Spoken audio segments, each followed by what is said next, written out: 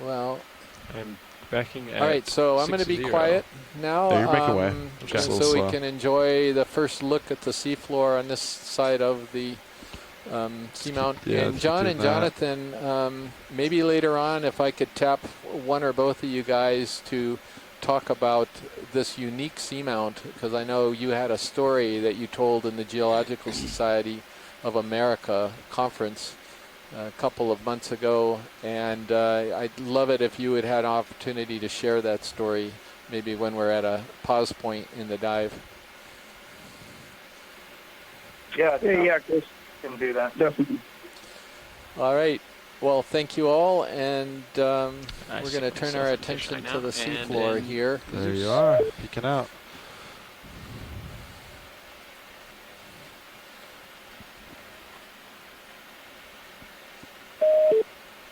Tether looks good. It's right overhead, in line. Ready for me to turn? Let me put my camera at 90. I'm just looking back right now. Okay. And then let's get you center. All right, camera straight down. So try to get center, and then we'll start turning. There we go. That's pretty good. Looks good. All Those right, are I'm going going to to start rotate. turning those white things. Copy Those aren't that. just I'll lighting rotate starboard. anomalies, are they? You're talking about these down here at the bottom. Tether As looks well as good. these things right Well, there. that looks like lighting. Oh, is it lighting? Yeah. Yeah, well, either way. I'm looking 270. Copy. That's about right. Oh, Wetmore. Is that? Oh, we're not bottom yet? Okay. Oh, so it's all lighting. Yeah, it's all lighting. Okay. We're getting excited. But, Okay. I'm but at it's how 270 unusual as well. for us to get I know. excited. Wanna push out? because You wouldn't Yeah, think. push out. You wouldn't think we are we'll get so you to 45, serious and here. we'll start coming down. That's a good copy. Altitude lock of 30. I think we're, according to the altimeter, I Might think I'm reading be it a right, little it's steep. about 30 meters off bottom. What's that? That makes sense because I yeah, stopped at that's at 30 50, meters. delta That's 20, right over I was at, okay. Well, I came back to 30. and I was at 40, so I did a delta of 10 Okay. Oh, okay, yeah. originally. Whitmore. I'm at delta. But that's a All right, proposed that has name. And me John, at I'm hoping that about John or a little Jonathan more. is going to Yeah, tell us got a a little little more bit about more. this later on in the dive. Yeah, it's about 45. Okay. Yeah, spelled W. Great. I'm ready to come down if you are. I'm ready. Okay. I'll start coming down with You're you. not auto heading Uh-oh. still, correct? Yes, sir. Great, great. All right, I'm headed down. Oh, is So Wetmore? That's we're what down you've been putting 15 into meters the per dive minute. log. Yeah, it's it's Wetmore. Wetmore, I think. I thought it was just pronounced Whitmore.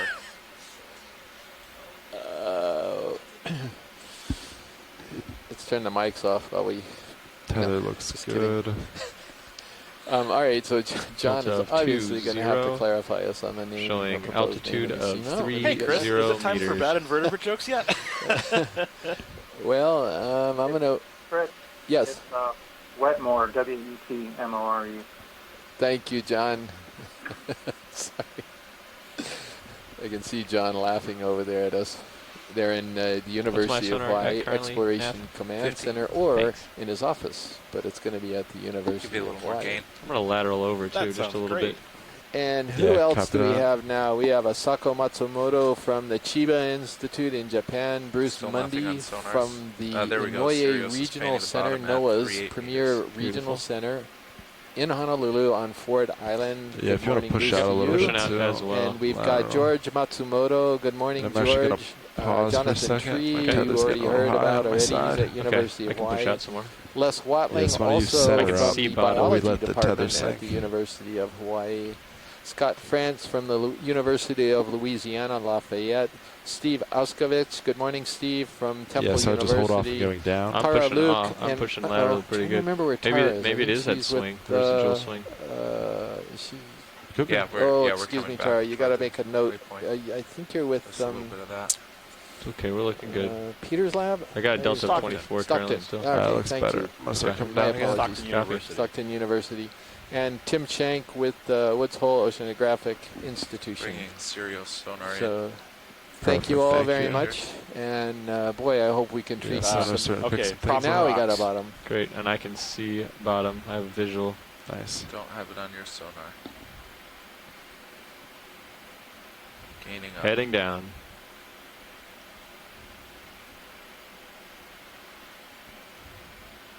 Well, we got rocks. That's for sure.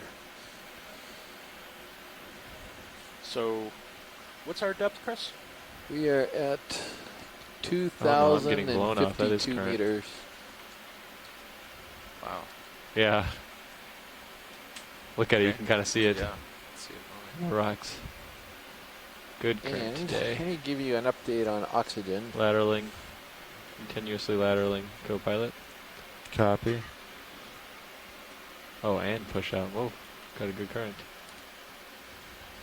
All right, so here's your daily oxygen I'm gonna pause update. for a second. Let So tether we sink a hit little. the oxygen Sure, do you minimum mind if I right continue around down? 500 meters this morning at just stand by for a second. 0.5 Okay. milliliters per liter. And we have been going up ever since, and we are currently at about All right, let's keep going. Whoa, look at 2.3 this or current so, right here. 2.2 milliliters Yeah, so it might be, per liter. if we look upslope, we might just be off. It might help. And This I'm might a just bit be coming surprised. downslope This at looks us. like this would be good So once coral. we get down, we can figure that out. Surveying That was one column. of your things, right, in plain view. Continuing Yeah, down. there's one sponge, but I would have thought that this place would be covered. We're at a great. Well, there's now 2 sponges. Where's the other Oh, one? the only reason I was I see. pushing out Okay. was current was pushing And me there's back. 2 more in the back. Okay. Oh, okay. So I think it's just coming along. All right, we'll give it a chance. Looking good. Looking good. Your chanting in the morning of having sponges might be effective. Bridge, Nav. Go ahead, Nav. We've just reached the bottom. I'd like to Yeah, set a so I'm bailout actually picking up of 095. I'm pretty sure I know what South. the sponges Thank you, are Rich. already, Slope, I'm picking up south. but we'll get a closer look. Yeah, I'm picking So up maybe slightly we're- this way. Over here. RV more. Nav Bridge. Oh, Go ahead. Would Would you appear. like us to Because I got a switch harder center turn over rotation here. to the A-frames? Yeah. Yes, Okay. I'm turn to look at Okay. it rotation. And Alright. a whip Copy. coral. So as the lights I'm gonna project stop onto there. the bottom, we're seeing all Altitude kinds of 15. interesting animals. Delta 15. And since we've only just started, we don't Wanted to land necessarily it, and I expect wanna to see deploy out of the what Cracker our- Jack box right away. But certainly a lot Copy. of good. With permission, normal and can I get crested your rocks swing arms here. out? I mean, Yes, manganese go ahead. and crested rocks. Copy that. Look at this. Pretty good today. Yeah, so I would just face up slope and travel that way. Good current. Copy that. All right, Looks like so my I think slope is I'm right trying to get over the annotation here. software set up here. I kind of forgot to do that this morning. And we're right, looking at a ports, sponge that's called Walteria, oh. but we'll get a closer look at it. It's a glass sponge in the family Euplectellidae.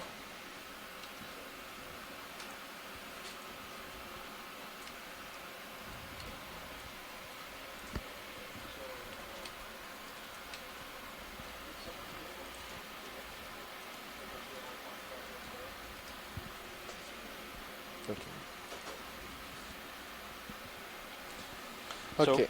For those of you who have just joined us, the ROV D2 has just arrived at the bottom of the seafloor at 2,047 meters, and we're currently, usually what we do is wait for the pilots to sort of set the ROV up for deployment and surveying along the bottom.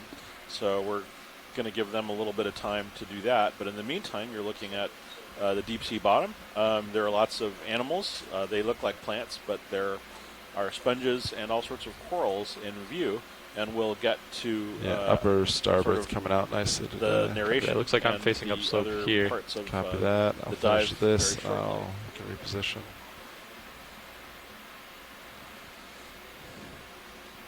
All right. Well, now that we get a closer look at the bottom, All right. we're looking okay here. Bars We're look getting plenty of good. animals here right off the Disabling. dive. Dialing my Z by. Actually, here. I'll I close think your it's a drawer good, real quick. It's a good start. Yeah, it is a good start. We're not seeing the huge bamboo that we've seen elsewhere, Trapped. but we're getting a nice little assortment of Trapped. smaller Trapped colonies. drawer. That by smaller I mean All right. Sailing valve you know, pack. half a meter high or so. HVU off. Co-pilot, if you have a minute, please set. So DC these bus big turn woolly ground fault things monitor. are Yes, have been identified sir. by DC Bruce Bundy here. at the Off or Hawaii on, I Regional guess. Yes. Center as Yep, it's a Walteria. standby button. So Well, thank you, Bruce. On, Here, off, I guess Punching I'll that in, turn and the we got a KX. coral and a couple corals in front of All us right. So yeah, you want to that are rotate. pretty interesting. I'll kind of split the difference. So One you of which can kind of move has ahead. one of your beasts Looks in like there. the or head's a gonna be cousin of one south. of your We got to beasts. be on the Well, We in must Canada, have- slightly to the north of the ridge, then, huh? Yeah. I'm assuming. So, a lot of the Best things thing, I that guess, is Multi-beam upslope. doesn't those of you indicate out that, there but it might is be possible. watching, these just to be clear, Well, I these are mean, not plants. gotta get These to the are top, animals. so These are I think we're corals pushing and forward. sponges, and Do they want to look there at are any of this, you animals think? which in turn live on you them. can let them know. Probably We'll will. tell you a bit So more it's about ready that to as we I watch. just want to dial as in we my proceed. device a little bit better. Yeah. Any tips for that? All right, so we are going Go to off tell a stick and really just stupid joke adjust. this That's all you can morning, do. as promised. But after we first Auto tell def. you where we are exactly, we are in the Johnston Atoll unit of the Pacific Remote Islands Marine National Monument. I like So we that. are in a monument, 26. and that's okay. pretty cool. And this monument is made up of various atolls and islands Okay, I was across trying the to keep from Pacific. drifting back here. Here, Johnston is one of the northernmost of the Oh, copy. units in the in this particular monument, and I can't pronounce the acronym. It's like Primnim About 20 or something, but it's Pacific Remote Islands Marine The guy was National 22 Monument. yesterday. Okay. It also has Wake Island in the monument. Okay. It's got Helen and Baker. It's got Jarvis Island. It's got Palmyra and Kingman. And am I missing anybody? I think I got I'll them just all. make this work. Wake? Watch leads, Is pilot. that part of it? Roger, pilot, go ahead. Hey, we are on bottom. All right, so are you ready to start doing some zooming? I am ready. Okay, well, the one right in center, we might as well start with this guy, the leggy one, and then we'll look over to Co-pilot, the please note right and the left and everywhere. Are we talking about this one on the right here? Yeah, let's do the right one Sorry, first. says Okay. it That enough. makes more Please sense. record the DC bus return resistance. Copy that. Thank you. We got some stuff on the rock face, too. Let's Oh, do yes. the And right be of- aware of my swing arms. Can you just yell out just because it is a little Yes, I rocky watched here? it. Thanks. Yeah. So one of the Copy. dynamics that we have here on the ship is that we're connected via telepresence to a panel of scientists from all over the world, and they're assisting us with with identifications and with providing knowledge on biology about the animals we're studying. And so they will often provide us with the names, the identifications of a lot of these organisms. Okay, although video. Let's I'm go an ahead in. expert in sea stars myself. But right now, for example, we're looking at a coral with what's called an ophiuroid, or a snake star, wrapped around the arms.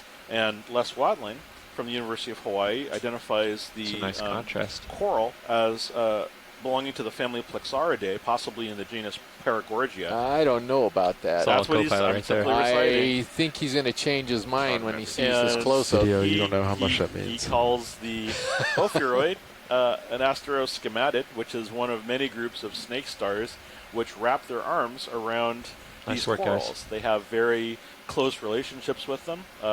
They will often live on these corals for most of their life, even unto death. So we'll often find them Guess still I'm getting a wrapped current around almost and directly from unable the south. to pull them off. Pulling out for a medium shot. Even as Go ahead, video. Down museum slope specimens. ish. Yeah. Yeah, Not so bad. Les might have been right on the colony when it was alive, but it is so overgrown right now by zoanthids. That's another type of cnidarian that you can barely even tell what the original coral colony was like. It's And going for probably full dead. I haven't seen any species? live tissue. Maybe he spotted some, but I think it's completely overgrown with zoanthids. So, Right. hello, So- who just chimed in? Okay, so top both arm Chris is and so Les long. agree that this looks like it was at one time The top some arm kind is of just coral. ridiculously But wow. what's long. happened is Just- you have sea anemones Look that, down or at not the excuse me, base. sea anemones, but sea Sure, anemone tilting like down. animals Can called see a hollow zoanthids, throwing in the and they've background. completely sort of run I think that's over the surface of sponge. it and have dominated. Is that the what you want to see, or you want to see the base? Base. Copy. Yeah, we have a And- little oh, my. sponge there, and we're looking at let's suggest that this could be some type of a hydrozoan, but I don't know. It could be, but it looks more like it's. Should we already get lasers on it? Video? We have not. Okay, we can do that before we move. Yeah, Lasers I think are it just got on. overgrown. Let's see, Scott. Scott has a very reasonable suggestion. If it was a Paragorgia, then it's the first he's ever seen completely overgrown, and he's Okay, suggesting that the do ophiuroid lasers. could be an indication that it was. Co-pilot, you want to get my lasers? Yeah, Or did they're you on. turn You just them got to come out. So Copy. okay, so we're good when video's There they good. are. And Copy. we'll- We're just going to get lasers on it real quick. Sure, Let's go yeah, across that's the great. ophiuroid. And then there's a Lasers. couple small things to the rock to the lower right of this. Okay. When you finish that. Full wide. spot Video's lobster clear. and something else. And yeah. We'll go ahead, Kapaz. Oh, I just want to let you know, Sirius is not moving at Could all. be a sea star. okay, even. so you can. do Just watch whatever it. You want. said lower right. Lower right, right at the corner there. You see those? It's right on the rock face. Yes. I'm watching your arms. Yes, thank you. I'm actually going to re-land A over here. crinoid maybe, or is that a? I'm thinking So- crinoid. Yeah. I think you're right.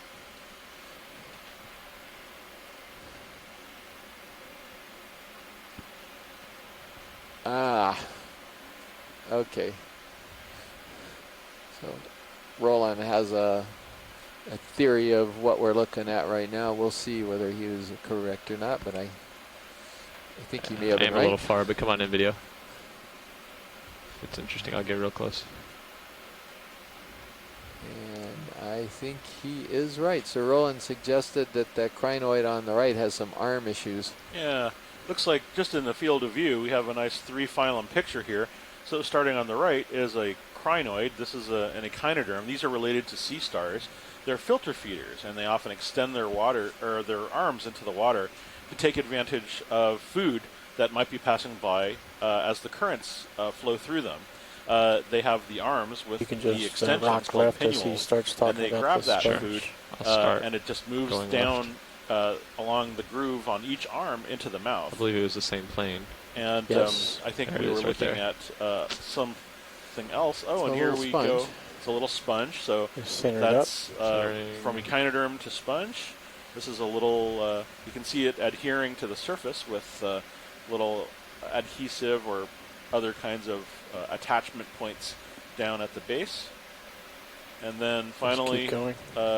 crustacean, a little squat lobster, Yeah, which I don't recognize, but I think it could be Unidopsis. It's just kind of a funny one, but those very robust front claws, I think, suggest that to me, at least, in a more whitish type of a coloration and just the general body shape. It's good. Good job. Let's see if we've got any comments here in the event log.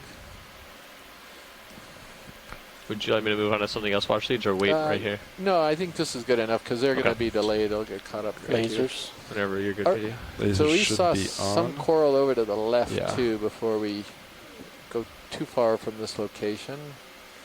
And That's- it's zoomed out a bit Okay. and to the left. Copy that, watch leads.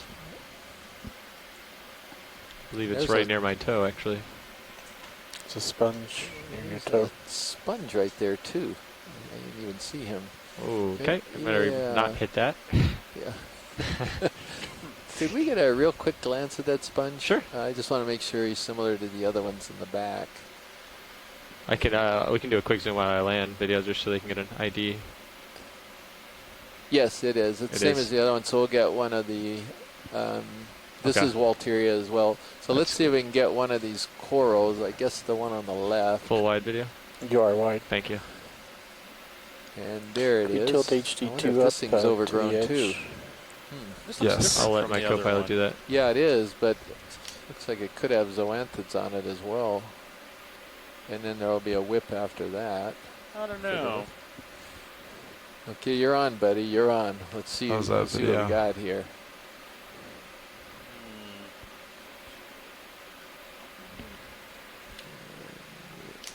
Could be a bamboo coral, huh? Yeah, maybe. Maybe. Okay, video. Let's start in. And I'm going to rotate over there. Okay. It's looking more primnoid though. Not with those polyps. No? Oh yeah! Oh yeah! Oh, 1 to yeah. nothing already this morning. This is zoanthids. Oh, it is zoanthids. Zoanthid City. Okay. you'll s- Fine. I am just gonna sulk. Don't suck. We'll find you more crinoids and sea stars. Yeah, so this is another coral. We don't think it's in the, the original colony that's, again, entirely overgrown. We don't think it's the same thing as the previous one. Just look at the branching. It's very different. But again, it's been Is it totally... just me or the surface texture of these zoanthids a little different from the other one as well? They almost look kind of they look Pilot, rougher. can you move in super tight on this guy? I don't know. Do you want me to move in, or can you zoom in any further? That's max zoom. Okay. Yeah, I can try to get a little closer. Let's get a super tight on those Actually, I think we might scales. be doing a pilot change over here. Yeah, we are. So we're going to do Push a in quick and then pilot do change. it while you guys and change. Okay, I'll You do know a what- quick push in. You know what I'm thinking too is that it's not that important to zoom in on this again. Okay. We're going to see if we can find some live. Yeah. Video. I'm also being optical. careful of all the Actual life that's instead here. I of- don't want to. You know what I mean? Science called us off. So Okay, we can get another one later. Oh, All no, these there's whips. there's a couple live ones. All right, what are we looking at here? Watch leads. These are whip corals. If we could zoom in, we might have something that's isn't overgrown. Let me get a good footing.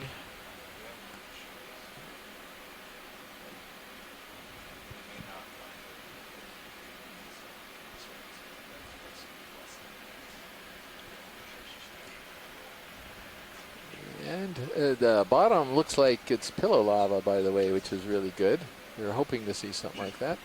Oh, slipping back a little bit. Catch. Actually, I need to re-get my footing here.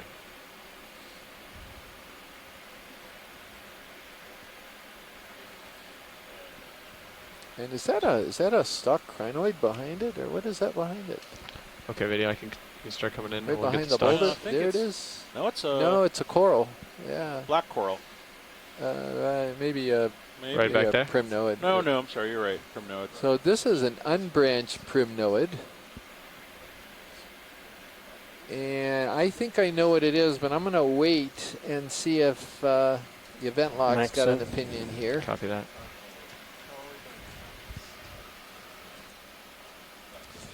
Les had already suggested that this stand was possibly a mixture of primnoids and bamboos, and Scott has come up with an ID, Candidella giganta, which is an unbranched primnoid, and I'll bet he's looking at the really elongate polyps on this thing that have multiple, what they call body scales, more than 3, probably 5 or so on these polyps. See how long they are?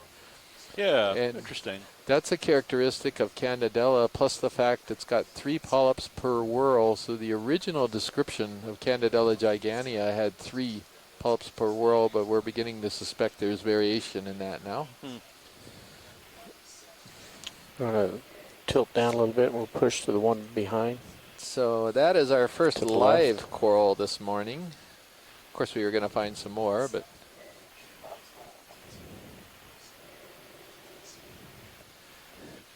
okay. Les Watling says it could be convexella, though. Is that a primnoid? I don't know. I don't know that primnoid, Les. Go full screen. And yeah, Sako also had noted that this is the first one that's alive. Okay.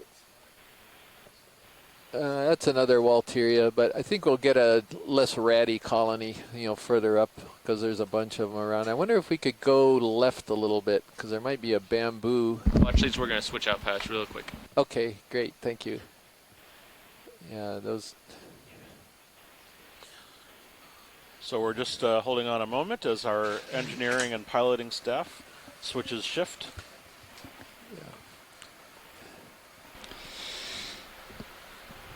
Hey, Chris. How are you doing? So Hey, Dan. good morning, Dan.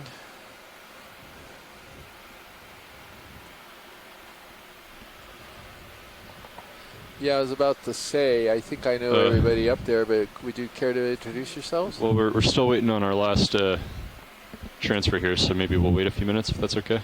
Dan, I'm not are you on? I didn't hear your voice there. Maybe I'll switch my volume here.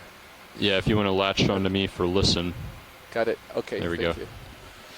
All right. Yeah, we're still waiting for one more switch out, so maybe we'll wait a few minutes until that happens to do the introductions, but thanks for remembering. Would you be able to just to turn slightly to the left and zoom in on those whip corals on the left side of the boulder? Sure. Okay, how do you got me, Nav? How do you got me, pilot? Got you loud and clear. Same. Copy.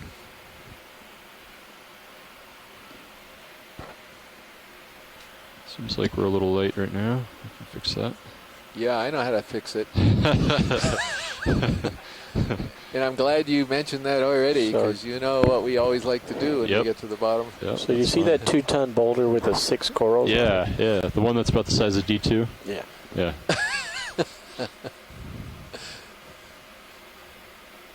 Okay.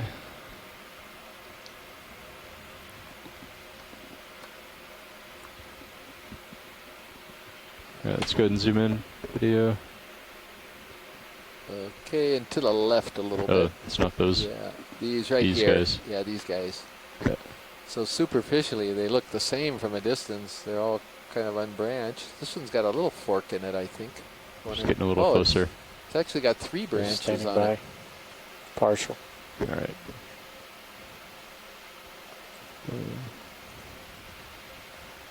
There we go. Just don't want to crush those coral between my toes. Get around those. All right. We can go in a little tighter.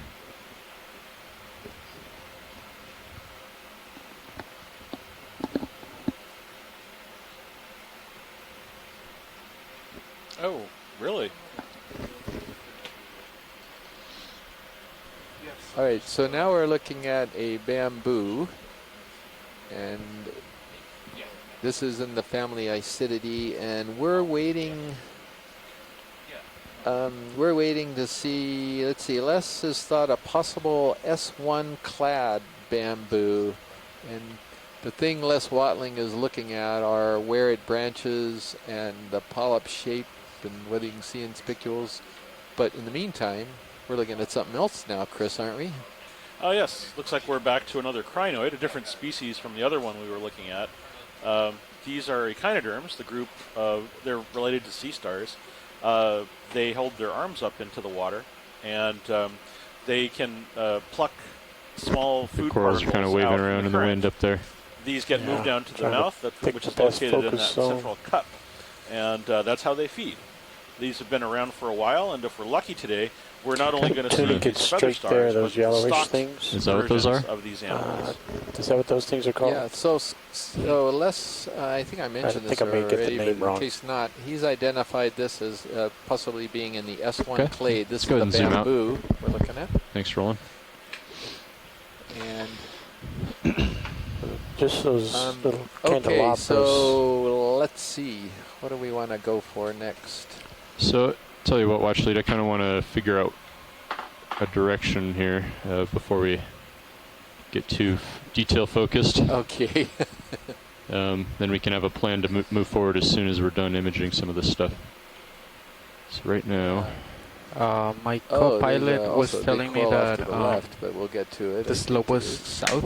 yeah, it looks Yeah, we're like looking it. for the ridge, but Oh, it we seems got like we plenty came of down a little corals. bit north of it, although Okay. HiPAC doesn't really show that. Yeah, I think that could be the top of it up there. Could be, yep. Yeah, there you go. And then, The depths are about 30 meters off. Wow. So minimum, actually, this is Okay. shaping So, up I pretty mean, I good could easily for see. landing here. That's You what got- I was telling you. Got a lot of being stuff. that far over. Yeah. Do you want me to turn face south and then you can position yourself? yeah, why don't you face... We don't have to go directly south. We can kind of kitty corner it a bit, but... Copy. I think D2's heading here, like a 200 or so. All right, turning to 200. Oh, okay. Yeah, that's just. And there's a little bit of current pushing me back. Yeah, you can see it coming into the camera now. There's stuff floating by. So, pilot, what direction is that current coming from? Current's coming generally from pretty much south to north. South to Maybe north. slightly southwest to northeast. West to northeast. Okay. And that's across the ridge, which is a good sign. Yeah. Before we leave, pilot, Sure. see this dead coral, but it's not dead. Could we get a look at the yellow orangey branches at the tips of this thing laying on the ground that's just going off stream? Sure. Yeah. And you're all right, Fernando? I know I'm a little behind you, but yeah, I have it right there at the end Okay. of my camera. So we're this- not moving, right? So That we're, is correct. Yeah. Okay. All right. Yeah, let's take a look at this. Yeah, this thing fell over. You can see its base on the rock up ahead, and it's still alive, but this is a bit of a curious one. The very ends of it are still alive.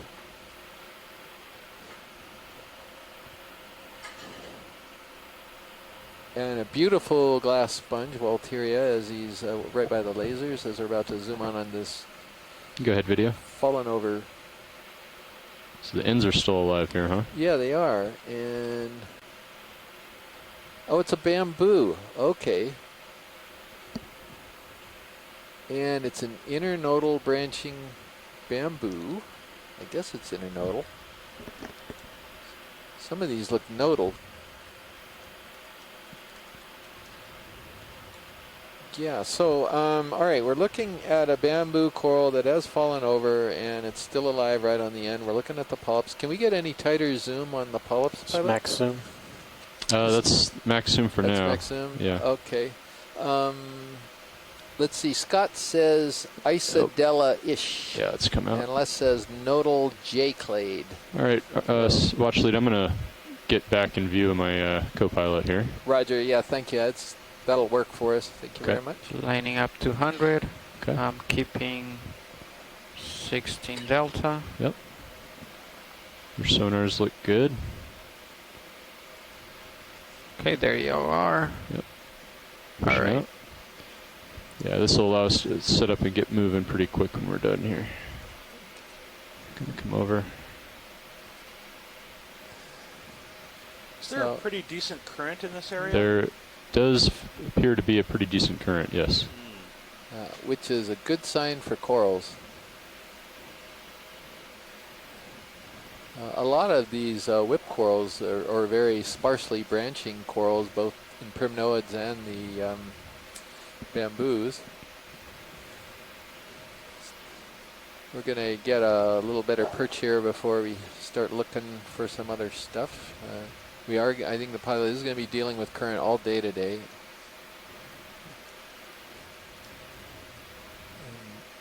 Oh, we've got a bunch of stuff to look at already.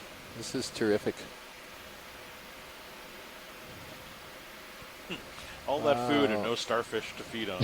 Yeah, well, look at how it's picking up there in the back. See how the colonies are increasing already? Oh yeah, are they increasing in size also? They're increasing in size and in abundance. We're seeing. Ooh, that's a good sign.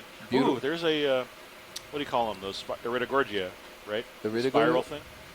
Oh yeah, that's Iridogorgia. Beautiful big colonies in the background we're headed to. All right. All right, and I'm much more comfortable now. So how about this fan? How about this fan-shaped coral to the right, lower right? It may be the same thing that was fallen over, but let's take a look. And there's so much to shoot here. I'm not even sure where to start.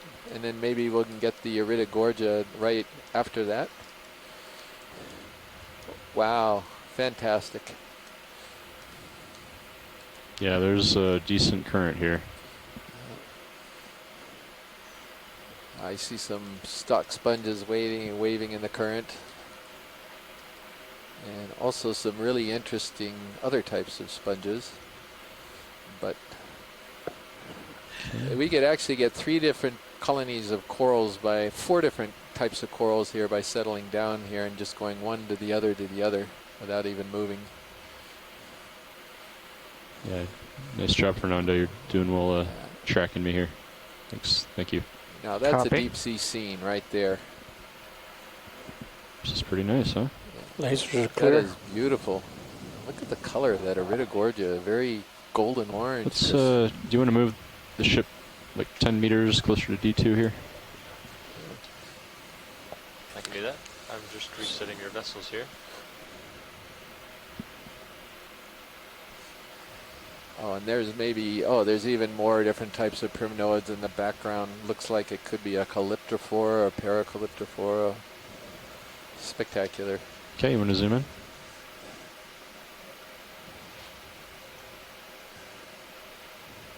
All right.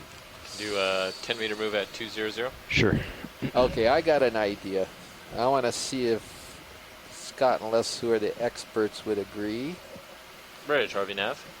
He probably won't. Go ahead, RV Nav. Hey, I just sensitive want to being let you corrected know, I think you were already too often told that during we the are dive. on bottom. Yes. We have a bailout plan currently set at 095.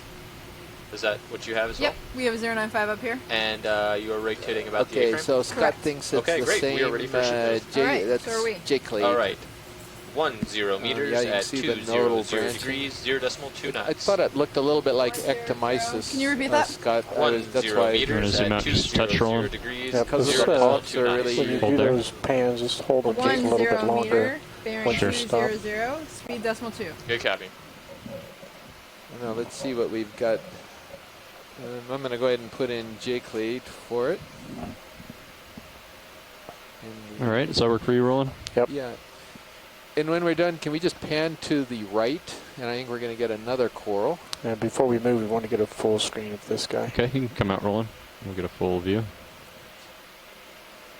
ROV nav bridge, move of 10 meters, bearing 200, Okay, yeah, speed decimal Scott 2 points out, initiated. yeah, I was Copy. wrong. Ectomysis is internodal branching. Thank you, Scott. And there's a fish. There we go. That There's a looks good. fish. The corals are getting to the left. left. Yeah. I wonder if we could do a snap zoom or let's Okay, go ready- for let's ready go for the rolling? fish. Yep, video's Okay. clear. Chrysogorgia in there Partial. too. Okay, you want to zoom in? It's going to be tough here. Yep, I'll track you. Yeah, Hold we're it. going to general type, but let's let Bruce chime in if. Well, this guy's being shy. You can go a Okay, little I think tighter. this is a grenadier, as Ken Sulak Lighting- corrected us. lighting is They're getting also poor. called Yeah. rat tails, but in the family Macruridae. A little unclear because the fish is swimming away from Yeah. it, so All right. can't quite tell. But it's got a long whip-like tail with a large fin along the bottom, a short little fin on Swimming the away from us. top of the body, and it looked like it had a short, rounded head. With this view, we're not going to be able to say much more about the fish than what family it's in, but fairly abundant family at these depths in more productive areas of the ocean. We're not seeing many of them out here in the remote islands, marine national monuments, but a grenadier in the family Macruridae. Thank you very much, Bruce. That's Bruce Mundy calling in from the Onoye Regional Center, the You can NOAA's zoom in to lose the Onoye skids, Regional Roland, Center. if you want. Bruce, I don't think it was the Kumba that we've seen in other places. Would you agree? The behavior, and it just looked different to me. So it's something other than that little guy that we see often. Yeah, that's right, Chris. It looked darker, more darkly pigmented, and it was RV nav swimming bridge more move complete. actively. Laser than across the Kumba, spiral. which Sure, is the go ahead and name get that the we've lasers been on using Copilot. for the most common type of small grenadier that we see. I think a lot of those have been seen in the lower oxygen areas. This one is, as you pointed out earlier, we're below that oxygen minimum, so it was swimming more actively. I got to bump up But my I would Z-bias here, agree Roland. that it's The not the currents one are a that little we different. see often, and unfortunately, since it wasn't very cooperative, didn't want to have its close-up taken, we can't really say anything more about what it was. It's pretty big. Yeah, thank you. Thank you, Bruce. Yeah, we're getting the lasers on this Iridogorgia. Pilot just commented, like, that's 2 meters maybe, Pilot, in length? Or more than Yeah, that? sure. Maybe around 2 meters. Yeah, because the lasers are 10 centimeters for those of you who are new to the Okeanos Striped dives. across. And two of this is your those. first Yep, there you go. Okeanos dive. Perfect. Boy, are you lucky. This is beautiful. This is the kind of place Ready for a that zoom? You look people pretty interested in stable. coral and Hold sponges on and sea one stars second. really hope to see or to You can- find. You can see how much current there is too. So Yeah. how far he's bent over there. Got a sponge between your skids. Yep, I see it. Trying to come down right between it. So Les and Scott, is this a typical color for one of these Iridogorgia? It just seems like it's more colorful than usual.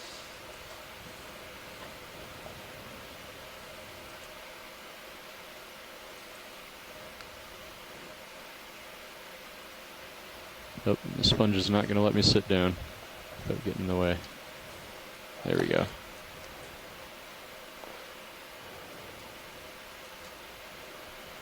Okay, Scott doesn't think it's all that unusual. zoom in, Maybe Roland. it's just really good lighting.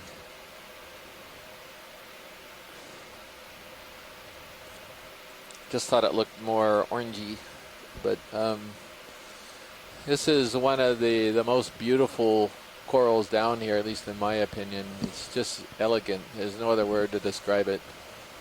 beautiful sweeping spirals. Just an amazing shape.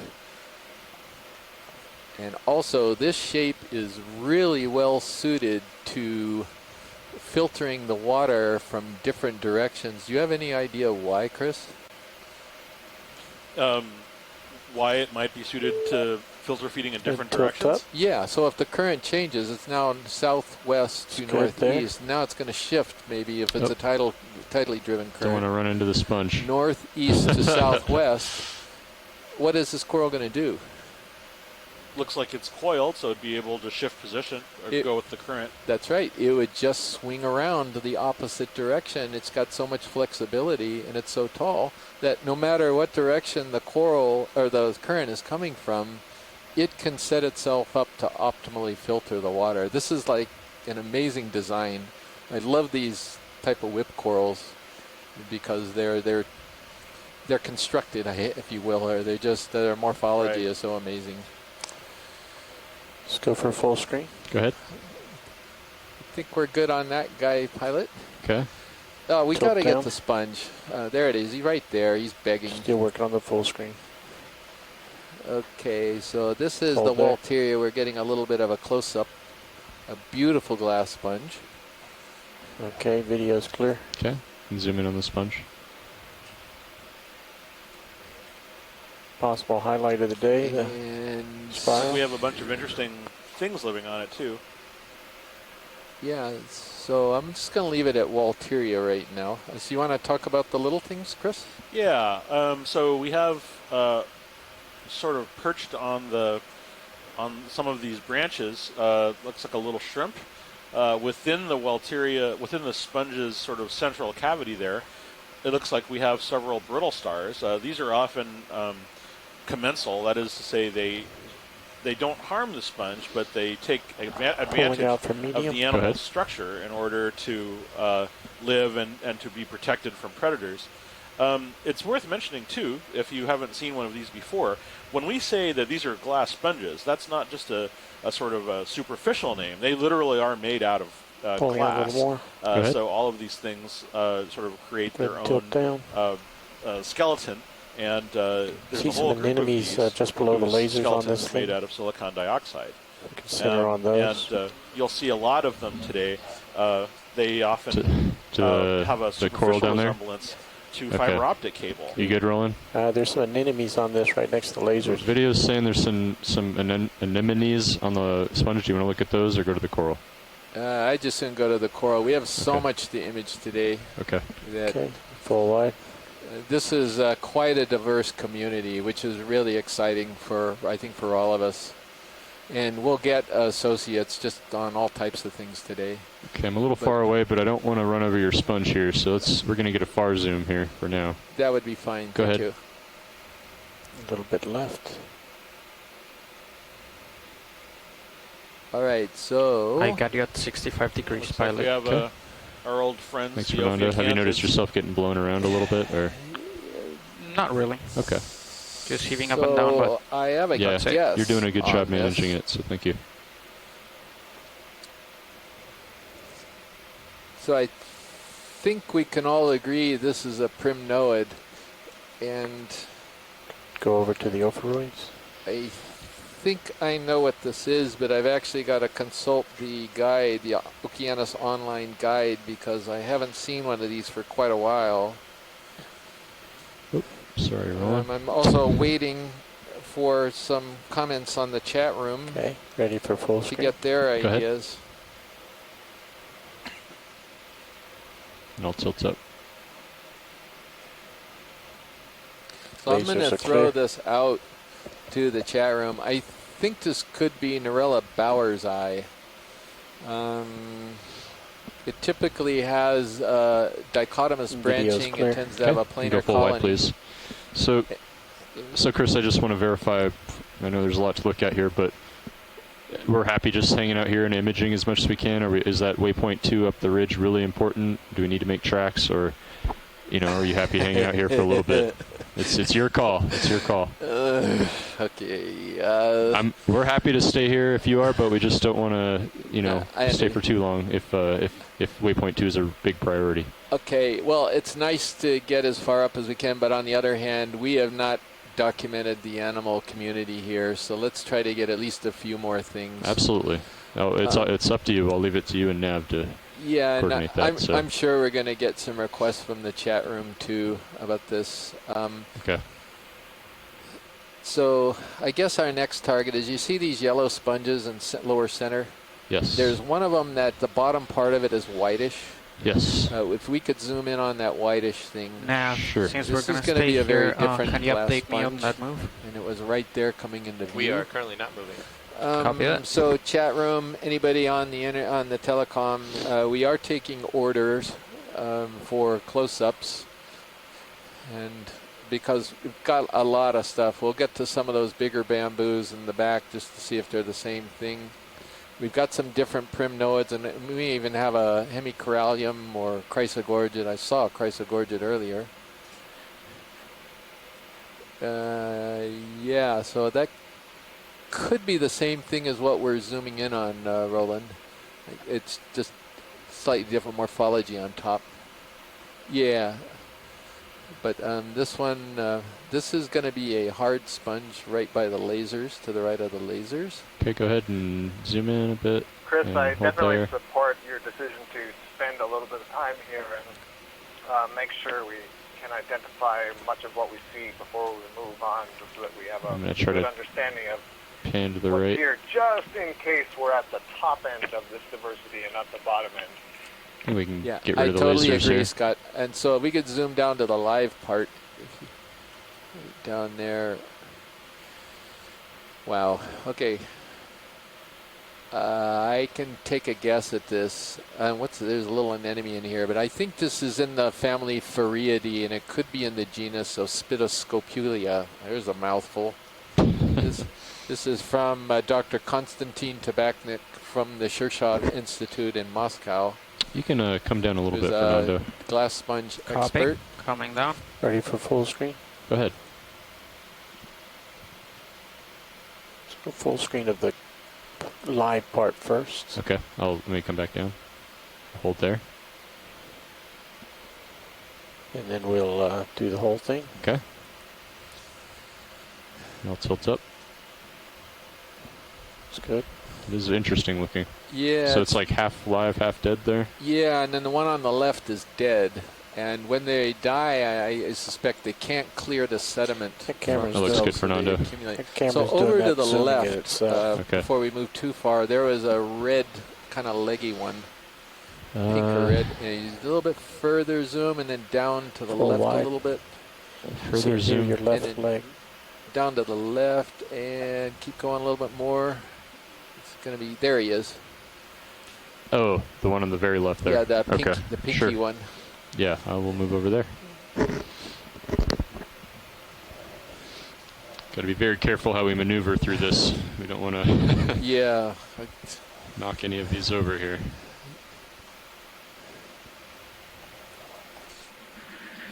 Chris, and if at all possible, if it doesn't take too much effort, there's a thicker whip behind the two faria, and just in front of the two other faria behind Okay, there. you Actually, wanna just zoom to in, the right Roland? of the Walteria. I Certainly see, different from the whip we imaged earlier. yeah, I see it, Scott, and we'll see if we can get there. So this is kind of cool because this is a coralliid, and this is a very Next different one that we've seen. I think it's different. Anyway, I think this is Hemicorallium abyssal, and abyssal is one of the characters of this is it tends to have two calyces at the tips of each of its branches, and I'm pretty sure that's what we're seeing. Plus it tends to have a zigzag branching pattern. And if Amy Bacco-Taylor was on the line right now, she could tell us a little more about it because she specializes in coralliids. Hold there. Good shot. Yeah, if you see right on the end, it could be confused for Paragorgia, but I'm pretty sure this is a coralliid just looking at the branches. And inside of it, it's got a what, Chris? That little brown... Not inside it, per se, as it is wrapped around it. Wrapped around it. This is a snake star. This is a brittle. This is related to. These are what's called ophiuroids. They're distantly related to sea stars. And these have a sort of fleshy covering over the skeletal ossicles on their arms. And this gives them a great range of flexibility and the ability to coil and wrap around things very tightly. They usually climb up on these coral colonies in order to take advantage of the current so they can feed on food as it's blown by on the water. Video's clear. Video's clear. Come full wide, please. All right, thank you. We had a request to see if we could see a thicker whip to the right of the Walteria. It's kind of where we were just a moment ago. To the right of it. Sorry, Chris, can you repeat that? Yeah, I'm sorry. See the Walteria fuzzy sponge that's sort of on the upper right? Upper right, okay. And then to the right of that, there's kind of a thicker, unbranched coral, and it's going to be tricky, and you might have to snap zoom on it. Okay. But we have a request to look at that. Okay, I'll come up and move over there.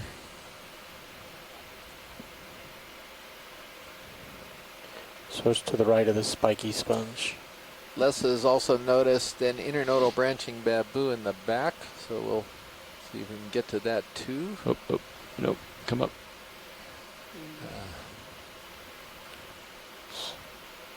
There's a lot of tall things right under me here. Yeah. Straight below you now? Yeah, I'm moving back. I just had to avoid a couple of sponge stocks there. All right, why don't you, let's see. Actually, this should be fine. Coming back.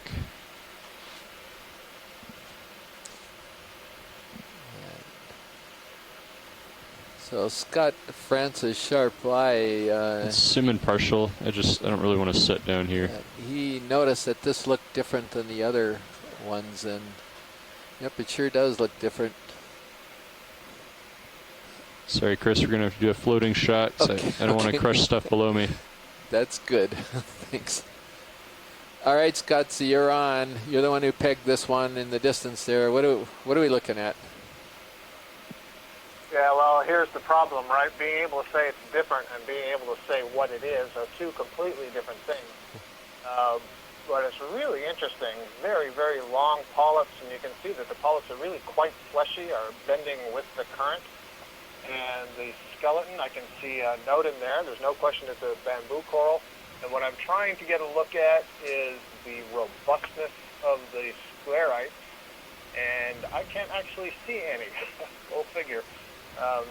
They don't seem to be reflecting the light in this view, so that's kind of interesting. Okay, let's zoom out. Yeah, that's the best they can do, Scott, because it's really tricky not to damage anything around it. So. Understood. Yeah, we're in a nicely dense area, and I wouldn't want to see us plow through here. But thank you for that close-up. You're welcome. Anything else here?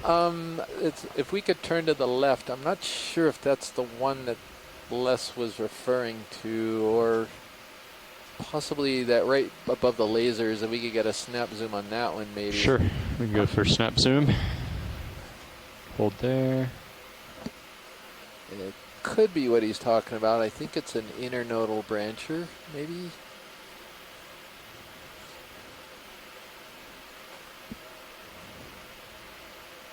So this is, whether it's the one he was talking about or not, this is again yet another different species of bamboo coral.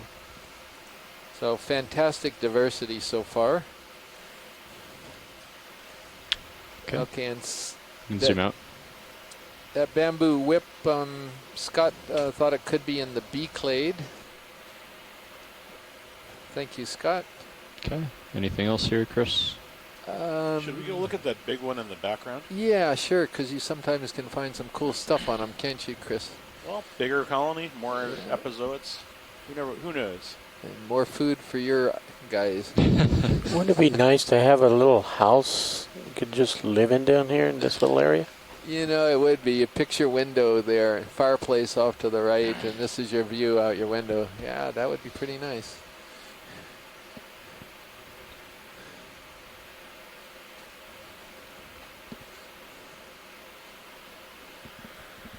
All right, look at that. Corals and sponges as far as the eye can see, which isn't that far, of course. It's, I don't know. It's limited by the lights on the ROV, but...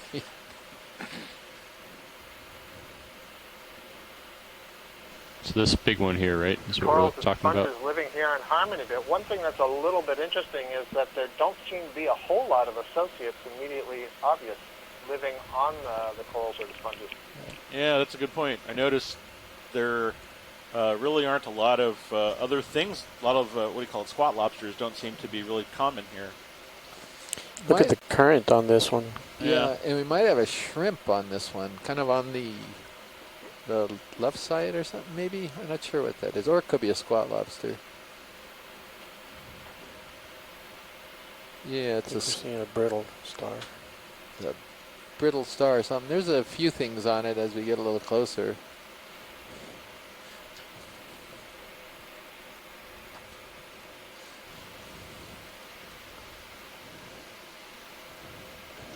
There's something to keep an eye on this side there, co-pilot. I think we're okay for now. You can see all those branches wavering in the current, so there's good current here. Yeah, I don't feel comfortable going much lower than this. Yeah, no, this is fine. I'm stopping here. So that is a brittle star. But you're right, it's only one brittle star in a huge colony that could accommodate more associates. The current, I think everybody's been mentioning the current, so that might be a good explanation. Maybe that's what allows these to thrive, is to take advantage of the food, but without all of the extra weight. Rolling. Do you want to get a full wide without lasers first, or you want to zoom in? We should start zoomed in because that gets my focus. Okay, all right. Bamboo. Kill lasers? Yeah, but sure. Lasers are clear. Is this nodal or internodal? I think it's... Let's go to the branch on the lower left. This one looks like it's internodal, branching just past the node, and the earlier branch lower left. suggested perhaps just trying to pan over here. magnifica for the previous one, and this is There we another go. one that has that morphology. Mostly kind of fan-shaped. You can see that the diameter of that skeleton is really quite thick. Partly the way the branches are waving, the relative thickness of the polyps relative to their length all suggests that maybe this is the species Keratolysis magnifica or a relative of that, and that's a species that was described in 2014 from off New Zealand. Scott, do you see that weird kind of double node thing over there on the right that we saw on a bamboo the other day? Yep. I sure do see it, Chris. And I don't know if you saw my earlier comment in the event log that look around for associates. Les agreed with, and that is that Your it wish seems is like my the command, more Roland. we see these images of bamboo corals, the less we feel like we know. And it just speaks to the fact that we need more samples to be able to analyze them a little bit more closely. One of the things that we do know that for all of these corals being asexual reproducers, they can continue to grow after an injury. Nav, I would feel comfortable maybe making like a 15-meter move or something. I think we'll hold it here for now, just because this is starting to go down the backside of the ridge, and I think we're gonna reorient ourselves to start heading up the ridge. Okay. So after this. They're all questions that remain to be answered. Great, thank you, Scott. Okay. Anything else here, Chris? You know, I think we can move a little bit. Okay. There's stuff, but I think we got most of everything here. What's about that one in the lower left? Is that the same? Keep our eye out. So far, I'm not sure I can get down there, Roland. Yeah. All right, so we're gonna try to turn to starboard here and start to find which direction we need to go. And pilot also, we are on the outlook for. We're on the lookout for a rock. Okay. I don't know if. I mean, it's kind of hard to find a spot to Fernando, collect one. I'm going to kind of. You're going to need to turn to starboard. Copy. Another beautiful bit of gorge. Well, we're not sure yet, but. You got a reading on your sonar here. Yeah. Good strong return, it looks like. Why don't you keep tilted down to look at me here? You.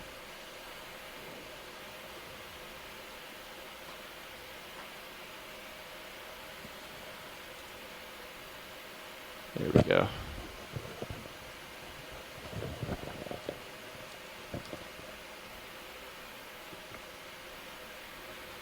All right. Yeah, this is agreeing more with high pack now, isn't it?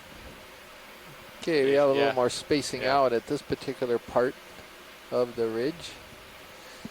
I think we're on top now. Yeah. Anything down there, pilot? that might be grabbable? I'm just trying to keep an eye out for rocks. Rocks. Like maybe one of that Now that we got sediment. kind of a clear area, I don't know how many clear areas we'll get. They all look kind of to the right of lasers. stuck, don't they? Yeah. Yeah. Look, maybe just like little pieces of manganese. These ones here. Yeah. Yeah, there's some pillows here, though. It's just sort of a flatter flow feature, I think. What's the general bearing upslope nav, according to HiPAC? It's about 300. Let me show you an overview. Yeah.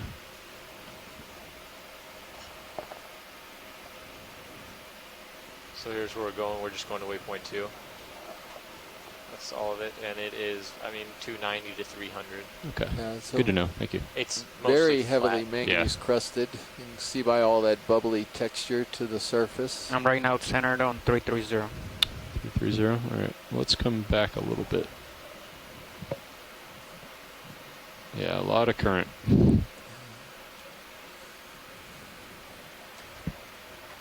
So I'm having to push pretty hard, co-pilot. So one thing you want to help me keep an eye out is if I get a fault on one of my thrusters. You know, it'll flash red on the D2 diagram there. Pilot, is there Copy. any chance we could look down at that brown one that's coming to center lower? Sure, absolutely. I think that's our first black coral today. And there's a different type of sponge next to it as well. If we could do quick zooms on both of those, since they're new ones, we haven't gotten.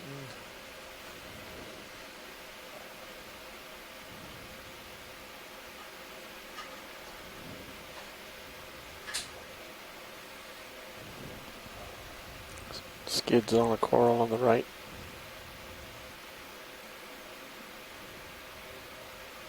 All right, We're Roland, you want to go ahead and talking zoom in? about the coral right above the lasers.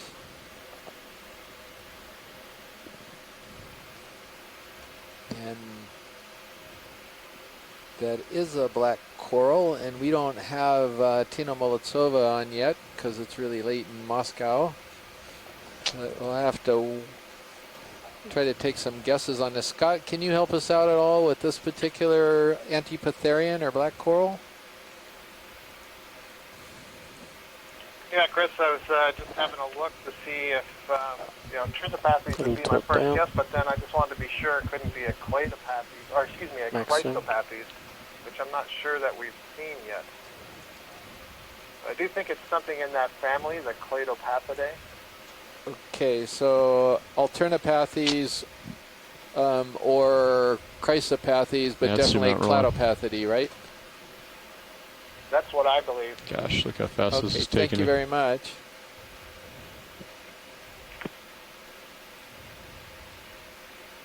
Well, the nice thing is that the current is almost coming from upslope somehow. I'm not sure.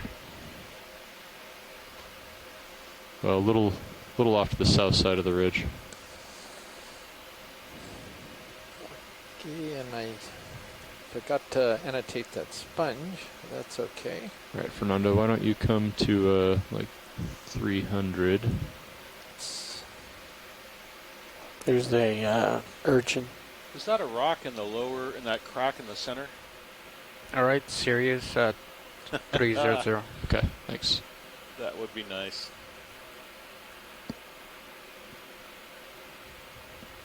Yes. I'm hoping that there's a spiny little thing there.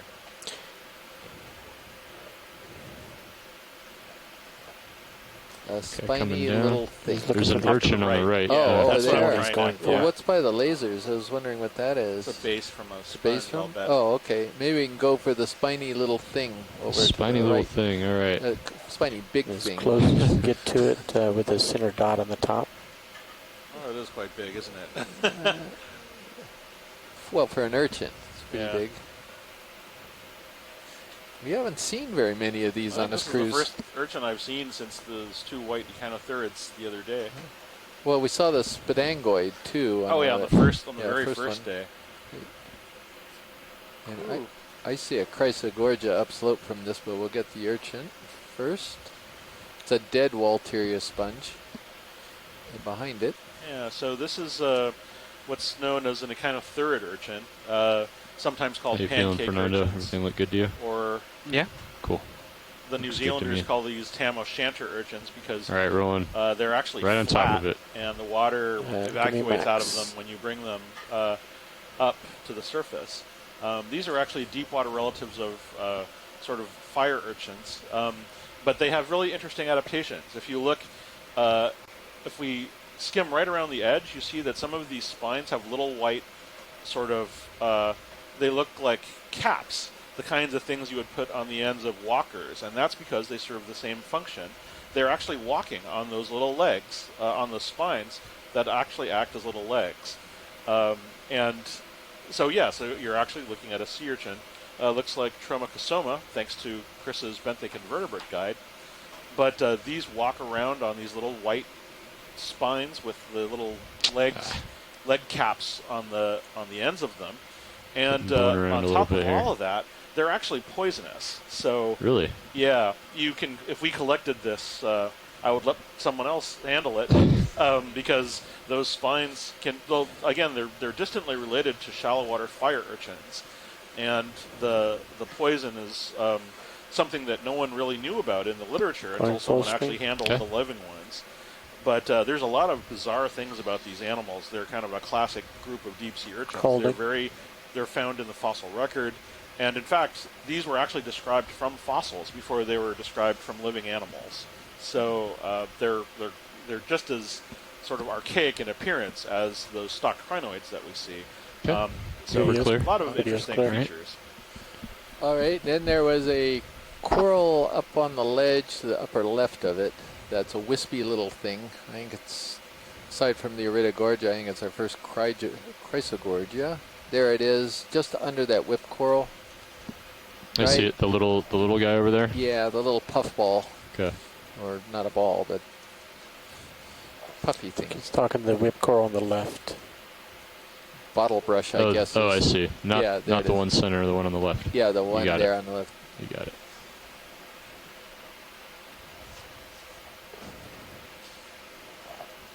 Also one underneath the vehicle.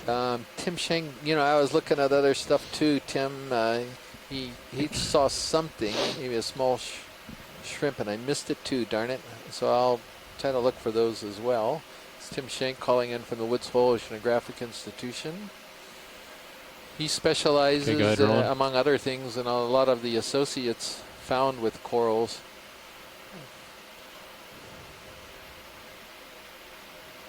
Okay, so this is also one of Les's and Scott's specialty animals. Just get my focus, I'll back out in a second. That's their cue, by the way. Squat lobster's going for a ride there. Yeah, this is another octocoral in the genus Chrysogorgia, and you can see that it has a squat lobster, chirostyled squat lobster. I think two of them, a pair of them in the branches of this colony. Tilt down. It's an observation that we see fairly routinely. We believe that the crabs are specifically using this coral as a host. Maybe that there's one male and one female there. And the way to identify this to species is based on counting. I think I do see the second one if you tilt down to the, from the stem, just past the main the ball. number of swirls along the main axis just that went you off have screen. to go to find one branch directly above the other, and whether it's branching in a clockwise or counterclockwise fashion. And as you can imagine from looking at this, that is kind of difficult to do in video. A lot easier when you're holding the colony in your hand. But those are the characters that we would use. And it does become easier when we look back at these data after the still images are available. We spend a lot of time reviewing this to get more information out and better identification. Great, thank you, Scott. So we're going to move on, push on, and find some more interesting critters.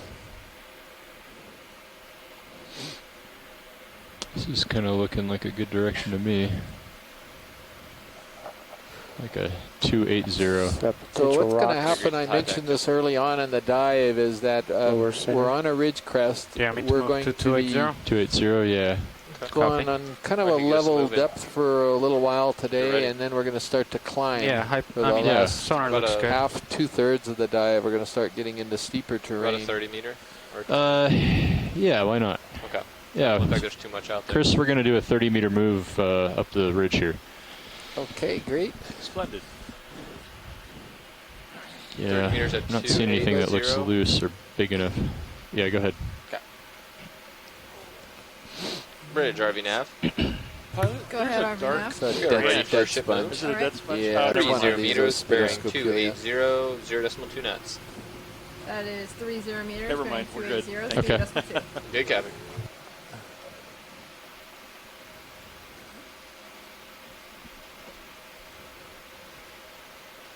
To figure out if that's an optical illusion or whether that's something up ahead. That weird circular. Yeah, that thing. What is that? I Just think an that's an optical? optical illusion. Oh, That's okay. On the rock there? Yeah. Okay. Wishful mighty thinking. Weird sponge, Right. though. It's just some sediment that's dusting in between part of the texture of this manganese crusted substrate. Although there is a RV purple nav blob bridge next move to of that 30 weird, meters bearing 280, speed illusion. decimal 2 Where- initiated. Right Oh, next to your yeah. lasers. Cucumber. Yeah, let's see if we can What is take it? a look at that. Sure.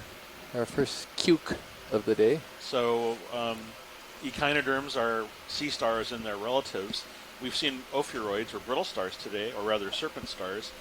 We just saw a sea urchin, and this is most likely, anyway, a sea cucumber. Sea cucumbers are kind of like the earthworms of the sea. They're not proper worms, but they do ingest organic food which they take from the sediment. And if we're lucky, we'll get to see an animal with a transparent body wall and maybe see what it's been eating. Okay, go ahead, video. But we'll probably be we're looking head on at this. We're seeing a lot of the little feeding. Yeah, I think we're seeing the feeding arms around the Tilt mouth. down. So we're looking Yep, head on. just takes me a second onto the rolling. front. So I gotta And so make in sure the my rear, sticks are and the stable. sort of back part are the little tube feet, which it's using to adhere to the surface. But you can see the little, they're sort of big pad-shaped things in the front, and it's essentially grabbing all of the little organic goo that's on the surface and moving it to its mouth. And although the body is transparent, or is a little offset, isn't really in clear view, we'll probably see one again later today where we'll get to observe the food literally being moved into the intestine. You can see it sort of as a gold tube somewhat through the view that we're looking at here. These are incredibly fragile animals. And look at that. There's actually a worm living on the side of it. It's not unusual for small polychaete worms to be commensal, to essentially live on the surface of some of these. This one might be close to, I want to say Elpididae, so sort of like a sea pig. So, neat. Okay. Thank you. Zoom out. Yeah, we were thinking it could be something like that. Aha, I got it. Yep. Elpididae. You did. It's just kind of jiggling around in the current there. Yeah, a pretty delicate animal for this kind of current. I think that's something we all aspire to, is just to stand there and jiggle as the water blows us along. Right, while a worm feeds on us or something. They don't feed on them, they just live on them. Oh, okay. You know, who doesn't want that? Well, I don't want a worm living on me. Thank you very much. I'm just saying, if I dropped a bugle while I was eating it, I wouldn't mind having a little guy there to pick it up. It could be like a cat, you know. Maybe they keep them as pets. I don't know. Pet worm. Sure, why not? Commensal, it's win-win. Not necessarily a parasite. There are actually snails that live on those, though. Parasitic snails, yeah. Deep sea status symbol, having a worm on you.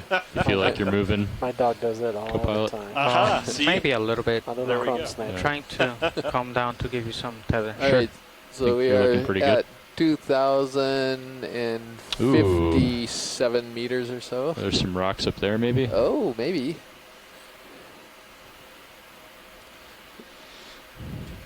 Dan's inner geologist just got expressed. He spotted some possible rocks here. We try to find ones that have a bit of girth, as we've described for you numerous occasions because they're so manganese crusted. We want to try to get something that has a hope of having some basalt or volcanic substance in the interior. Beautiful Walteria sponges along here. I think there's some potential up there. Yeah. Yeah. We're moving that way, but we'll have to wait a little bit. A sponge on the right there, a little kind of column. I think it's a dead stock, maybe. Dead stock, yeah. Beautiful Walteria sponges. These are these kind of ones that look the way I do when I first wake up in the morning. So they're a lot of stubble on them. I can confess that is actually what Chris looks like. Not quite as thin as that, though. So there's a bamboo coral, kind of a leggy one right in front of us as well in the family Isididae. Is there one in that pocket, Dan, or not? They may be kind of, right in front of the sponge. These ones look pretty encrusted to me. Okay. But I think once we get up a little further on the right, there's some potential up there. Okay. Thank you.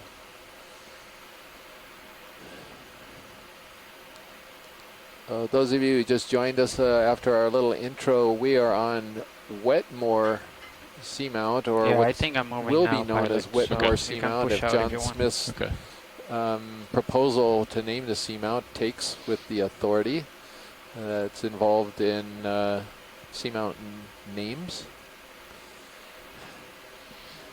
And Bruce had an interesting question earlier on. He asked whether or not the seamount was named after the famous ornithologist, and we're hoping at some point maybe John can chime in on the telecom line and explain why he's proposing the name Wetmore for this seamount.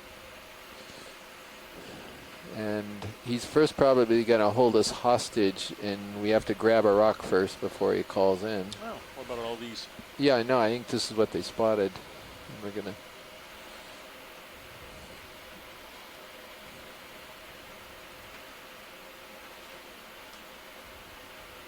All right, I'm going to come down a little bit, Fernando. Okay, I'll follow you. Hopefully there's some loose stuff in here. What's all this texture along the edge, Chris? I don't know. Sediment dusting or almost maybe dead barnacles? I don't know. I don't think it's sediment. It looks like some kind of encrusting. Yeah. Well, we can take a closer look real quick. Do a snap zoom on this. Sure.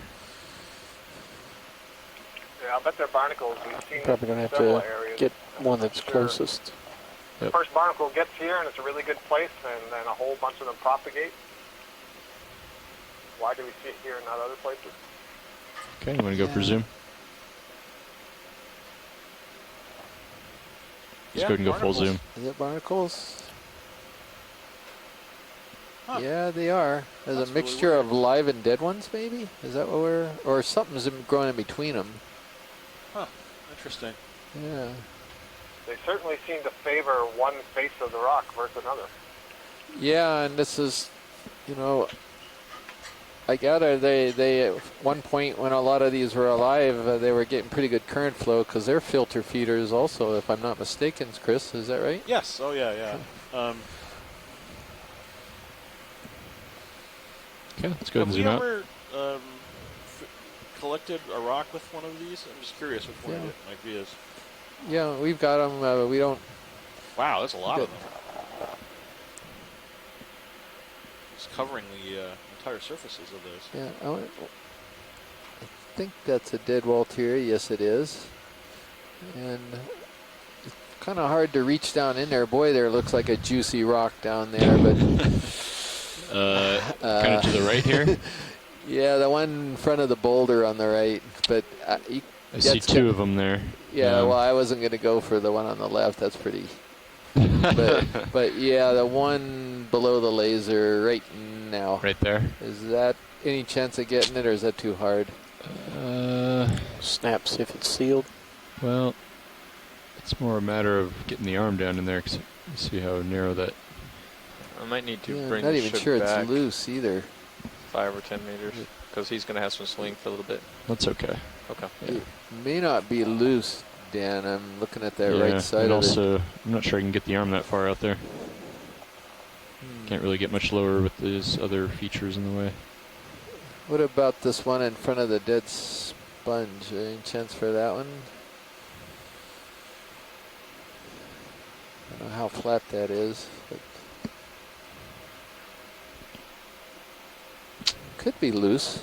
That one the laser's on.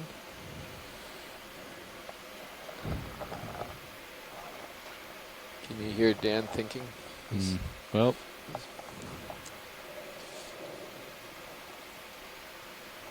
that looks like a decent rock to you, though.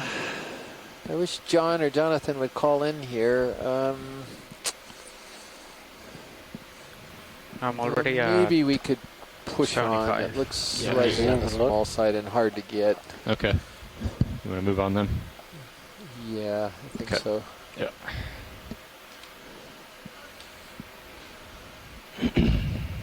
The one just above it, past the boulder, looks about the size. If there's anything up ahead here. These do look like pillow formations. At least some of them do. Oh, maybe coming up on some other candidates here that might be here easier. We go, yeah. Yeah, but how about one that? Well, that's really big. Such self-restraint today. No. This one just coming up on the right. On the right. Is that the one you were looking at? Well, it's kind of big though, isn't it? It does look pretty big, but What about 2 to the right of that one? also looks pretty encrusted to me. Yeah, it does. Okay. I think all this does. All right. Well, we'll just keep an eye out and continue on. There's a chrysogorgid coral that's to the left of the Walterior sponge. I'm not sure it's the same as the one we already looked at. You can do a snap zoom as we push that way. Yeah.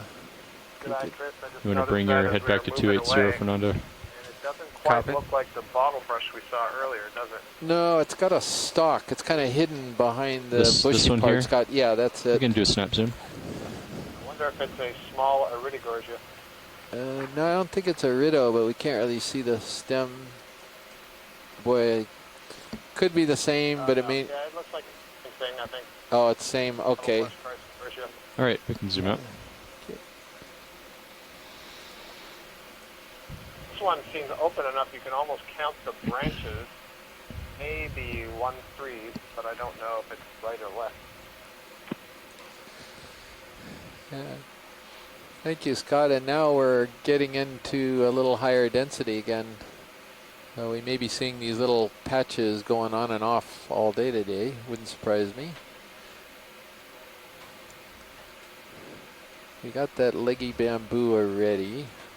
Yeah, I'm not sure if that's the same leggy thing. I don't think that's the same. That actually looks a little bit like an Okeanos. I see what you're talking about. Well, there's another one coming up ahead. Pilot, you see that one to the right of the sponge going off to the left right now? Oops, sorry, that was a misleading. I'm sorry, can you repeat your last? Yeah, sorry. We're looking, if you keep turning a little bit to the left. Okay. Even that one straight ahead now on the boulder, because we're in kind of a boulder area, we might be able to get a rock here.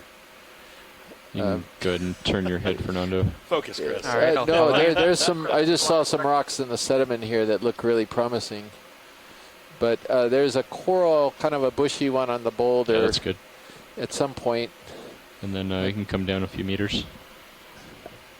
I'm sorry, which one are you looking at here, Chris? Well, how about, do you see any of these rocks that might be candidates, Pilot, first? Well, looks like on that sediment patch there's a couple of really rounded ones that might be loose.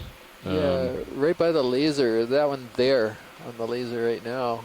Yeah, we're going to have to, I mean, is that, you think big enough? Or it kind of looks like just encrusting to me, but it's maybe 15 centimeters across. Could you spin a little bit just to give us a little look at from the left side? Yeah, I don't have too much tether. If we want to do that, I'll have to move the ship, but I can come down a few meters. Okay, yeah, fine. You want to do a zoom, Roland? Partial.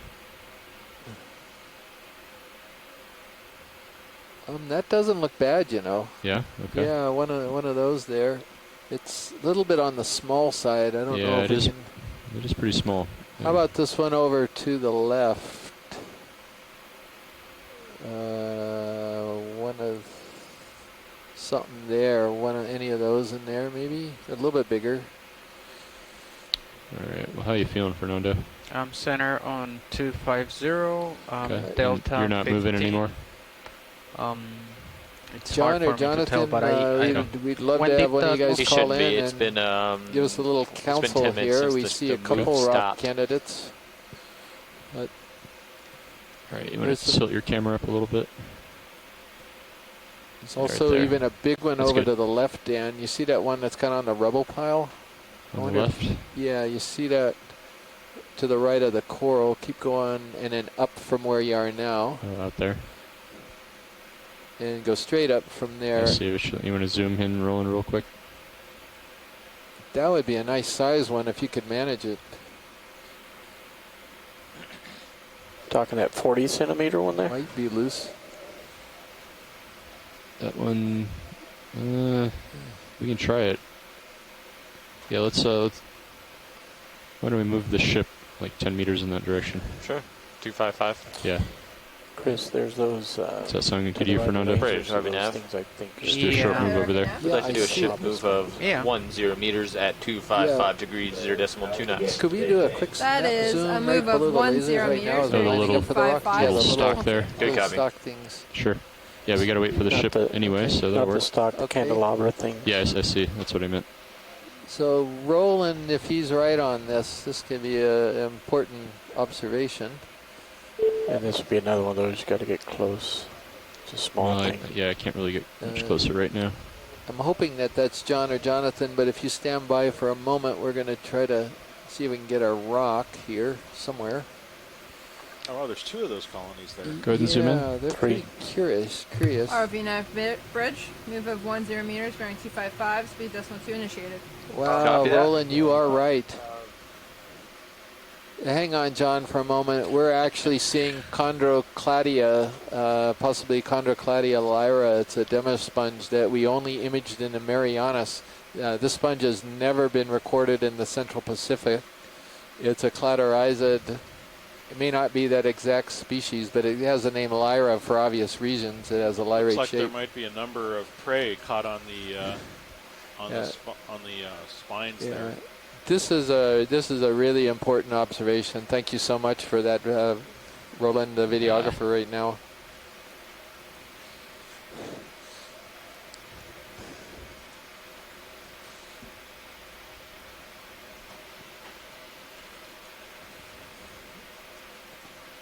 So if you go into the, oh no, they're not in there yet because it's the Marianas. It'll be in the next version Nav, of the last move was animal guide. 255, correct? So these are Correct. sponges, believe Thank it you. or not. They look like corals, but they're actually sponges.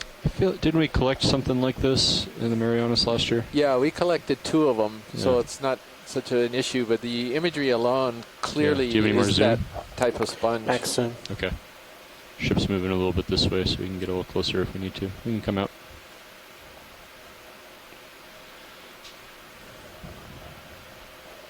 These are magnificent sponges. Thank you so much. They're just, It's interesting that they're so small. yeah.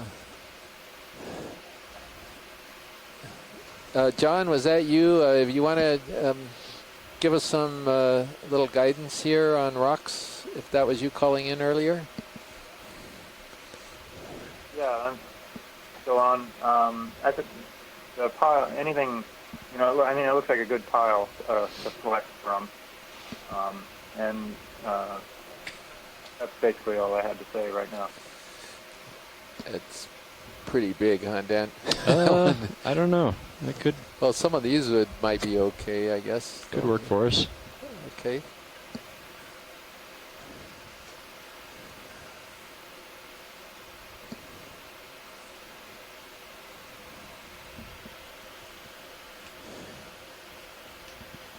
And if we're waiting for another minute or two, that pinkish coral that's just by the basket on the left is something I think Scott France was interested in getting a close-up of.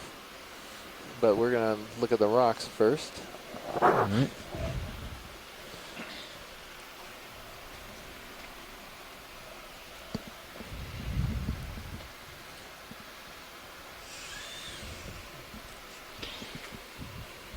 right, you comfortable, Fernando? Yep. Okay. Yeah, we'll keep this screen up for now. I don't think I'll need the mini Zeus right now. You can see it up there. So, John, I think you're still on the Kilicom. So, okay, hydraulics up. I have enough rocks for my rock garden. So, is there any other reason we're collecting rocks Do you want all the way today? or 3/4? Good. 3/4. Yeah. What do you mean, other reasons? Yeah, a better reason, right?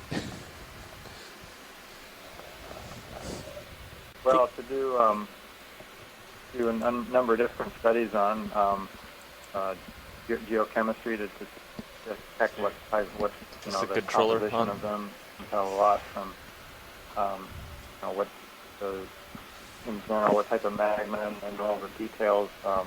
The craft controller, more yes. details, the more studies you do with that. Also, dating is the primary interest to get an age of the volcano and the seamount. So, have any rocks ever been collected? John, has any rocks ever been collected from the seamount before? No, not that we're aware of. I don't think there's been any. Well, it wasn't mapped before we mapped it, and wasn't dove on, and I don't believe anything's been collected from it. So while he's grabbing, dredging, right. So while he's collecting it, John, you and Jonathan have kind of a theory about how many volcanoes made the seamount. You want to just mention that briefly? Oh, it's free. Question is, oh, that is a nice one. I just pushed it a little too far away. Get rid of your lightness problem. Yep. I just pushed it a little too far away, so I'm going to have to move in a little closer here. John, can you talk a little bit about what you think about this seamount here that you presented at the Geological Society of America a couple months ago? Yeah, we have kind of mapped this out, interpreted the structure and the morphology and the different geologic units with possibly three different volcanoes or eruptive areas, at least on the seamount. So we've drawn contacts across what we think are operating the different volcanic events. So we're on the one that you're diving on now is part of a largest picture, which is much larger than the other potential two volcanoes to the northwest of this particular part of the edifice. So did these all erupt at the same time, or what do you think? Different times? Different, probably in a sequence. That probably had this larger one going first and for the most amount of time, and then either the other ones started afterwards or kind of overlapped time is more probably what's likely happened. Because they're all joined together in the same feature, but there's some same morphologic features and other. When you look at it closer with the high resolution data, you can interpret to be different ones, different features, different volcanoes. Okay, thank you very much, John. And I'm going to be quiet here and let the ROV guys concentrate on getting this beast in the box. So thank you.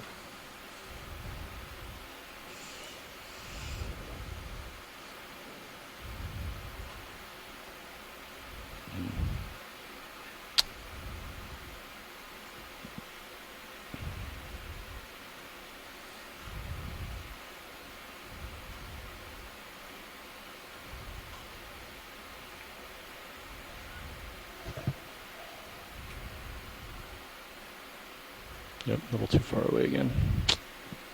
It's all right. It's kind of got the really wide part up, so I have to kind of get my fingers underneath of it. Try to pick it up.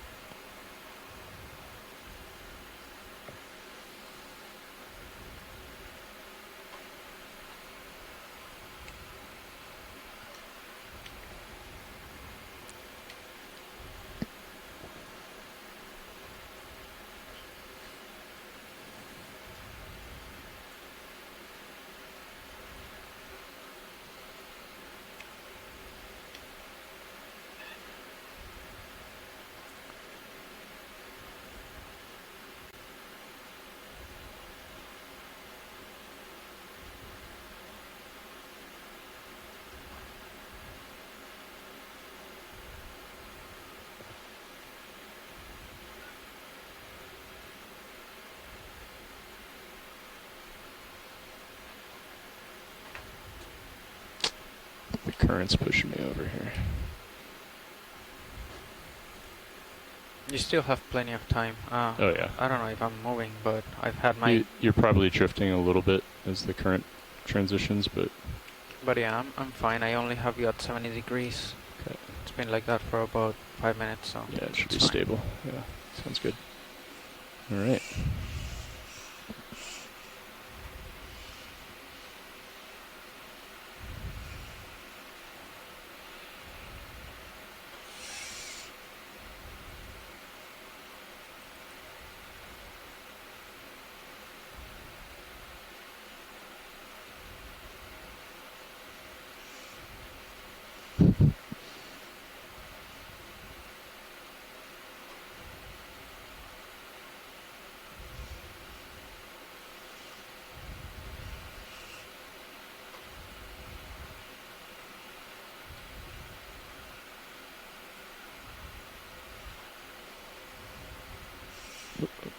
Too much.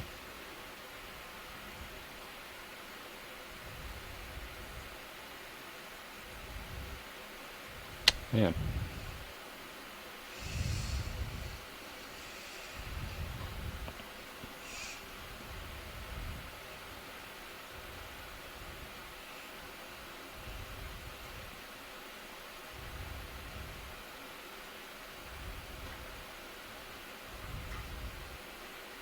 Man, sorry.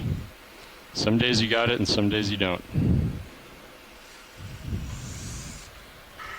It's also a huge rack with no Yeah. grip points. Try one more time here. Yeah, you might have it in a little better position to grab it. Yeah.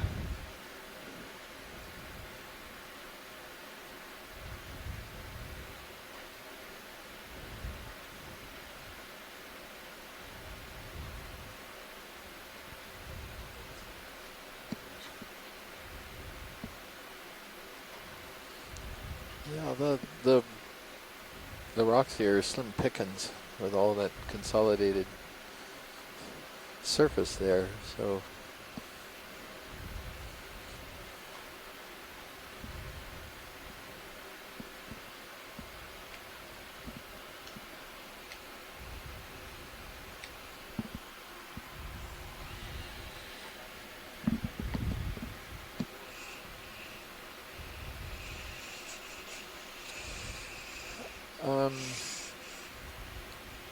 good question, Roland. I'll answer that in a moment as soon as they get this thing into the box.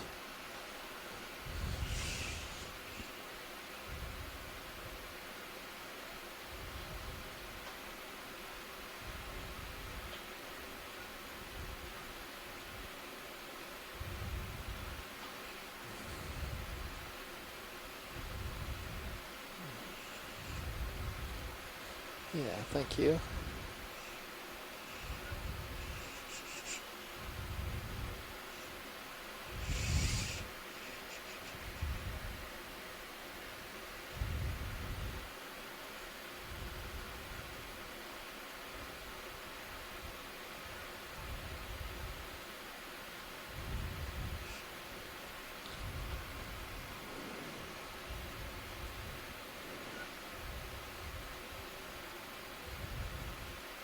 He's got it. He's got it. Fantastic. Maybe we don't do a quick exam. You just flip that in the box pilot. Looks like that grip is precarious. Do you want me to take your camera? Let me get the camera. Okay. I'm gonna... Yeah, actually, let's bring that over. If you can tilt down on Mini Zeus, will help.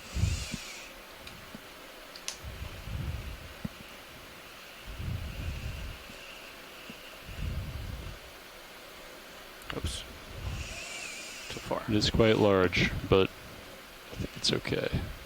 Let's go ahead and starboard wing inboard a bit. Starboard. I only suggested it to help you out. You said you were light.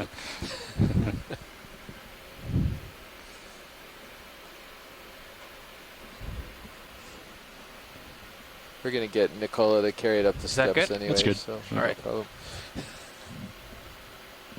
That's how we get our exercise in here on the Okeanos. Well, believe it or not, Nicola is almost choosing the heaviest buckets that carry up the steps. So, which, frankly, close it up. I appreciate. Thank you very much for that. I really appreciate it. Running starboard right. 2.13. Okay, before we leave here, pilot, this kind of leggy coral that's right below us there, slightly to the left of center, is something of interest to shoreside, I believe. Scott France in particular. He suggested we haven't noted this one yet, and I think he's absolutely right. This does look different. We have a better look at it. Thanks, Fernando. Sorry, which one, Chris? This sort of pink branching one that's sticking up just out of view from the bottom. Yeah, that one. If we could get a zoom on that, sure, that would be terrific. We can do that.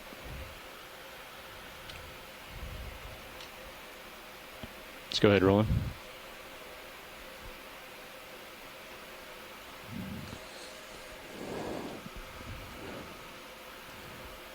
All right, Scott, you're on.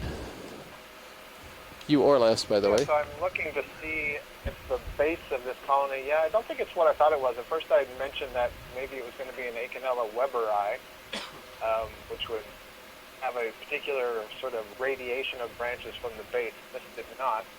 This one you can see those black dots in the skeleton. Those are called nodes. They're made of proteins, and you can see that the branch that's arising does not come from where the black dot is. Instead, it comes from the white part between those black dots.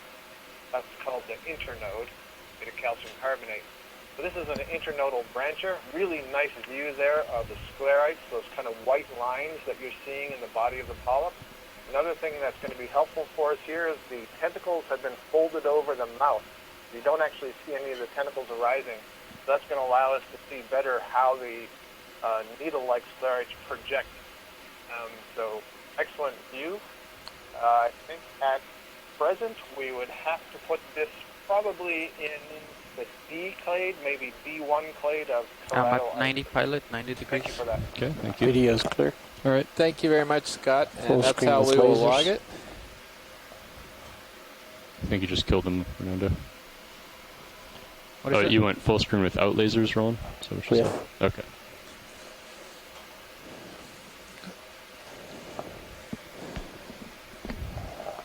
I actually rotated to 240 to keep you in. Thanks. Lasers on. All right, I think we're clear. Go ahead and come up.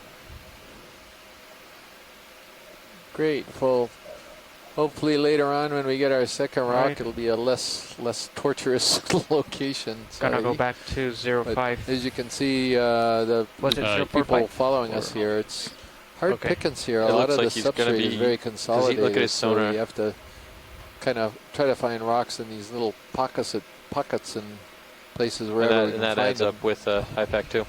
All right, so you are Something 09. like a 295. 290, somewhere in there. My sonar looks good. Yep. So you've got Two- something white 285? on the top of 290? that branch to the. I think a 290. Be good. I Okay, wonder if we could center take a snap 290. zoom on that white tip. You want a 30 there. meter hop right now? You want to let you get out there a little bit? Yeah, I think we could go ahead and call it in. Okay. I don't think this will take too long. Yeah, it'll take about 5 minutes before we feel it anyway. Yeah, that's fine. He's speaking to nav, I think, Roland. Right now. This white tip here, right? Yeah, that's it. Bridge, RV nav. Go ahead, RV now. Ready for a move. All right. 30 meters, 290 degrees, 0.2 knots. That's I actually 30 thought it was meters one bearing of 290. Chris's Speed decimal beasts. I'm not That's a sure good what copy. it is right now. Can you let the bridge know there's a lot of Oh, background noise up there? It's making Yeah. it hard to understand them. They're having a party up I there. think I do Yeah. know what this is. This is the sponge that I think we collected the other day, which is the turbocharger sponge. Kind of looks like Bridge, it, right, can we do Nicola? a comm Yeah, it check real quick? does. Loud and clear. Maybe. Okay, I hear you loud and clear as well. So, Okay, great. Matt Dornbeck actually gave it this name. Okay, want to zoom in? ROV nav bridge, Because of move the 30 tubular meters, bearing structures coming out 290, of the speed top decimal of it. 2 Hold initiated. there. Wow. Good copy. Well, it's a little different, but so I'm comfortable going to the family Fariidae, but this is actually a little different than the turbocharger sponge. So, but this is a hard sponge. It's a glass sponge. Got some fuzzies on the right of the group sponge. Hexactinellida. And this is a very cool, interesting You okay member for a of tight that zoom? family, and may very well be what we collected the other day. It's got these beautiful leaf-like structures coming off of a main stem. It's also got stuff growing on it. Wow, pilot, yeah. Pilot, any chance we could stop here for a moment? Yeah, let's go and stop the ship. So the Bridge, RV nav. sponges were Go up. ahead, RV nav. Let's go ahead and halt the in the ship collection right here. rotation We'll here. come to an And easy what stop. caught my eye Copy. is there looks like there is a commensal black coral, which is extremely unusual. We have documented it before on something called Feria Oka. Maybe we could get one more look on Sure. this. I'll come around to the other side here. Scott, We I only don't know moved if 8 meters in that move. Black coral Copy that, polyp thank you. on that sponge. Yeah, and I thought this was going to wind up being the one that was on the Feria Bridge, Oka was we going to are wind up at a being stop. in the Copy. Antipathes genus. I may be mistaken, but just gotta think about this one a little bit because it's a. This could be a twofer. This is what I'm sort of looking at. We could actually get a really cool sponge and a coral at the same time. While he's zooming in, let's and zoom in, poll Roland. the participants here. What do you guys think about this? If we decide to go for it, would you support this, or would you prefer that we move on and try to find something else? Chris, that sounds fine. Let me ask the work that Daniel's done with the black coral associated with the sponge. It's with a different kind of sponge. We haven't collected anything, right? Yeah, it's in the same Any family, bio- Scott, biologies, but yeah. it was not Okay. on this kind of sponge. It was the sort of the bushy, low Ferian Oka. So it's different. See if we can see the footrest. Down to see if Foothold. we can tell where. Yeah, I this don't think black so, coral Roland. is I'm arriving. kind of stable here, so I don't Looks really like want to it's move. one colony, and I'm wondering if it's coming from Yeah. a single point. It's out of view. There you go.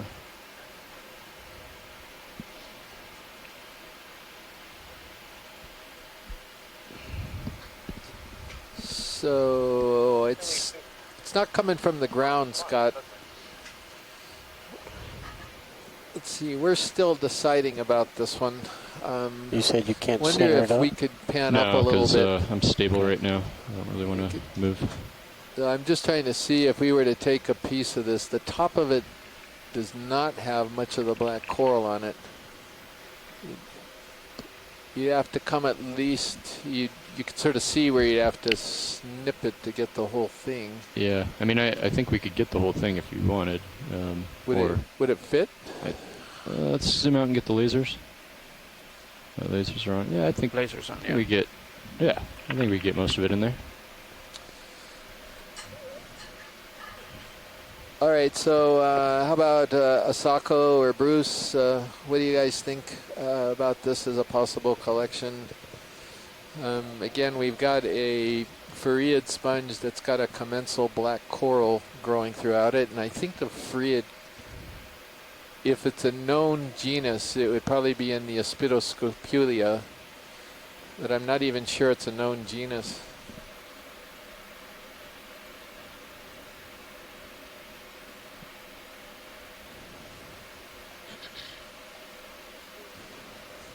Okay, pilot, let's go ahead and see if Okay. we can get this thing. All right. Asako and Scott have thought this would be a good idea. And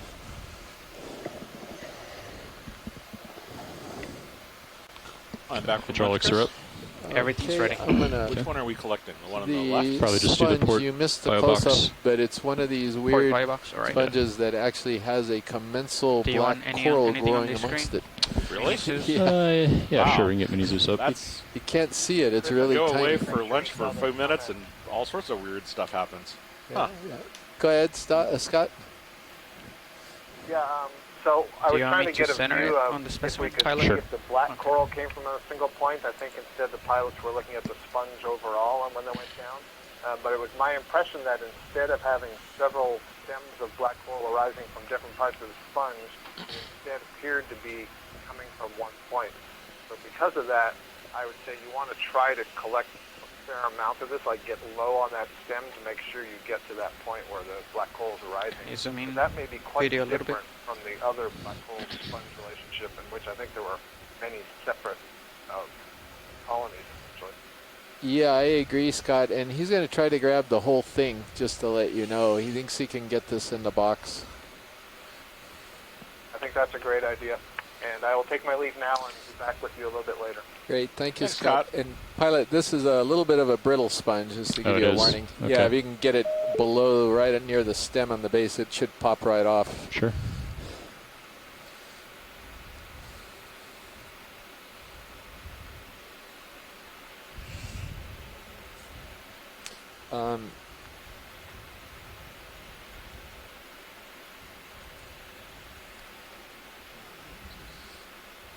Right No. there? You want more zoom? Yeah, that looks good. Like I said, it might just pop right off of the ground, too. Yep, like that. Oh, boy. Oh, that's okay.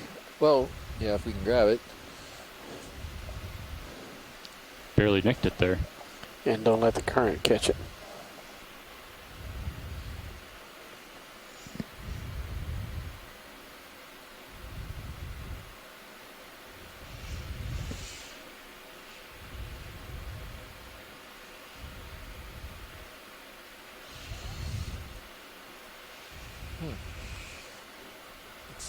Still thinking, but yeah, I didn't. Okay, let's call it Farriidae, F-A-R-R-E-I, maybe E-I, I think. That's right, with Antipitherian. Oh, my gosh. That is very brittle.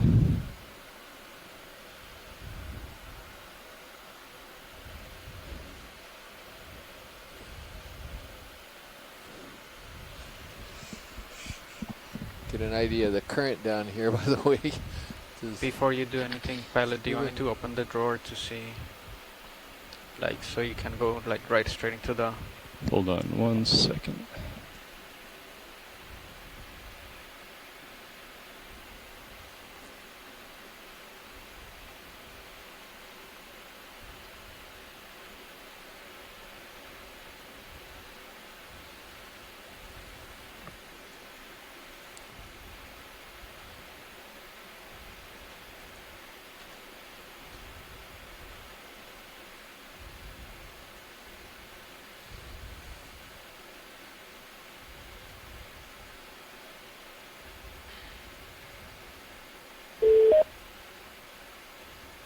Got it. Okay. I think we got a fair amount of the black coral, but let's again just get it in the box. Because it's so... Oh, there it goes. Trying not to crush it here, Chris. I know, this is a hard one, sorry. It's all right. But it'd be a little more durable than that. Caught us both by surprise. Yeah, Fernando, we can slowly start to open the box. Copy. Port side is ready.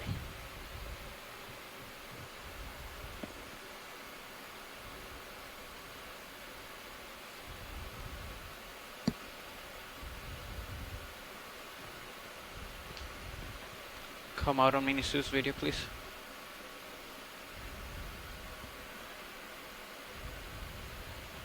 I think there's still some of the coral on there. Yeah, I think there is too. Do you want to zoom in on Mini Zeus real quick? Yeah, I think I can see it. Looks kind of woolly. And some right in the bottom part. Yeah. Yeah. Is that enough for you? Yeah, that's enough for us. Okay, all right. Yeah, that is extremely brittle. Yeah.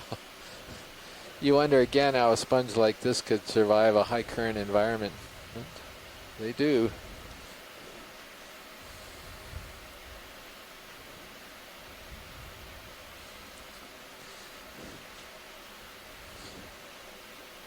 Fabulous. Thank you very much, pilot. It's great. So what's great about this is there's people out there who work on black corals right now and are very interested in this commensal relationship. And also Dr. Konstantin Tabachnik at the Shirshov Institute in Moscow is very interested in this group of farreids too. So this actually could be a really nice, is a very nice specimen for a couple different researchers here, and a weird relationship between a glass sponge and a black coral. Oh, did you see that little candelabra sponge in the lower left? Yeah, that's one of the Chondrocladia lyras that we were zooming in on the other day, that earlier today, that Roland pointed out just before we got to the rock. Really unusual sponge. It's a demo sponge.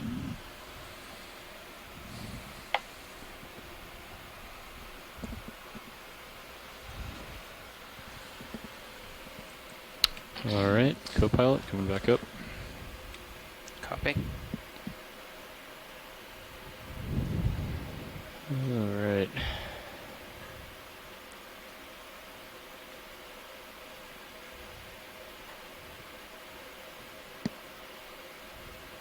Great, thank you very much, Dan.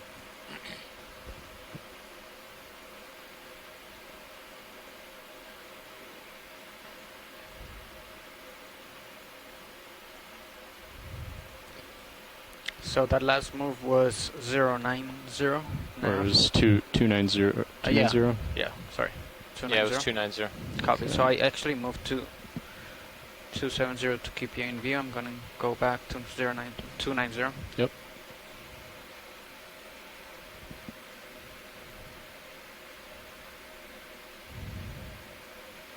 I think, well, I see a little bit of a slope here.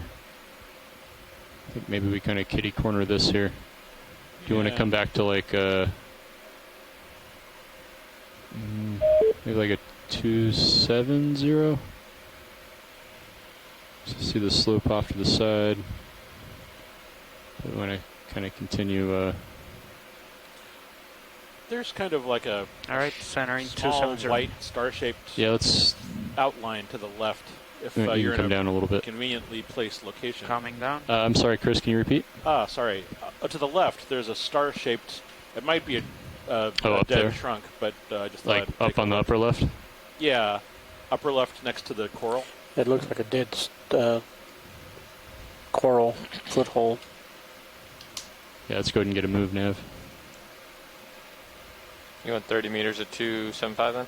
270? I'm on 270. Yeah, I think it's a dead stock. Yeah, 20 meters, 270. Maybe that'll get us on top of the ridge, and then we can readjust from there. Yeah, we don't need to move in anymore. We can just move on. All right. Thank you. Bridge, Nav.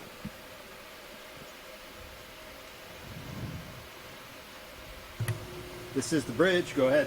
Ready for a ship move. 20 meters, 270 degrees, 0.2 knots. 20 meters, bearing 270 degrees, speed 0.2. Good copy. Nav, I'd like to confirm bailout is 095. That is correct. All right, move coming up. Yeah, you heard that alarm. That's the weather report. Yeah. It always comes in about this time, I think.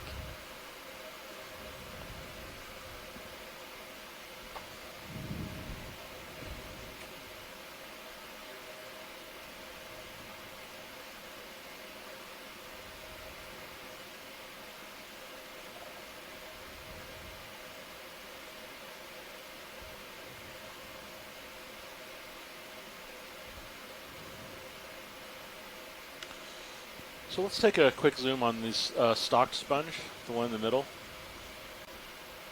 All right. I really can't go too much further here. Oh, that's fine. It's something we can do. We can do a quick zoom. Yeah, a quick zoom would be plenty.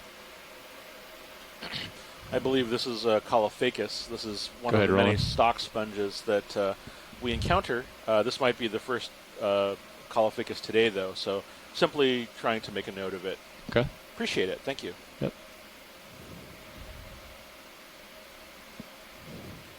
Looks like it's got a crinoid and a couple of other things on its stock as well. Great. Okay, we can zoom out. Yes, thank you.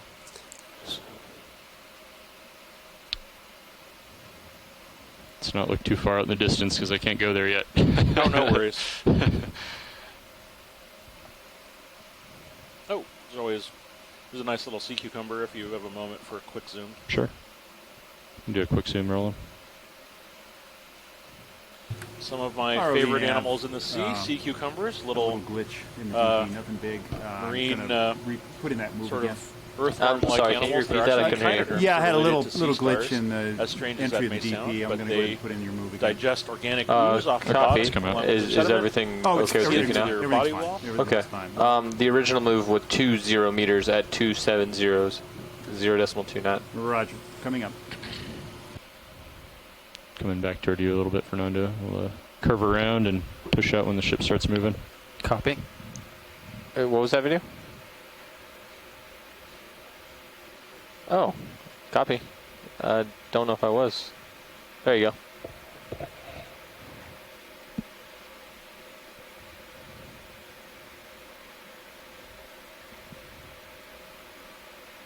ROV nav Lower bridge. bottom of moving the it. screen. Copy that. Brown. Lower bottom. Yeah, it may be a dead sponge with a crinoid, but I thought it was one of those You want to take a snap zoom? little ball corals. Oh. That's all it is. Looks like we have a dead sponge stock Yep. with a crinoid living on the top of it, taking advantage of the water current, feeding with the long feathery arms.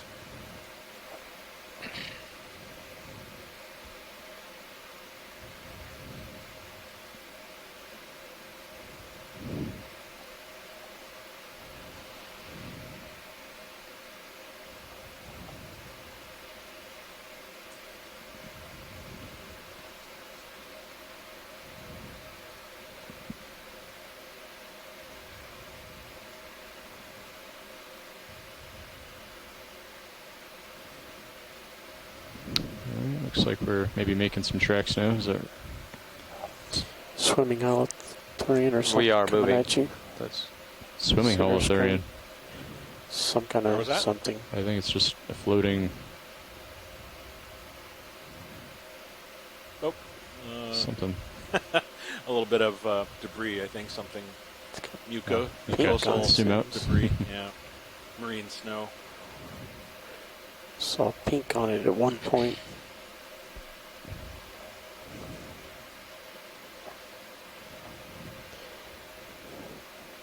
If you get a chance, something that might be nice to see is a partial zoom as you scan across the surface of these rocks where there's a little edge. I think we see a bunch of those candelabra sponges. I've seen probably 10 or 15 or more today. Oh, there's a Okay. brown colony right below us, lower part of the screen. I think that's a black. You are heading off, pilot. Would you like me to change direction? No, Not no, no. sure Okay. which one it is, but for those of you on Do a quick shore zoom, side, real quick. if you could take a look at this black Sirius coral is that we're moving now. imaging. Let us know if that's It's a video. What was that video? I'm setting. He's talking to Copilot. Yeah, well, you're But, moving right now. Zoom out. Yeah, Copilot. but we're moving, so Just a thank you, real, pilot. real quick. I'm gonna push out. Yeah, no worries. Thank you.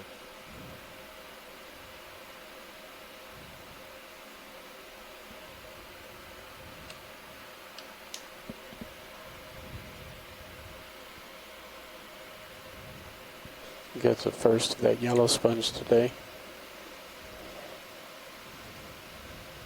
Can we quick zoom on this yellow fellow? Yep. The yellow fellow. You got Yeah, it. the Go sponge. ahead and quick zoom. This is that. I believe this is Hold that new there. species that Chris identified on the wall when we were departing. Two shrimp on it. Yesterday. It looks kind of like Poliopogon, but it's yellow, and it had that fold sort of through the middle. Great. Thank you. Okay, Seamount.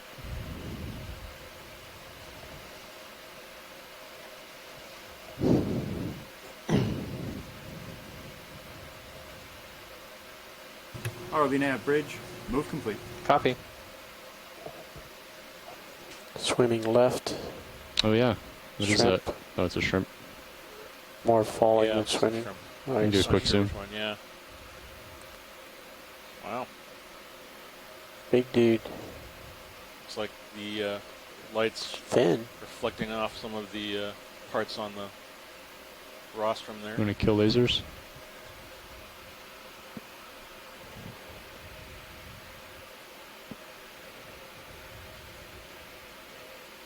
Getting pushed away from him.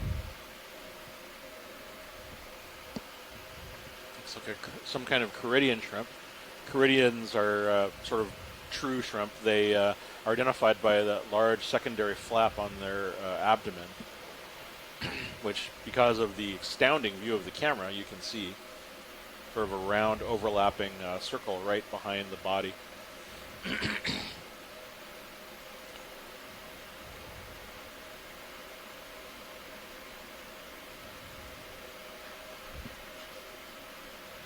But I'm good if science, or if video is good.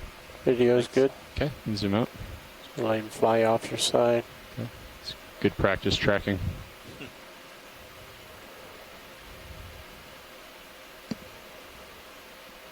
All right.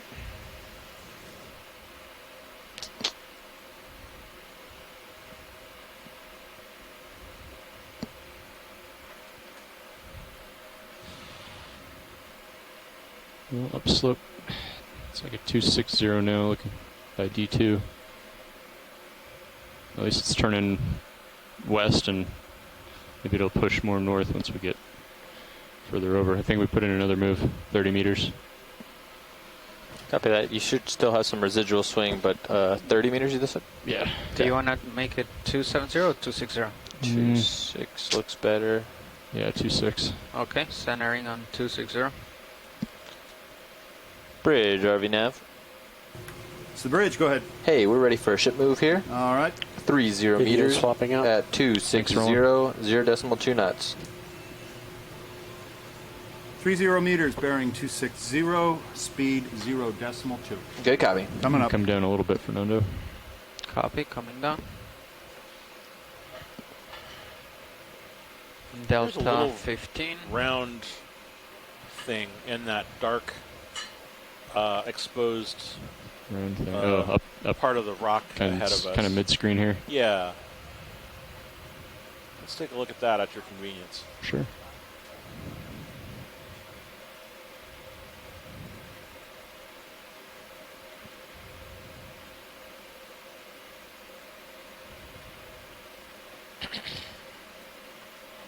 We can go ahead and zoom in video.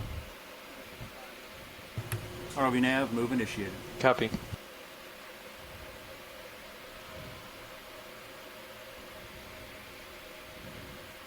Just a dead sponge base. Oh, it's another sponge base. Yeah, okay. we can zoom out. Thank you. I know Yeah. it looks like a starfish from afar. Actually, I was thinking it was a barnacle, but yeah, everything is a starfish from afar. Thank you.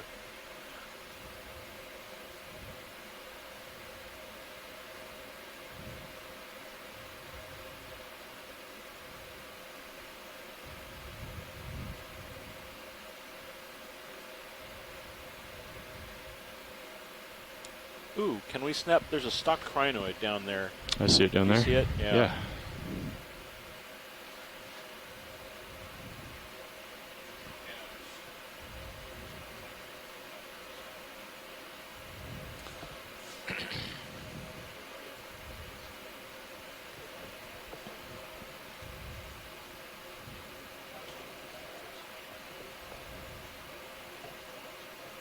Pilots, I'm going to temporarily stop your So USBL to within check the noise. Okay.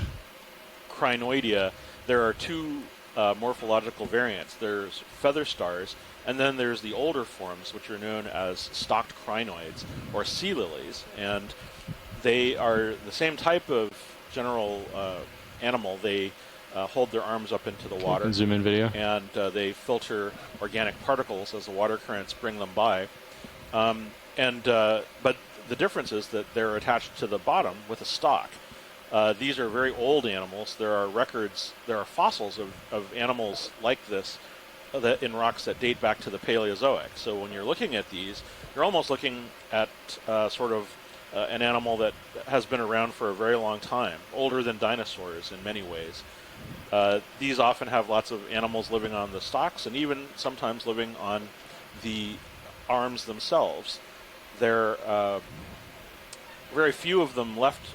There's a surprising number of them in the oceans today, but they live primarily in deep sea habitats. Also sometimes in the Antarctic. Yeah, some of these actually have stalks that are free of the bottom and they can move around. There's an interesting relationship with them in that all feather stars actually are essentially stalked crinoids.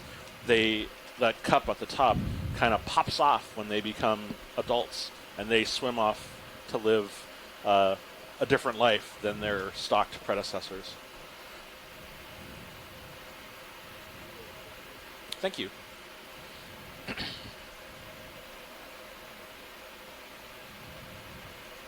I believe that was actually the first stalked crinoid today, too. Neat.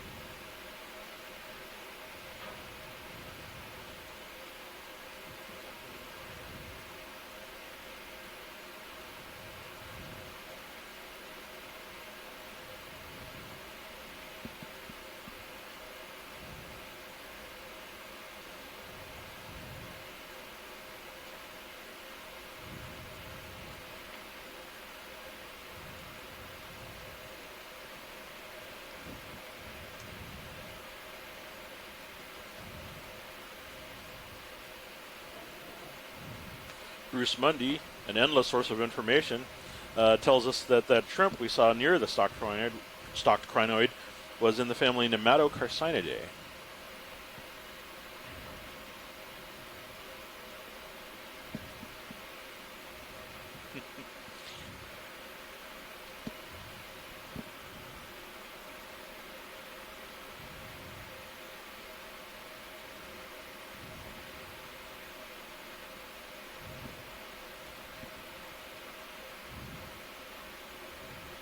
I don't think. Have we seen this yet today?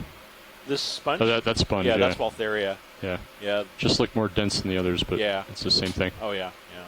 I think we actually saw a shorter one when we were collecting that sponge black coral hybrid thing. Gotcha. That's an interesting. I think that's a black coral over in the distance. ROV nav bridge some kind move of complete. It's like a fan to the left. To the left, up ahead. Yeah. Looks like it has sort of a white patch on it. Yes, I live in hope. That's a starfish feeding on this coral. Well, let's do a quick zoom, snap zoom just to see. Looks like a brittle star. Brittle star is living on this coral. Okay, let's zoom out. Yeah, we can pass and move on.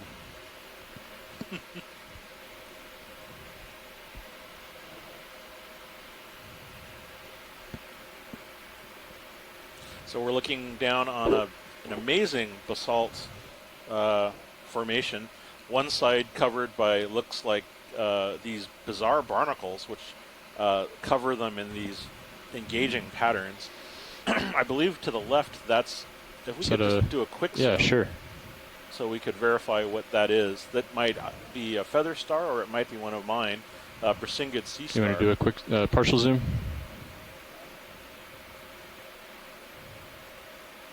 Yeah, so that's a feather star. We had just talked about a stalked crinoid. This is actually the unstalked type. Oh, and look at this. The surface of this rock is covered with all of these little candelabra sponges. These are carnivorous sponges. Okay, there's quite an abundance of them. Interesting. Thank you. Yep. And what's the swing right now? Is it like just like 3 or 4 minutes, Nav? Yes, about that. Can we stop? So Cirrus will probably settle out pretty soon. Yes. I think we should put another move in. Yeah. 270. Yeah, 270 looks good on D2. Okay. Moving Yeah. to 270. Yeah. Yeah, let's go ahead and call it in now. Sure, let me get this USBL started real quick, please. Okay.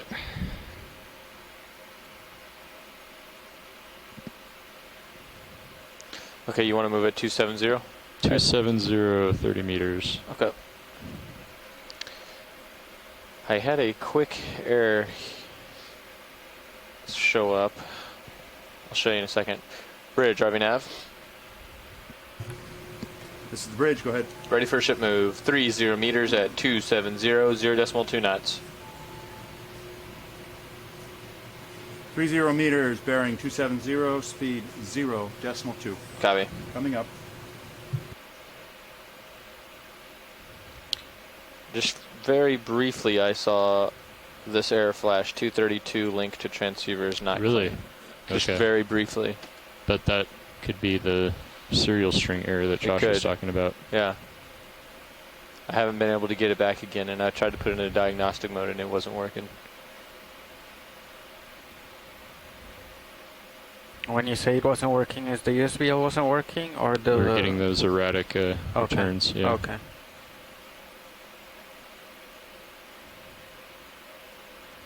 So we should try to be nav, precise with what we're saying. Copy that. No, when I tried to put it into diagnostic mode, it just wouldn't track. Yeah. Oh, sorry. I couldn't put it into diagnostic mode is what I'm saying. Okay.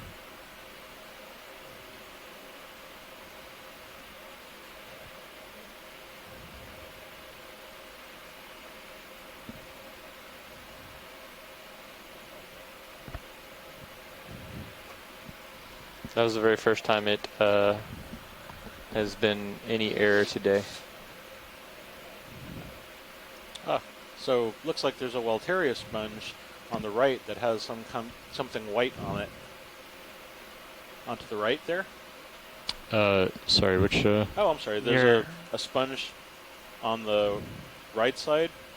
Gotcha. And A little squat lobster or something let's there? go look at the squat lobster. Sure. Squat lobsters are always good. Can do a quick zoom here with video. Hold there. Yeah. So these are frequently encountered crustaceans in these habitats. These are squat lobsters. I'm not familiar with the family, but they often have these very long claws. Often you see them commensally living on corals, and in this case a sponge, which is sort of unusual. Okay, yeah, we zoom can out. move on. Thank you. Thanks, video.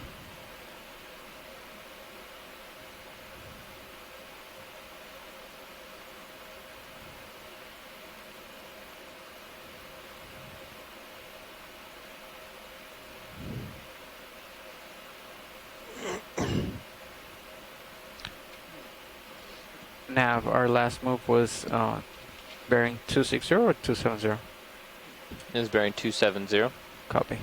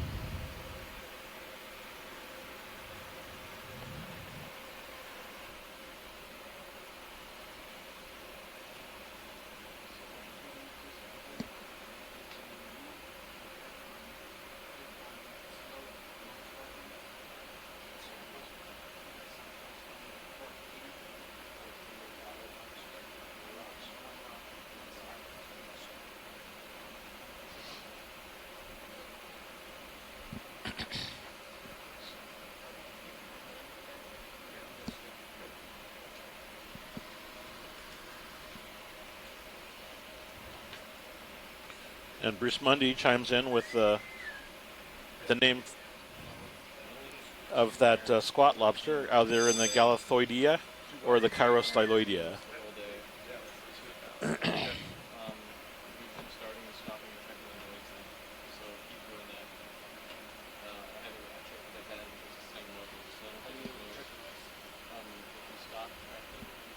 Any interest here? Yeah, let's look at that big coral with the bare spots in the middle. Okay. How you doing, Don? Doing well. How's Good. it going? Pretty good. Good dive, huh? Yeah, I hit a real high-density spot when it first landed. It's been a little more sparse as we moved along the ridge, but okay. We've got one rock sample in the starboard box and then one bio sample in the port. Right. Copy that. The previous co-pilot passed that on to me. Everything seems to be working okay. Yeah. It looks like Good. we're zooming in on Can you go ahead and zoom in video? bamboo coral. It's called that because the skeleton underlying the tissue has these long white branches that are interrupted by these dark bands, giving it the superficial appearance of bamboo.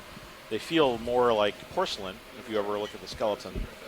This one normally has tissue covering the skeleton, but it's likely that some kind of predator, perhaps a sea star or perhaps tiny worm-like mollusks, have devoured it. These are home to lots of different That didn't animals. hold well.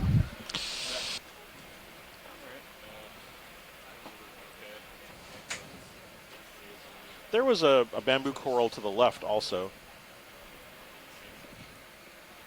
that had, I thought, something growing on it.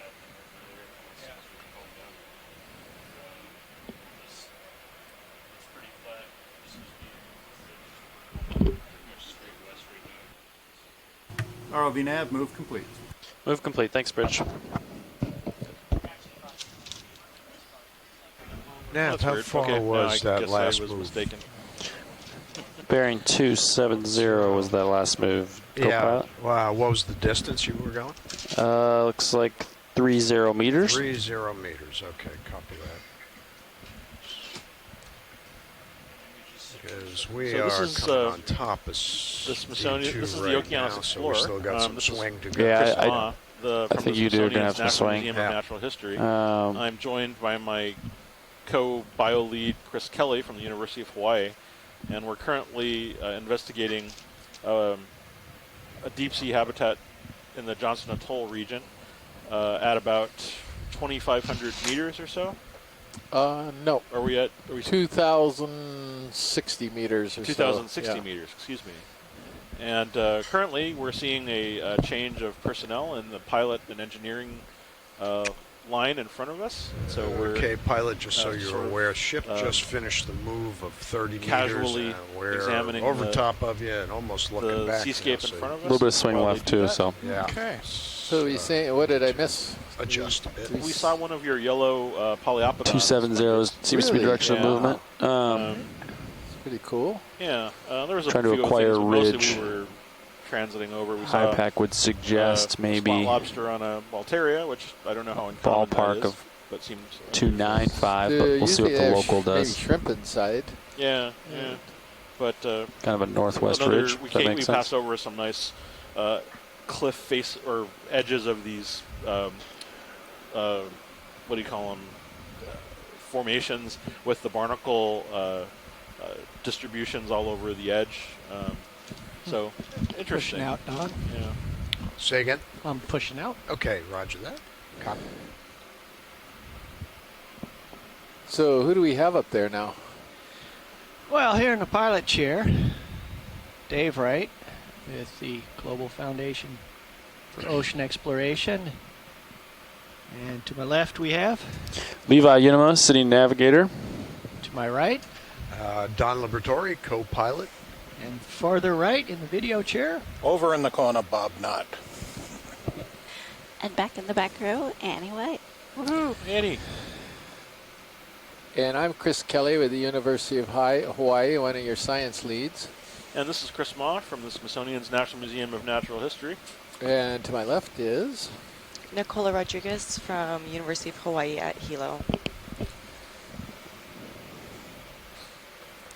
So we are seeing some nice animals here on the bottom, most of which we've imaged before. Today we're looking for some new stuff. And Dave, we are looking for a second rock. I know you're pretty disappointed that Dan hogged all the collections yesterday, doing a fantastic job, but If you see anything, we don't need something that we're going to spend a lot of time because it's really wedged in tight or anything, but if you see a good candidate, I'll try to rock your world. You'll try to rock my world. Thank you. And on that note, I hate to tell you, but a quick thing, our bad joke of the day, Annie is here. Now, Annie, do you want to tell it or do you want me to tell it? Annie should tell it. Totally. I think I'll let you do that. Are you sure? This joke is so bad that it could win the worst joke of the cruise award. So thank you so much for broadcasting it Yes. to the world. Okay, here it is, and she's not sure. She heard it years ago, but here it is. And here's my question to you, Chris, because it's one of these question jokes. Where do sheep sleep when they're out camping? I don't know, Chris. Where do they sleep? The sheep sleep in sheeping bugs. Oh, God. That's bad. That is so bad. I think we reached a new level. Thank you very much for your offering, Annie. That seems to have nothing to do with the deep water or science. No, it doesn't. Here's I'm one. so sad. Oh, God. Here's one for you, marine biologyophiles. Why do cnidarians sleep well at night? I don't know. Because the sea is silent. Ooh. Oh, jeez. You guys who didn't get that, well, somebody's had to have gotten it. That's an inside joke. That's an inside joke. That was a good one, though. Cnidarians is spelled with a C. C-N-I-D-A-R-I-A-N-S. Anyway, I credit bad invertebrate jokes for that. So we've got a whip coral there. I'm not sure we've imaged these lepidisas like whip corals before. Again, I'm not sure what you guys got while I was at lunch. We did not image a whip coral. Quickly trying to get us off these terrible jokes here and back to science. This is the bridge. Go ahead. Confirm bailout 095. Bailout 095 degrees. Brief moment there. Thanks, And Rich. by the way, we will have one more bad joke each day, hopefully. Today has been a bountiful array of sponges. And corals. Yes, and corals.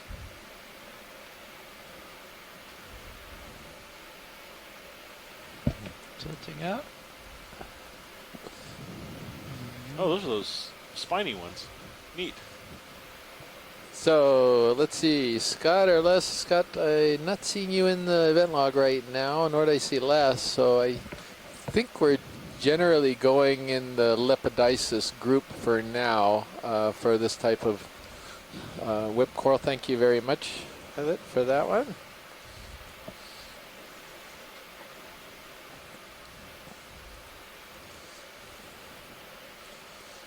A little baby bolosoma at the stalk.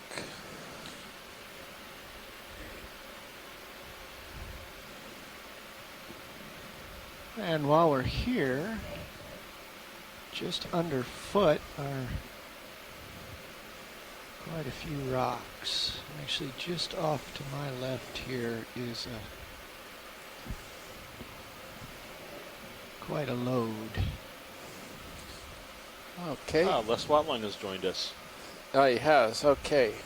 The Wolverine clade of bamboo corals, apparently. The C1 clade. So Michelle is going to correct that. That's one of our.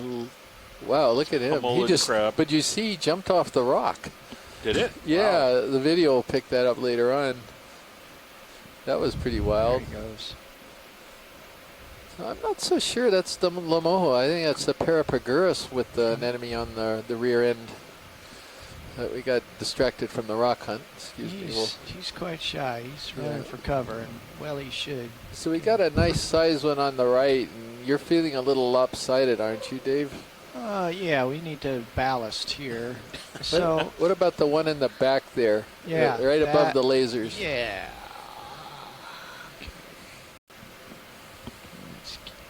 Hopefully it's not cemented in there. I think you got a chance. It looks like a good pillow. John Smith or Jonathan Tree, are you guys out there? We're going to try to grab another rock Looks like you here. got, if you're there port and forward you has a call rock in in it already, pilot. make sure you're on board. So you're going to have to go starboard with this one. Or unless you can... And your hydraulics are spun up. Squeeze it in there with it, I guess, but... You're welcome.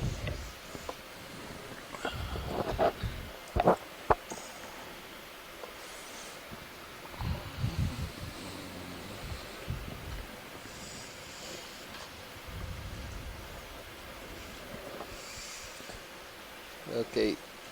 Tina Molitsova has joined us. So Tina, I don't know if you were watching earlier, but we got a sponge in the family Furiidae with that commensal black coral that we collected on a different member of that species many years ago that Daniel Wagner, I think, and Dennis Apresco were working on. This could be one of the sponges that... hey, Chris, Jonathan. Hi, Jonathan. How about that rock? Hey, well, I'm watching you guys kind of probe around at that rock that seems to be loose right there. That looks good as any. Well, then we're going with it. All right, that sounds good. So there we have it. Geologist approved. Woo! It's a beauty. Now, what side did you say he had a rock already? On the port side, he's already got one. So making all these collections and putting them in the rock box as I come back and see it. So this is the first sample I think I've got to watch you guys poke around and check out. Yeah, we're trying to be opportunistic here, Jonathan, because as you can see in the background, there's a lot of consolidated substrate here. Yeah, definitely. Lots of pretty much just very thick and intergrown manganese crust. So I think this has enough girth and have something inside. The other one is quite a bit bigger than this, so this is a good size one. I think not Wide, quite please. a bit, but There's your 10 centimeters.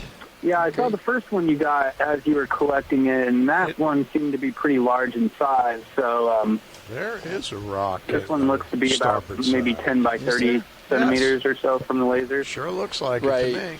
Can we, I'm going to wing in just, yeah.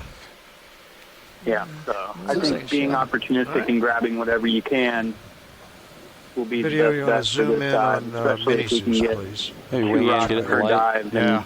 And, Starboard wing in. if any of you are actually joining out there and have That's seen a us rock. collect these rocks before, these rocks are very valuable to the geological community. My notes Specifically where suggest they're being port collected forward. right now. Suggest. They're going I'll to put it offer over. a whole new avenue for geologists to start going back probing the outboard more with higher the line. resolution age structure of these volcanoes. Sorry about that, the, Dennis. the current This seamount was that the other we're port. diving on right now, Lima Charlie. it's actually not just one volcano. It's composed of approximately 3 separate volcanoes that I've been to identify Good with that view, pilot? simply based on the morphology or how the lava flows have flowed onto each other based on the mapping data that we collected just this past January. And I can so bring there's that been a wing pretty significant amount of inboard in. dating work Signal on the showing large us. regional Oh, scale over sorry. thousands of kilometers, That's why. mostly going along these Coming in. northwest trending seamount chains. And they've revealed 2 different age structures. There's one age structure that seems to have been formed synchronously over 1,000 kilometers, making it a little bit different from the one volcano every couple million years that erupts around Hawaii. So we've got It's hitting the a shilling span of again, huh? volcanoes That's all right. that stretches Got it there. over Okay. 1,000 kilometers in the Pacific Ocean, and they all seem to have the same age. And that's the same thing that we see on the other side of forward another on this northwest trending seamount chain that makes up the Line Island. But there hasn't been much work into the east-west and higher resolution trends and age dates. And so all of these rocks that are being collected, multiple ones from the same seamount and on different portions of the outboard, that seamount, should just can help put close together the higher resolution. By higher resolution, I mean within 100,000 years of difference in when these volcanoes actually form. So these will be very interesting for geologists to take a look at, and a whole new opportunity that has never been available before. So these rocks are invaluable to up-and-coming geologists that are going to be studying this region. Well, that's music so happy to see you guys getting 2 rocks from this side. sample, Dave. Yeah, that's music to our ears, Jonathan. And as you know, we always try to get material that's useful for both biology and geology as well. So we've got 2 from this seamount, just like we did yesterday, the other seamount. And hopefully that'll support your hypothesis here of the 3 volcanoes, which... I saw your whole analysis, and thank you very much for sending me your presentation earlier that you gave on it. So it's a really cool story, and I hope we're able to add to that with these collections. So to give an overview and it's an opportunity, like I just said before, that hasn't presented itself up until when you guys have been able to get the ROV down there at a very specific place and make very accurate collections where we know exactly where they have come from. Because previously, the only rocks that were available to do any kind of analyses with were rocks that were collected from dredge hauls. So a dredge haul, for those of you who don't know, ends up basically being a metal bucket, if you will, that's tossed over the ship and dragged along the bottom. And it picks up rocks wherever they are and wherever they're loose. And you really have no idea where they came from. And sometimes they could even come from a completely different volcano than you actually thought they were coming from. So the ability of the ROV to make these incredibly accurate and detailed samples is something that's going to be new, and it's a whole new data set that geologists will get to play with. And with the increasing knowledge of kind of how Hawaii works using the Hawaiian model for these long linear seamount chains, we have something that we expect as an age progression. So sometimes we expect one complete different region to be much older than another region. And so that gives us some working model for what we would maybe expect how this works. But now that we can sample one seamount that may have 5 different volcanoes and get samples from all the 5 different volcanoes, we can start to back out different details. So if you think about the big island of Hawaii that has the active volcanoes of Mauna Loa and Kilauea, we can actually start to we can start to resolve the age differences between those 2 active volcanoes. And as Chris was saying, I've made some predictions that are based on our mapping data on which ones I think are older than each other. But without these rock collections, there's no actual definitive evidence in which one is which. So these are really cool rocks for those of you who think rock collections might just be just a rock from the seafloor. They actually have a lot more of a story to tell than just a rock.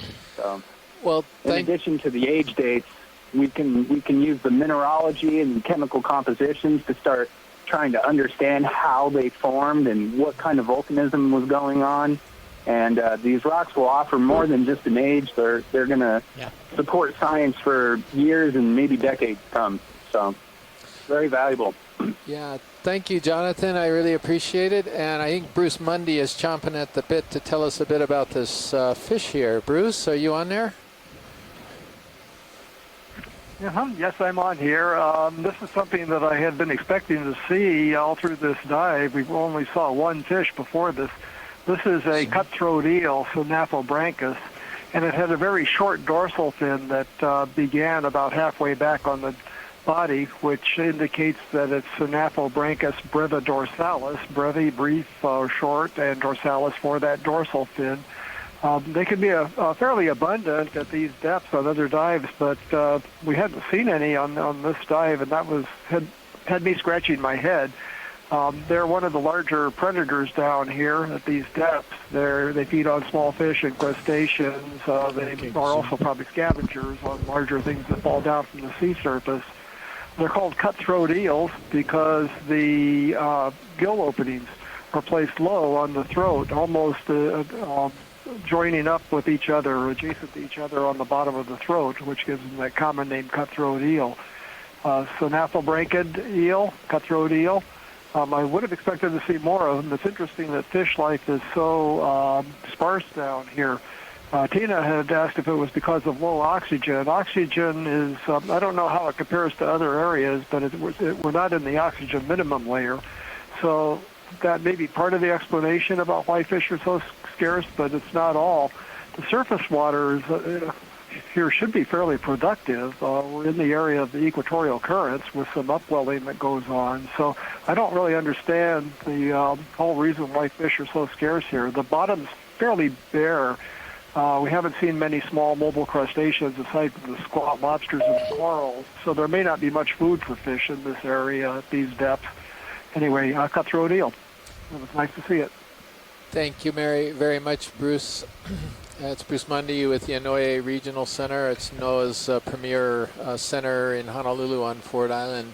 This is a coralliid in the genus Hemicorallium, and what is that weird thing soiling this coral, Chris?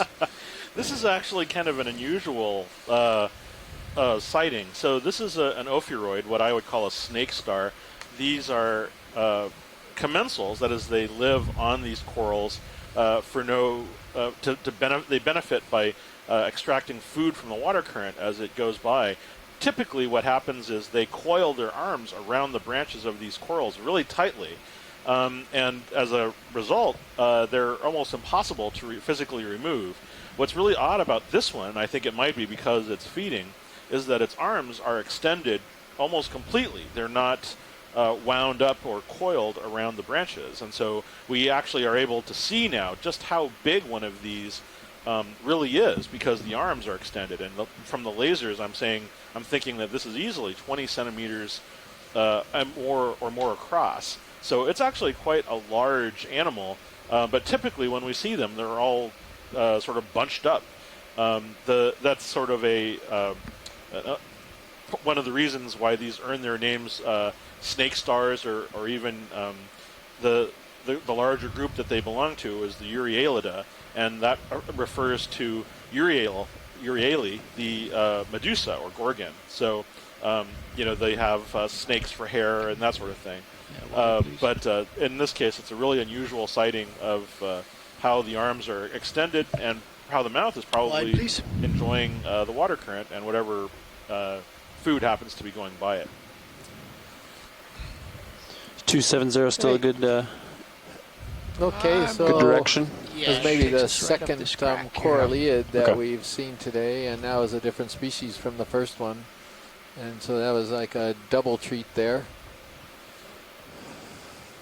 You guys probably getting ready for a move? Yeah. Okay, I'll call it in.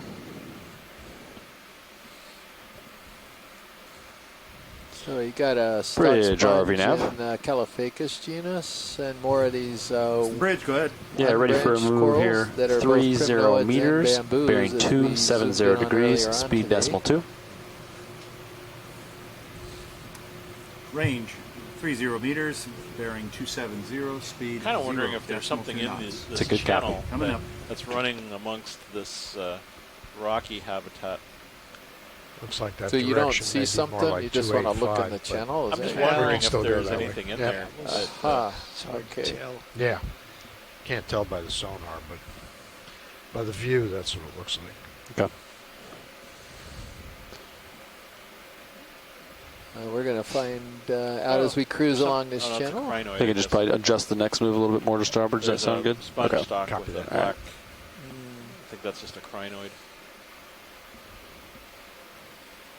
Looks RV like nav, move larger initiated. corals. There's a Move few more initiated, of thanks, Bridge. those. These are these big bamboos we saw earlier on. And what's new? That's what I'm always asking. You know, Pilot, this bamboo coral to the right looks new because it looks yellow, unless my eyes are deceiving me. It is yellow, but I think it might be overgrown, or it has some crinoids on it. Maybe we'll just even go better. look. Can we take a peek at We this? will find out. It's actually at the end of my leash, but Yeah, I'm gonna- patience will reward us. I've got that on I can my give you list. a little bit here. That's all right, Don. We're we're headed good. that way. We'll look Yeah. around the neighborhood here because there's a lot of stuff. Yeah, so But we and will we're getting come a back picking to up that. of the community density, it looks like, in the background there too. So it's going to be one of these sites that kind of waxes and wanes. We'll get some nice little patches, and then we'll have a bare area, another nice little patch, and I suspect this is the way it's going to turn out today. There's a big leggy bamboo, one of these ones that we imaged earlier on. Yeah, I'm seeing a lot of them denuded. I'm kind of wondering where the tissue might be, because I don't see anything eating them. Yet, anyway. Yeah, well, that might be what this yellow stuff is up here on this guy. Yeah, there are yellow bamboos that are the side, but also we've discovered that the yellow color could be the result of a zoanthid overgrowing it. So we really don't know. Somebody just chimed in, I think, or chimed off. Hi, Chris. Scott France chiming back on. Okay, what do you think about that bamboo we saw a minute ago? Is that something different, or have we seen that already? That kind of yellowish one. I didn't see the close-up. I saw you approaching it, and I was looking up the dial-in number, and so I didn't see the zoom, unfortunately. We haven't zoomed yet, Scott, so you didn't miss it. He's waiting for a little more tether. There we go. So I heard you suggest that maybe it's overgrown with zoanthids, and I suspect you gave the alternative that there are bamboo corals that have yellow-colored tissue, so one of those two possibilities. Yeah, so we are about to discover the truth. Momentarily, stand by. We'll go from here, and then later on I'll get square off with it when I get a little bit more tether. But well, let's first see what it looks like from here, and then whether it's worth spending more time with, or. Well, it's on the way. Oh, it is? Where Okay. we're headed, so it's.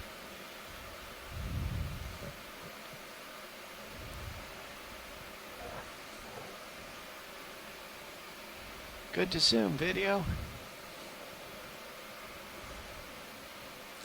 And the answer is... Scott. How about a little bit of both, Scott? Yeah. It's kind of a yellow bamboo with zoanthids. No. Is that right? Yeah. Yes. No, it's zoanthids everywhere. There's two zoanthids there. Oh, wait, it's all zoanthids. All zoanthids, yeah. But it's two types. There's the yellow ones and the white ones. Yeah. That's interesting. That is what it looks like.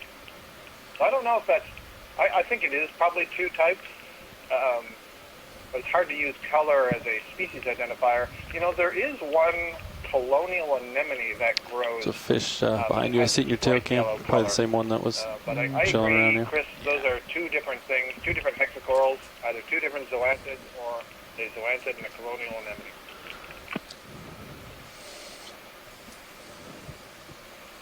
Yes.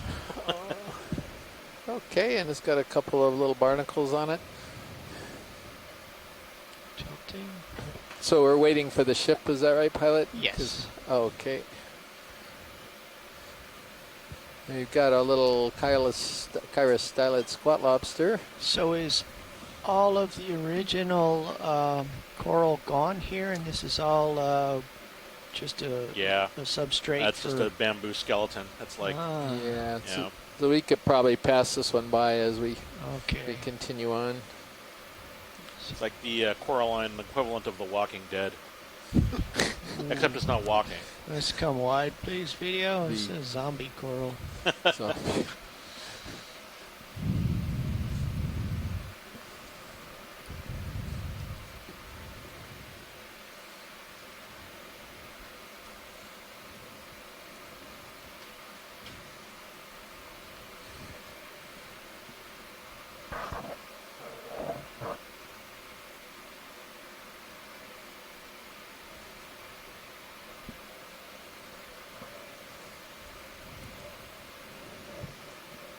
A little polyopogon sponge.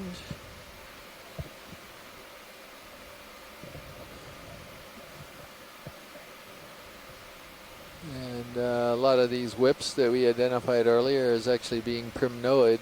There are some bamboo whips, but a lot of these are unbranched members of the primnoid family. Possibly Narella hawaiiensis would be one suggestion.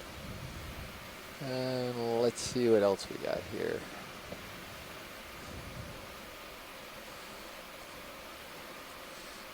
Moves complete. Just a couple minutes of swing, probably.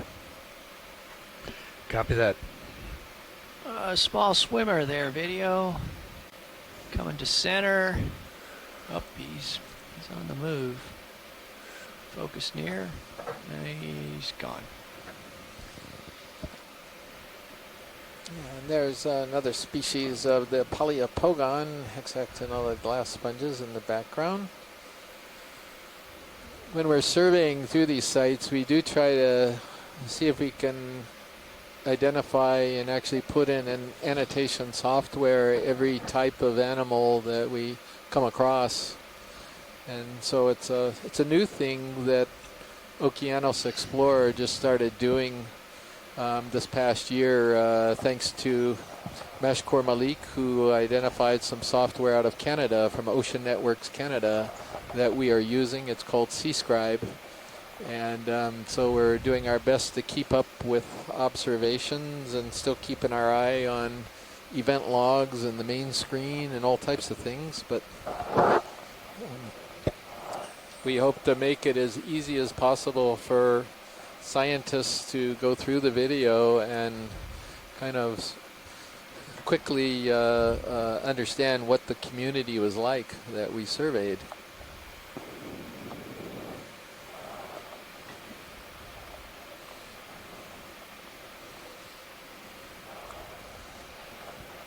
So we're in one of these areas. We've lost the big bamboos, but we've still got a lot of these smaller ones and sponges and primnoid corals and some beautiful pillow formations. I think Dave likes to run these cracks. Well, I'm hoping there's something of interest lurking down there. I hope so. Another kind of third urchin there. Right. To the left. Yeah. So that's the Tromacosoma. Tromacosoma. Yeah. That's all right.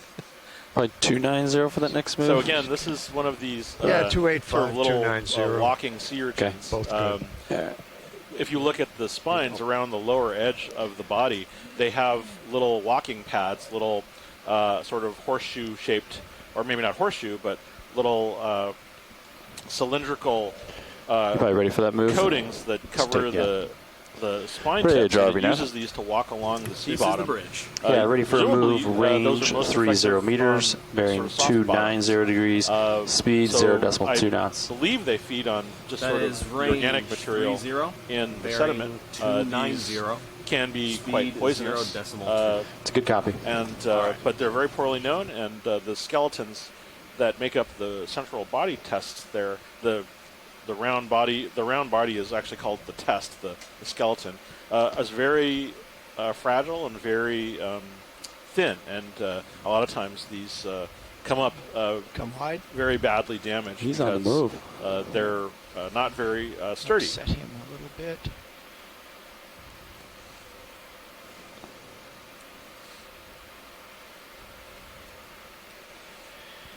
Oh, is that a sea? Oh, no, it's a sand. Yeah. There's a star-shaped RV nav sand move pool. I think initiated. it's just sand. Move initiated. Thanks, Bridge.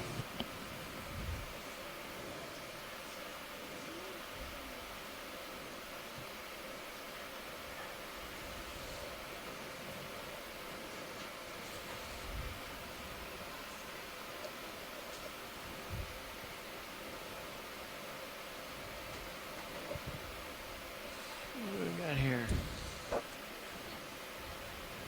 Crinoid. Snap zoom.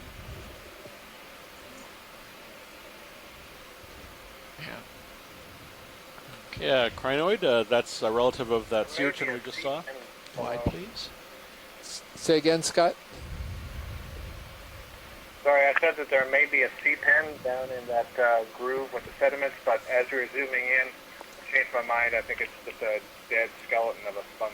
Yeah, that's what I think it is also, Scott.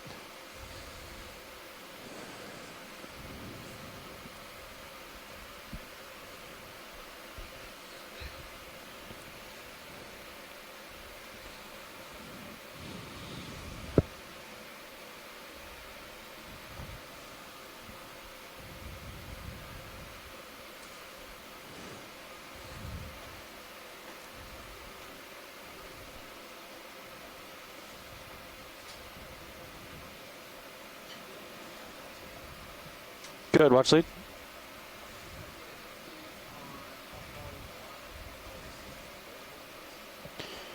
Distance to waypoint 2 from the ROV is 560 meters. And from ROV on bottom to the ROV, we've gone maybe 165 meters.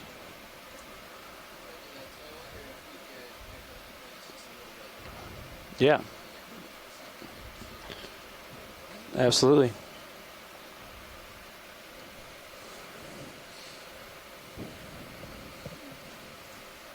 So what's the, is that just a sponge underneath No, the? I think that's It's a holothurian. Holothurian. Zoom, please. Oh, a holothurian. Video. Zoom, please. It is. Yeah, looks like, let's see if it has all the things. Yeah, more Hansenothuria-like, I guess. A synallactid, maybe. But the nice thing about this one is, is that actually a starfish on the, or is that a pile of mush? Anyway, so sea cucumber, but what we're seeing is the gut through the transparent body wall of the sea cucumber. That's pretty much its intestine and what it's been eating for probably the last couple of days. They absorb organic material off the sediment, and in the process they essentially clean the sediment. They remove all the organic materials from it, and when they're done, it'll just all get excreted out the end, and it'll move on. Sometimes they swim, and then drop all of that behind. It really depends on the species, but they're important to the ecosystem down here because they can actually change the microbial fauna of the sediment, and they can make the sediment more available for other animals which burrow through it. Wide, please. Do you want to go for the star? Thank you. All right, pilots, watch these. Want to Right down at tracks. the bottom, center. So we're going to try to. We've been going at a pretty good pace the last couple moves. You know, I bet that is it. But Video wide, please. I don't know. It's a star-shaped. Yeah, it's a star-shaped shell. Oh well. Nav, so would you want to pick up the speed? Have we seen a starfish? I'll just keep not the even a moves percent. keep the moves going. I selected waypoint 2, so you can read your bearing relative to that. But basically, kind of acquire a ridge, and then I think as we move, it'll get steeper. Contours get closer together, and then it'll be more obvious. Poke over to the south here and see if I see edge while I have some tether. But yeah, 290, 300 there. It's gonna be the direction, I think. Copy. I'm going to run out of the picture here for a minute, Don, and just see if there's an edge over here. Yeah, so what's going to happen here is up ahead, and I'm sort of looking at the high pack thing. We're going to go a little faster here. We've got some nice corals, and as Dave correctly knows, sometimes right along the edges of these ridges too, that's where you get the denser corals. And take a look at this. Got a lot more stuff that have showed up. But also just a little note that up ahead we're going to get steeper topography right in front of us. So that also might produce a richer bridge, move complete. cluster of corals. Thanks, So they're going to go ahead and try to pick up pace while still getting close-up requests. And moves complete, see so what we can maybe do. 2 minutes, 3 minutes to swing. This looks like where it starts to take off down the hill. Yeah, and look at that. You did notice that, Dave, where as soon as you scooted over, we got big stuff and more stuff. Okay, I'm starting to tug on my co-pilot here, so I've got to go back. Got to go back home.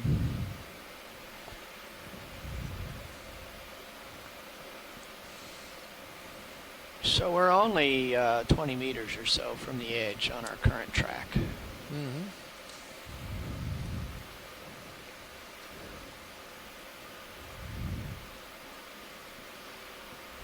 Got into Rita Gorgia. We imaged that earlier on, and there's a nice little stand of a whole variety of smaller primnoids.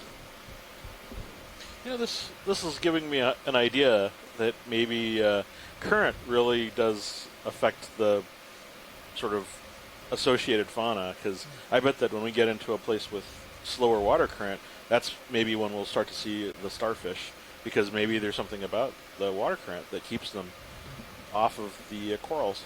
That might be interesting. test. So he's running back to the Sirius vehicle. Got out there a ways to give us a loot. Go ahead, Scott. Might want to look up, Don. I'm hoping to come in front of you. Unbranched and was really coiled, like an Iridogorgia with no side branches, and I wonder if that may have been a stick behind tabbies him. or a You're still off to. High Pack has you behind him. Okay. I missed that, Scott. So, yeah, I'll be on the lookout for Atasipis. That sure would be a good spot if we were able to see one of those, since we've only seen it once, I think, in 3 years. Yeah. Yeah, that would be good. And they're, they have pretty fine diameter, so they're a little bit hard to see when you're moving quickly. But just wanted to call out your attention. Thanks, Scott.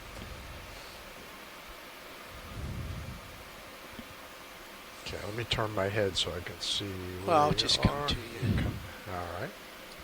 I think this is the good and proper way again.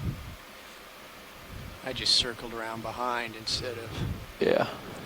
Just want to make sure we didn't put anything in that tether, though. Shouldn't.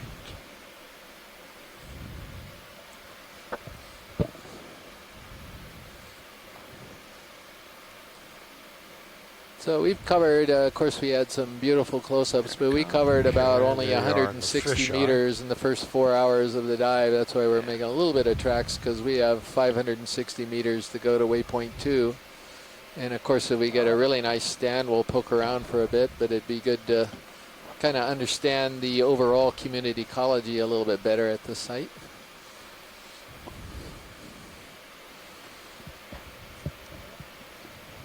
There you are.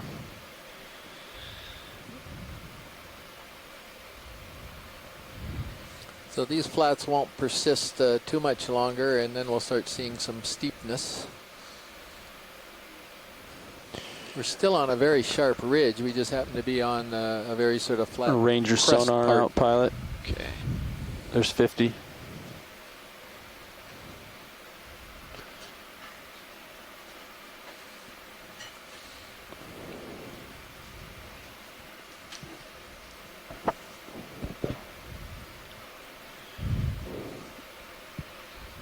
Ready for another move? Oh, yeah. Okay. So I got my run. And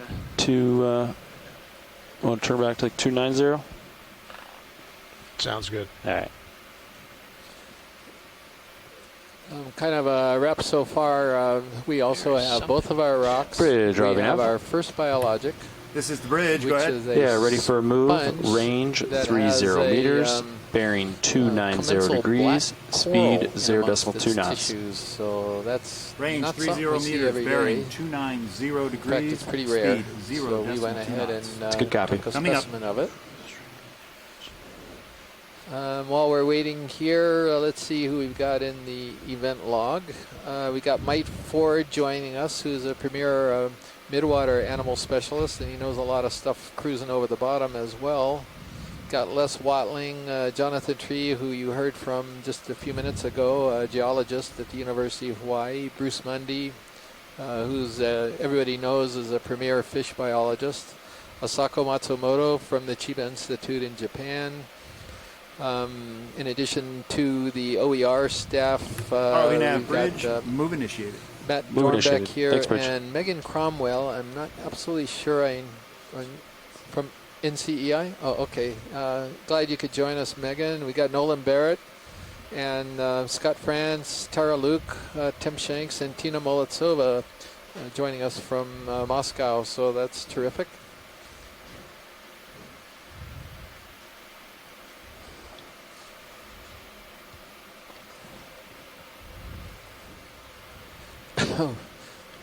I'm just also getting caught up on the event log jokes too. So I think we've created a monster here. We're getting some good coral jokes here.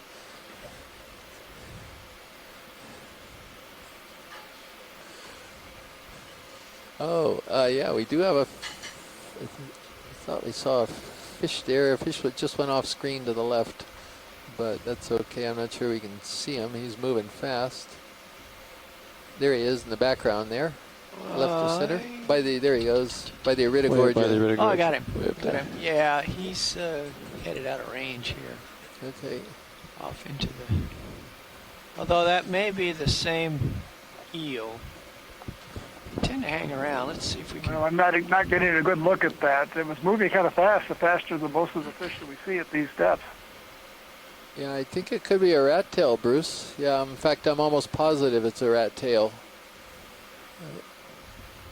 You know, it looks fairly large. I wonder if it's a Coryphonoides Coral colony species. between your toes there.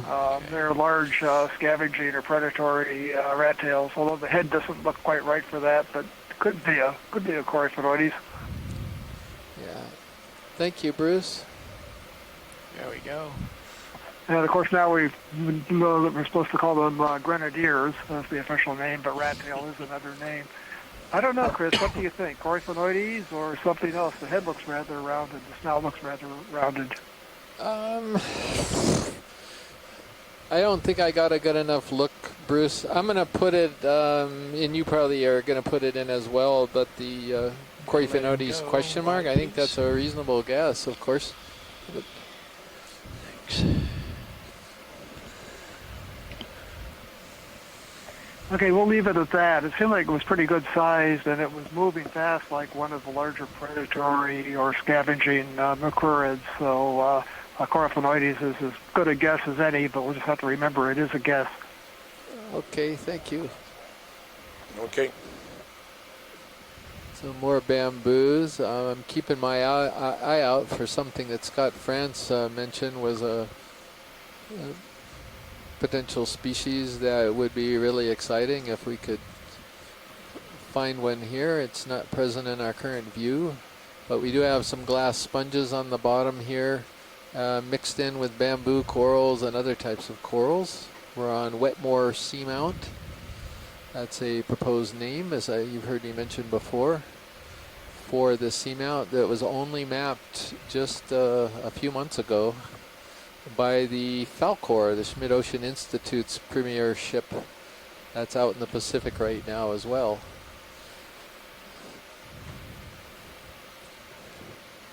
So another big, beautiful Iridogorgia. And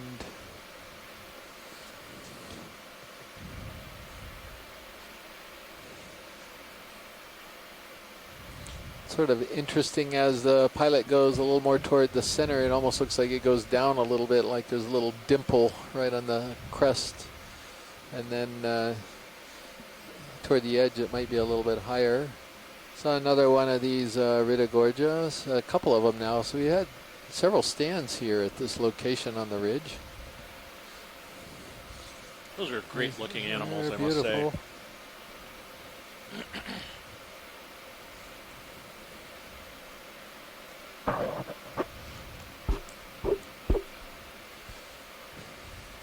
Just a note as we're passing over the substrate. So our mapping lead and his team, so Mashkor Malik and Naya and Kevin, who are up all night mapping a seamount to the south of us right now. Mashkor had come up with an alternate plan to what was originally proposed. We had some previously unmapped seamounts that we were considering right after this dive, and Mashkor suggested another one that we were only planning to map originally, and we were going to have to take off the table when we lost a couple days there. And he suggested going down there and mapping it anyway, and then consider doing a dive on the site. And they did get down there, and they were able to map it because, incredibly, it was a ridge-shaped seamount that was in the exact orientation as their survey lines, and they just totally lucked out. Well, probably a little bit of luck and a lot of skill too, mapping a major portion of that seamount, and it looks wonderful. The summit comes up about 2,500 meters. It's a little bit deeper, but it is a beautiful ridge that's extending north-south. Move completed. And if you folks hang on toward the end of the dive, still when good, or we you do want our to turn more to post-dive and starboard, then or our pre-dive for tomorrow, we can show you the feature. Hard to tell. Yeah. We were We came up with it as an alternate Looks plan like, because we were going to have challenges in mapping and diving Looks the like next 2.8, few sites. 8.5, So I 280, thought something like Mashcore's that? idea Okay. Maybe a to little do more the though. seamount was really brilliant. 280. And What do you that's going think, to help Dave? us What a are you lot. looking at? Yeah. So you know, it kind of looks like the edge stay of the tuned world for that. right Yeah, there. it's kind of Previously up and down. unmapped So seamount. it's hard to say. Let's go And 285. It and is see the what that second is. bridge-like seamount that they've mapped from scratch on this cruise, and we've mapped 5 of them Almost looks that like have we're never gonna been go mapped down before, in a Bridge RV which now. is astonishing. Dip here. This is the bridge. Go ahead. Yeah, we're ready for a move here. Range 30 meters, bearing 285 So degrees, speed adds to previous 0.2 Okeanos knots. work, Kila Moana work, That's work, range Falcor 30 work. meters, bearing So we're slowly but 285, surely speed getting all of the 0.2.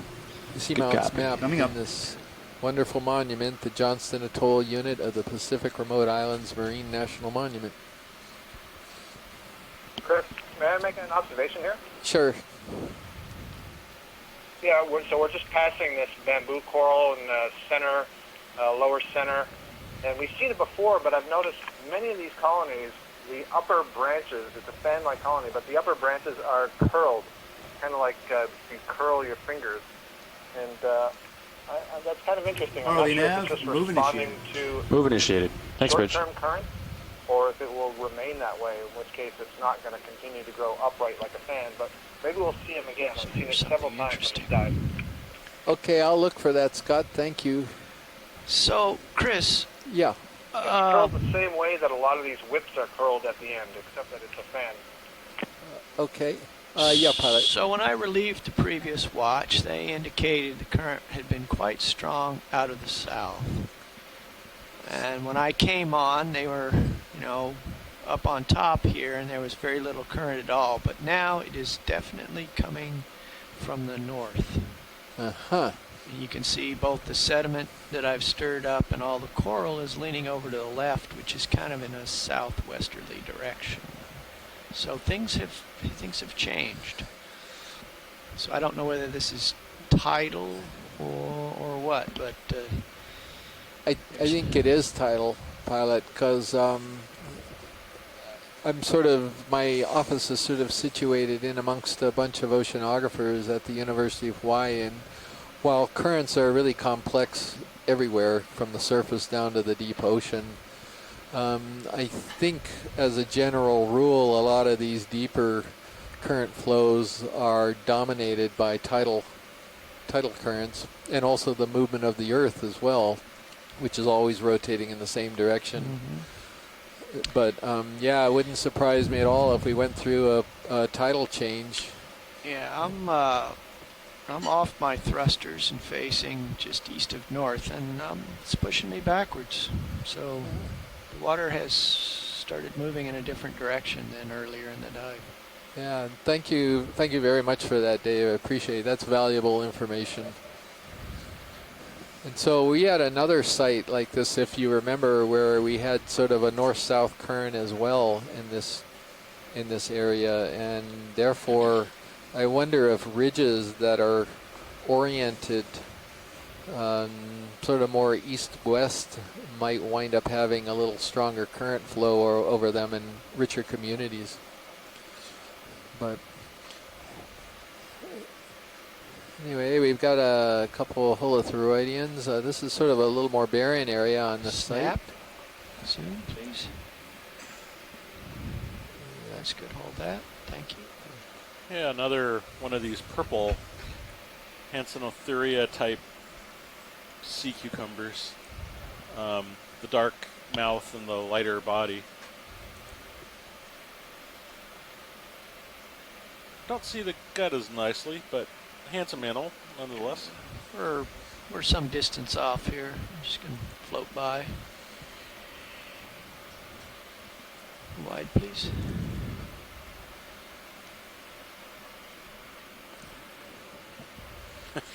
To modify that phrase that always gets put on work posters, the worst day with a sea cucumber is better than the best day at the office.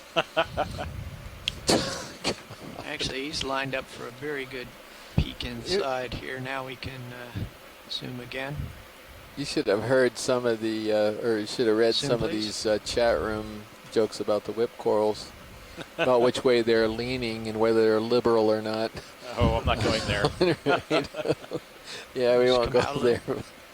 Yeah, this one's recently been vented, so I think it doesn't quite have all of that lower intestine sediment goodness. No, you can see the tube feet though. A little more soon. A little more. No, in. Zoom in, please. So do you think? I was just wondering where you think. There we go. All right, so what's the most popular sock for a holothurian? Tube socks. Oh. You have too much brains. You know what to do with, Chris. Okay, we're getting out of control here. Okay, you can get the full animal. Zoom out to full animal. Yeah, at least it was marine, wasn't it? It was yes. kind of dermalated. Thanks. I would say a little submarine there. Anyway, okay. Yeah, no, so this is great. You can see some of the intestine, and you can even see. Sometimes sea cucumbers don't look immediately pentagonal, but you can sort of see at least some of the other tube foot rows that are extending along the side of the body. And so the tube foot rows occur in 5 rows along the body, rather than as like with the sea star radiating out from the center. And wide, please. Something standing up off the bottom there, straight ahead of you. Look serious view. Oh, there we go. Bamboo. Yeah. All right, so Scott was noticing some curls at the top of bamboos. I don't know if this one has got the curl he was talking about, but we'll pass by this way and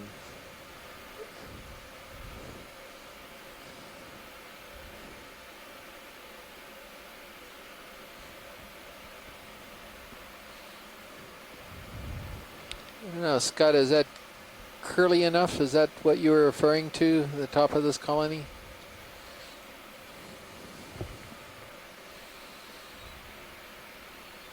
I think this is the one that we imaged right off the bat down on the bottom. But we can go ahead and move on, pilot. This is fine. We've got some imagery of that same type of colony. Yeah, this is not what I was referring to, Chris. Okay, thank you, Scott. This is, yeah, no problem. What I was referring to is a smaller colony, broader, very white in color, thinner branches. Yeah, I'll leave it at that. The move just completed. What direction are you guys thinking for the next move? Thank you, Scott. Or do you still like, we did 285 last time. Dave is venturing over to the edge again. We want to try to stay on the ridge if possible. 290. 290, okay. I concur. I think you guys are probably ready for one. Oh, yeah. Yes. Yeah, absolutely. Sounds great. Bridge, RV-Nav. This is the bridge. Go ahead. Yeah, ready for a move. Range 30 meters, bearing 290 degrees, speed 0.2 knots. Range 30 meters, bearing 290 degrees, speed 0.2 knots. Sure what that is down Thanks, there. Rich. Coming up. It's just a primnoid. We're looking off into space here. Look at that. So it's just dropping away. So you said this is going to pick up the... yeah, so as you can see the contour lines over here on HIPAC, we're kind of on this, we've been on this sort of flatter area, and now they're all tightening up ahead. So we should be able to start heading up smaller contour lines. Yeah, and steeper terrain, and you never know, but sometimes that's a little more productive. But this is in and out. Like, we didn't see anything a minute ago, and now we're starting to see some animals pick up. It's just... ROV nav, move initiated. How to explain the patterns we see down here is always very puzzling.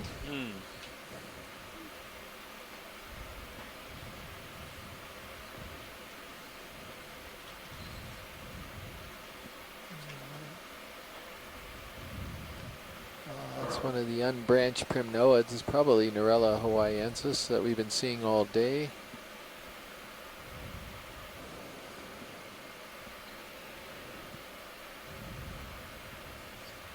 Pilot, could we zoom in on this fan-shaped colony that's right ahead? I can't remember if we logged this one or not, but I think this is potentially a Calyptrophora and maybe even Calyptrophora angularis, and it's got some commensals on it. It might be worth noting here. Or associates is what we refer to them now.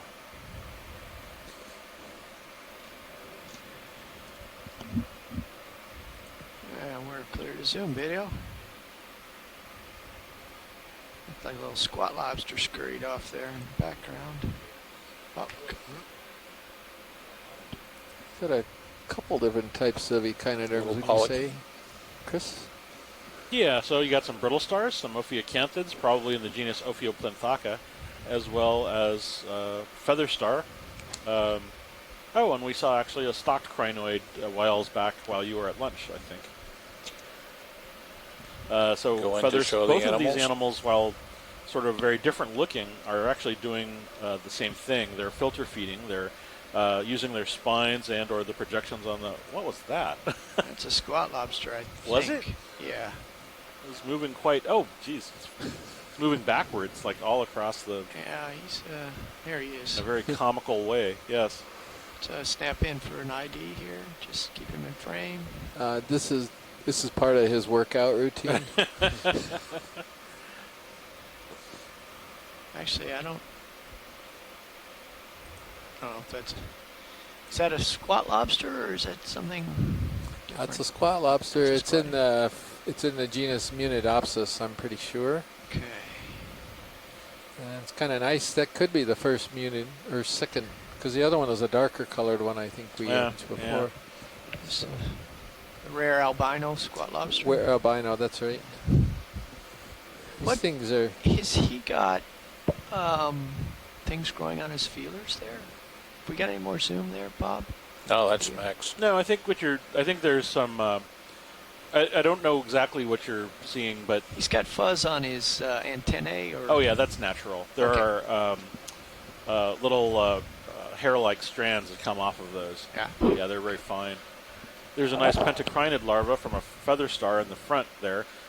If you remember the feather star we saw on that coral just a moment ago, these are actually the juveniles of feather stars. They look like stocked crinoids.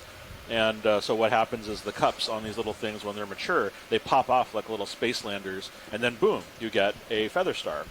And still on the move, sort of the stock is just kind of left behind. And we're over top of you. So if there's a lesson for life from stock crinoids, it's that sometimes you leave your stock behind and fly away. That coral, I think, is Calyptrophora angularis. Let's get zoom in and full get an zoom ID here just to see the... Yeah. Yeah, seems like we're getting some agreement there in the chat. Okay, that gives him a peek at the...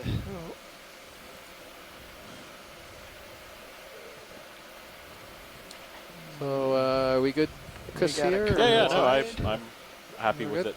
Yeah. Okay. I must be off.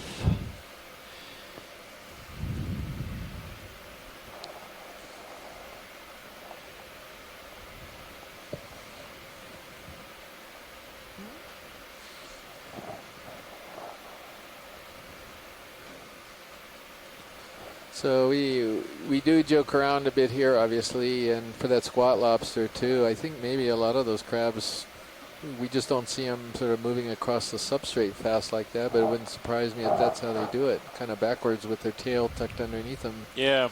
And well, I don't know. It might have also been sort of affected by the lights or something, startled it, perhaps. Could be. Yeah. If they're going slow, they might move forward, but if they're trying to do an escape response, it wouldn't surprise me at all if they would be going backwards. Yeah. I mean, most people may recognize that sort of escape response as what happens if you provoke, say, a lobster or a crayfish. RV nav bridge, move complete. Move complete. Thanks, Bridge.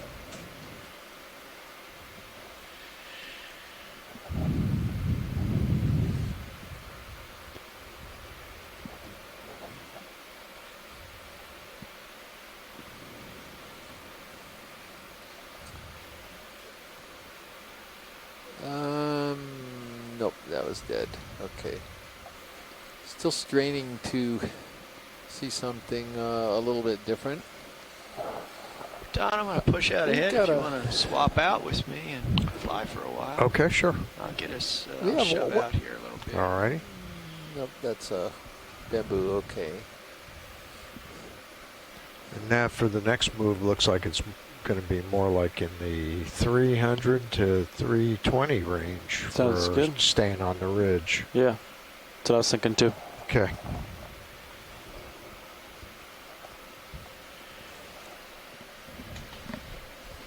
Okay.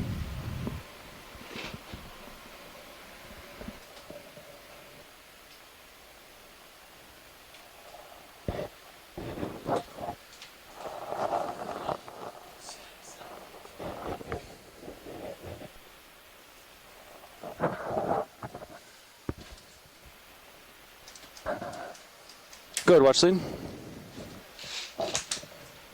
Yeah. Yeah.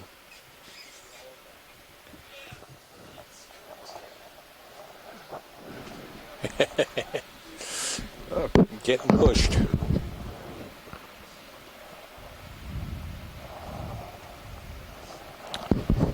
So we're still on the move. Sounds good. Yep. Yeah. Okay. Yep. I'm looking 303. Okay.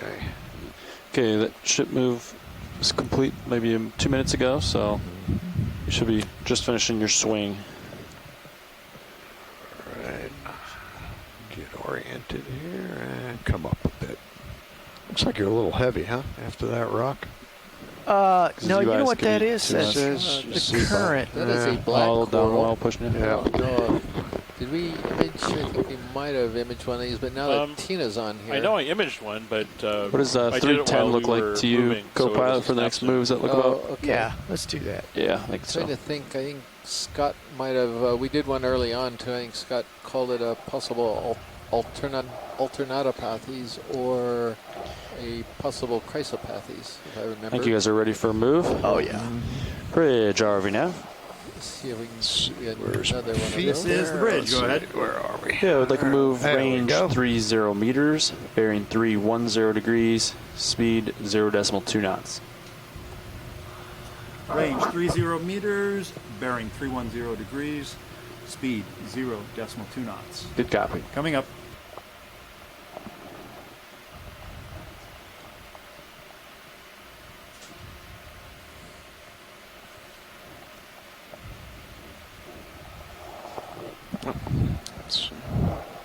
They're a lyrate primnoid, possibly that calyptrophora that we just imaged. It's just a smaller colony off to the left. And more pillow lavas right here in the center, and sort of almost, I don't know if it's just pillows that are all completely covered with manganese crust and they're all merged together by manganese crust, or whether or not this is the way the lava came out many years ago, like millions of years ago. Looks like we're getting a little steeper too here. Yep. Yeah, we should be, yeah. Yep. So I was just talking to north. Nav about this, and we're sort of on the southern edge of this ridge, and if that's not that productive, we could try to scoot over to the northern edge, kind of right into the current, so it may be difficult, but let's just see what we find as we get into steeper terrain first.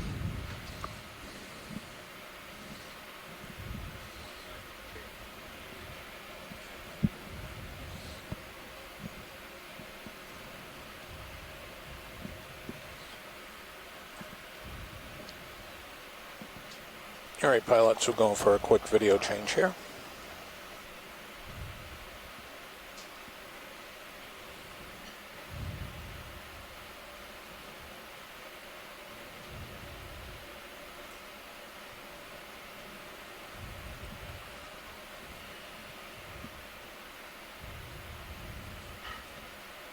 You might want to tilt your cam up just a little bit, Don, for the benefit of those riding along, just to see. Yeah, see what's coming up. Yeah. Okay, copy that. Something bamboo or something up ahead.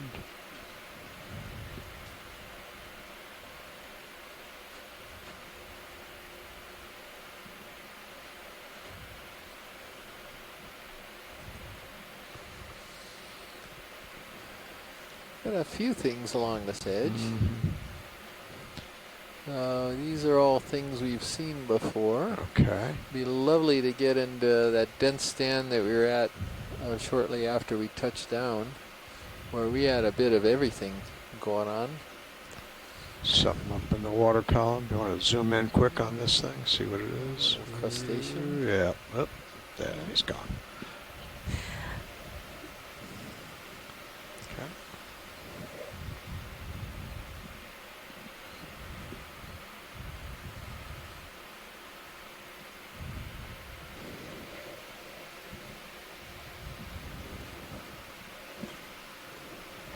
So more whips. There might be a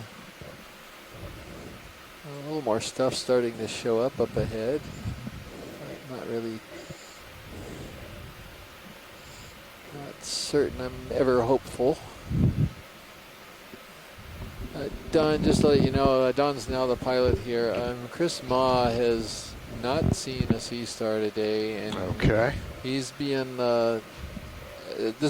he's quiet because of this. he's a little stressed right now. So if you not spot stressed, I'm just looking at the screen. I'll put my starfish glasses on and see if we can. Yeah, if you spot one. Yeah. Because I've got to sleep with him every night, right? He's in the same bunk room, and can't help you there. No, okay.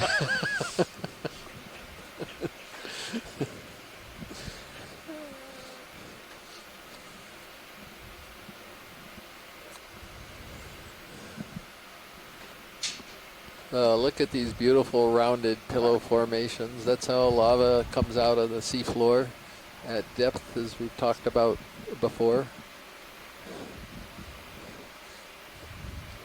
And lots of Walteria at the site, these funny euplectellid vase-shaped sponges.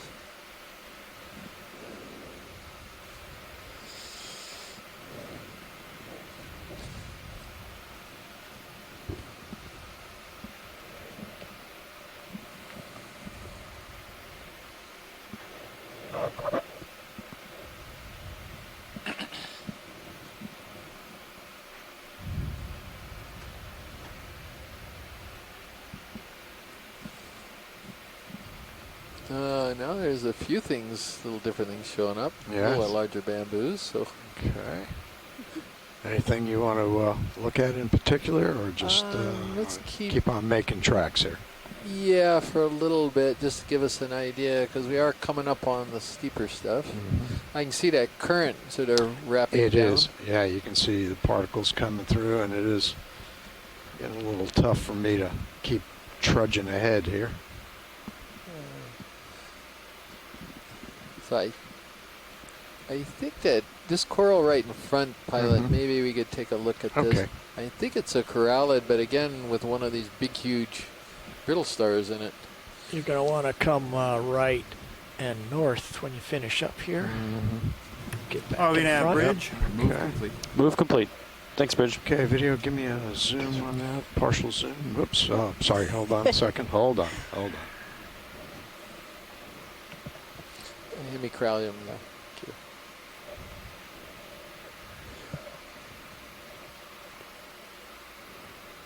you. Okay, go ahead. All right. So that's a partial. Yep, that's what it is. All right, Stan. Oops. Yeah, got a toe down now. Yeah. You'll be all right. This guy's got his arms curled around the branches. You were commenting on the fact that the other one didn't so much. Yeah, well, they're quite large. Okay, go when ahead. you unravel the arms, I'll swing easily around a little bit. 10 to 20 centimeters. But as you can see, this one's got all of the arms kind of wrapped back and around all of the branches. That's so not quite full. This isn't as tightly compressed as some of the ones that I've seen, but Go ahead and go so you got a full good idea of yeah, the I'm spread. still moving a bit. That's full. Maybe it's just harder for them to roll their arms around tightly on a hard coral like this. It's a hard coral in the sense that it's not a scleractinian hard coral like in shallow water. The skeleton's more developed. Yeah, maybe. It was the same hemicorallium that the other one was on as well. Interesting. Right.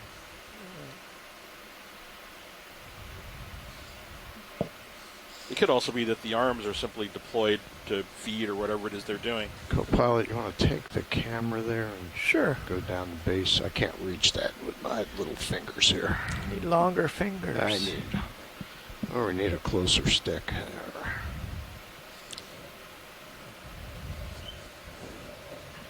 But I'm good whenever you guys want to move on. Okay, roger that. Copy. I have video whenever you're done. Video's good. Okay.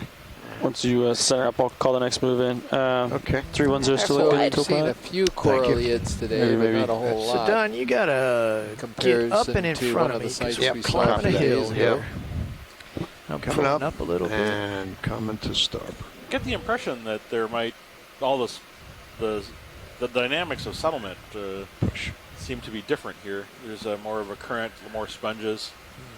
Hemicorallium was the dominant. Current's pushing it back pretty hard, huh? Yeah, it is. Yeah. And it's Don't be afraid to give it some Yeah. gas. I don't want to go crashing into anything. There you are. Make sure I get up enough and then punch it. Get some juice there. The way that bamboo coral's leaning over there is from the current. Yeah, we're getting into some interesting water. Push into the terrain a little bit more and just crawl right up it. Pilot, is your camera tilted up a little? It is. It is all fixed. Oh, he's fixing it right on. Nice, thank you.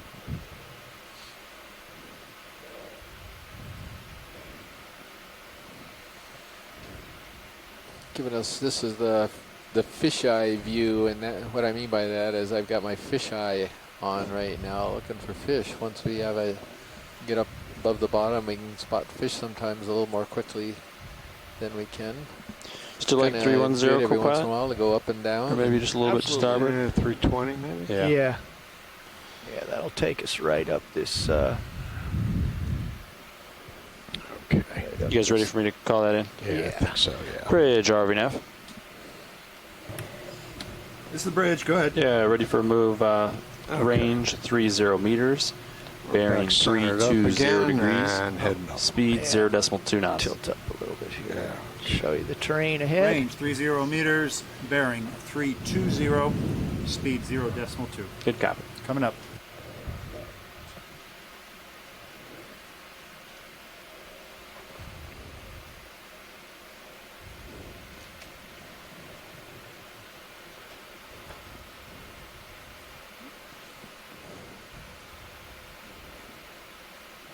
So we'd pointed out earlier that there's a possible reason why you're seeing a lot of these whip corals down here, in that if the current is changing direction a lot, and you might have heard Dave Wright a little bit earlier when he was piloting note that the current had completely changed direction from the morning when it was coming from southwest to northeast. Right now it's coming from the north and coming south.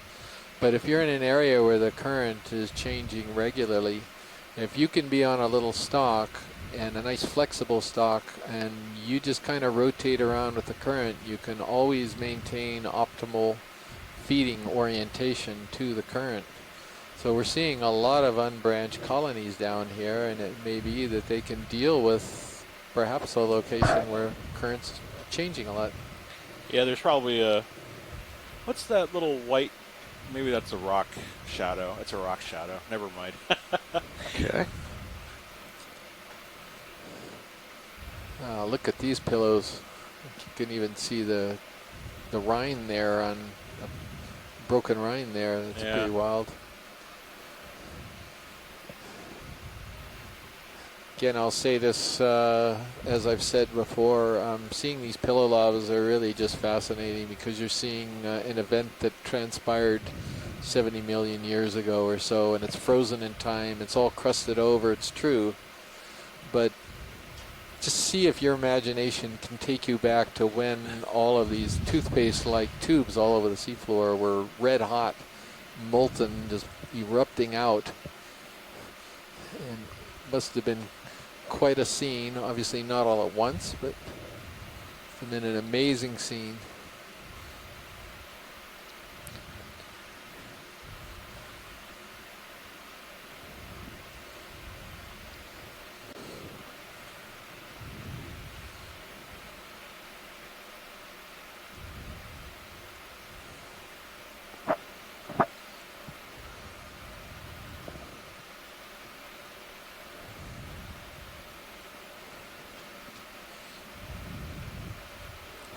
It's a titanic battle between the ROV and the current right now.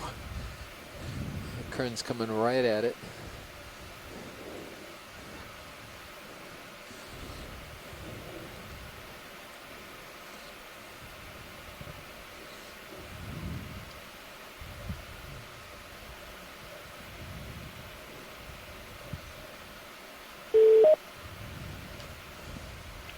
Hey, Chris, Jonathan again. Hey, Jonathan, tell us about this incredible terrain we're seeing. Yeah, you finally found some decent pillow lava structures. So, as you were saying earlier, actually, and you've gotten Looks like there's a crab or something good under at that this. I'm coral very proud that's of you just for right of center. recognizing Right how of awesome center. pillow lava structures are. Up above this knob that's sticking out. Where in is it front of us. relative to the These lasers are right now? actually the primary up above textures to the right. that result from lava Above the flows lasers. Okay, that I we're don't see looking at. any, but I'll... So go And so straight what up happened straight is, now.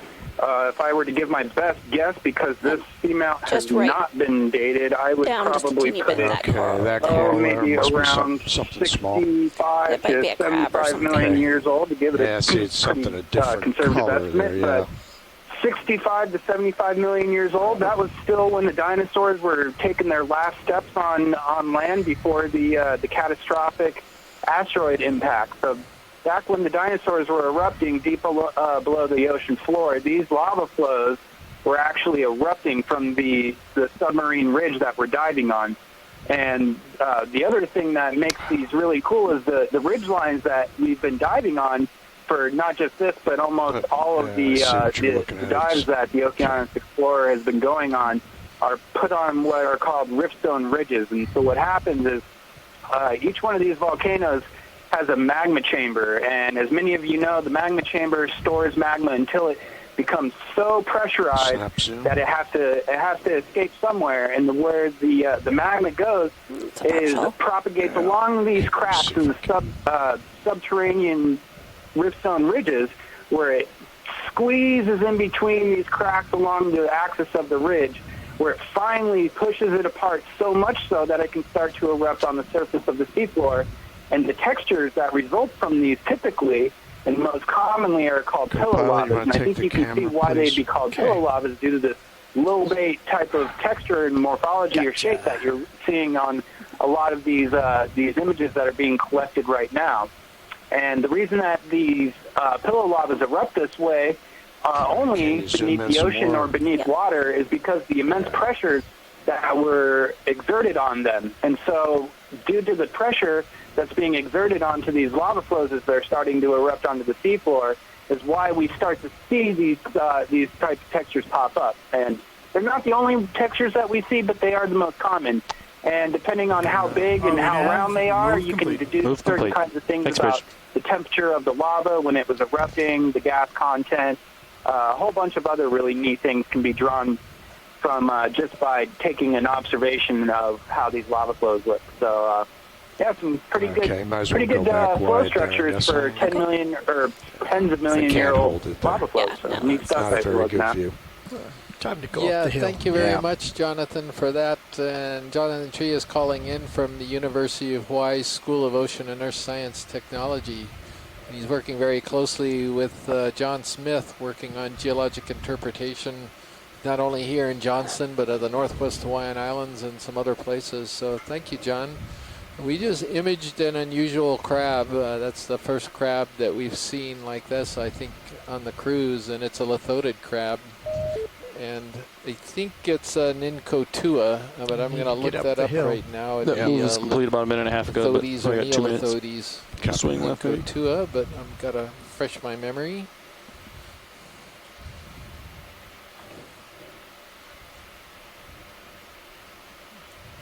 Pick up your camera a little bit so you can see where you're going. Yeah, I like to keep it like level, but that's personal preference. But I like just to keep that skid in view. Yeah. Use your manip cams for that, because in this terrain you want to see what's a little bit further ahead. Or it could be a, well, okay, I take that back. It's a lithodid stone crab. Get it? Okay. Lith? Sure. Yeah. So those of you who wonder about the name, that's what lith means. is rock, so Yes. or stone, if you will. So it's a stone crab. And I noticed that Scott France and the Okeanos Explorer back in 2015 in Johnston documented a lithodid called Paralomus new species.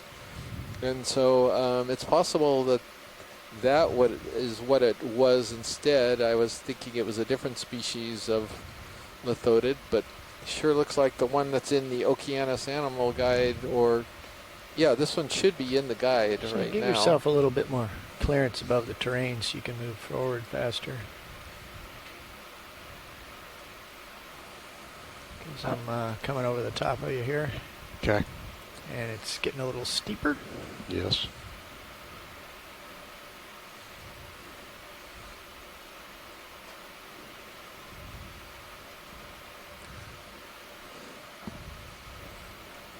We're getting another Iridogorgia and getting some more interesting terrains. It's kind of nice to check out some of the flats and see what's down there, and get up to a little steeper stuff and see what's here as well. So you got to move more quickly, Don, because you can see this stuff to your left here. You look at Sirius view. You don't want to get find yourself behind and there's a bunch of corals up on the top here. In the lumps there. Okay.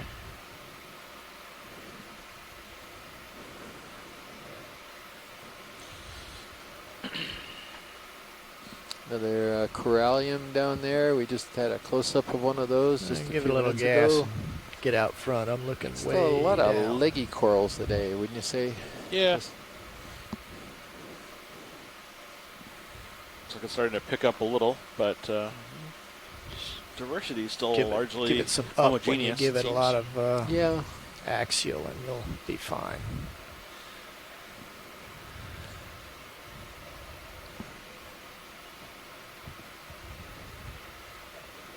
There's a.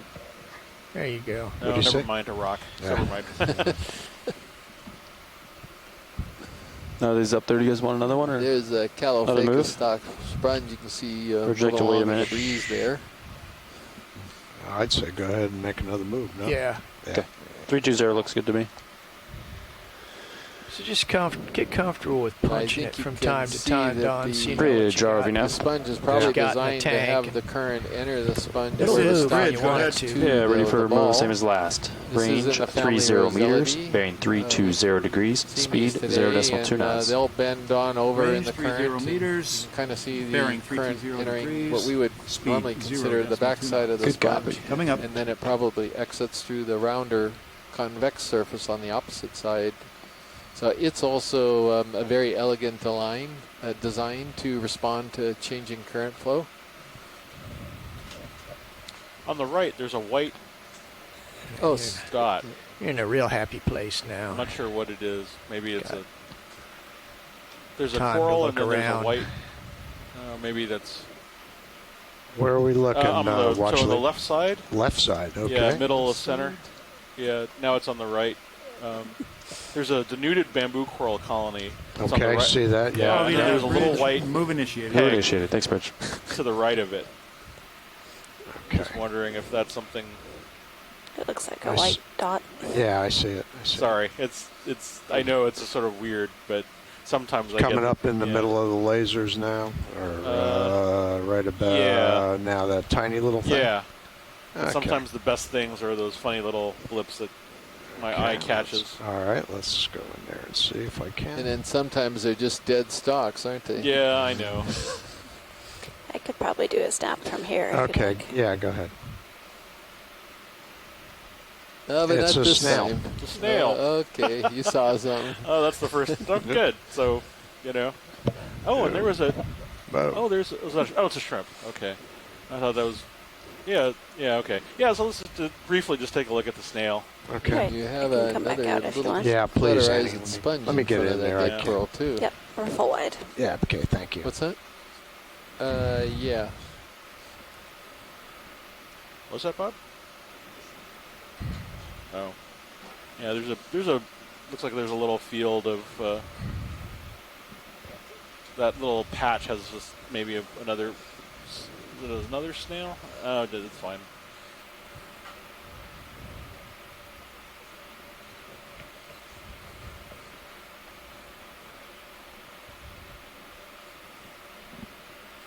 This is a large whip bamboo coral over to the left. The Lepidopsis group is what we are calling them until they get their new names or monikers. See, this is what's interesting to me. I mean, maybe it's the snail that's been causing it, but this bamboo coral it's like all the tissue from the bottom up seems to be removed or gone.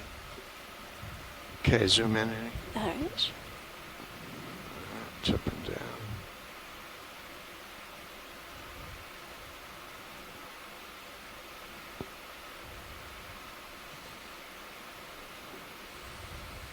Yeah, some snail I don't recognize, but very pretty. Looks like it's got some very nice ornate whorls on the shell. For all I know, it's what was eating that coral. Yeah, that's great. We can move on. Okay.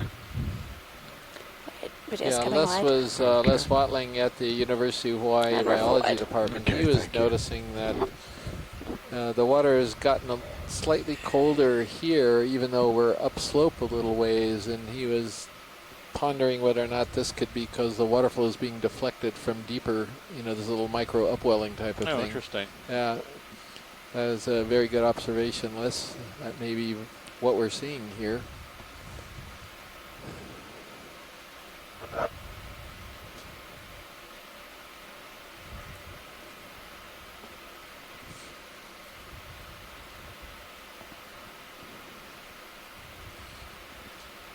Okay, it's a cliff. This is good.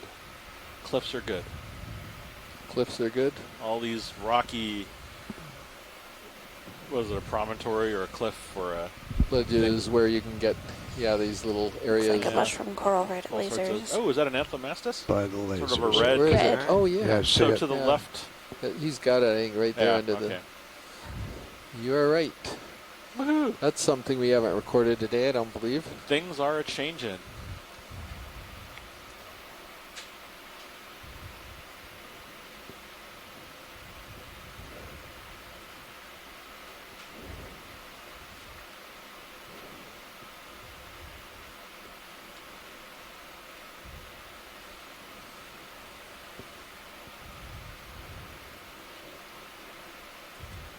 Okay, go ahead and zoom.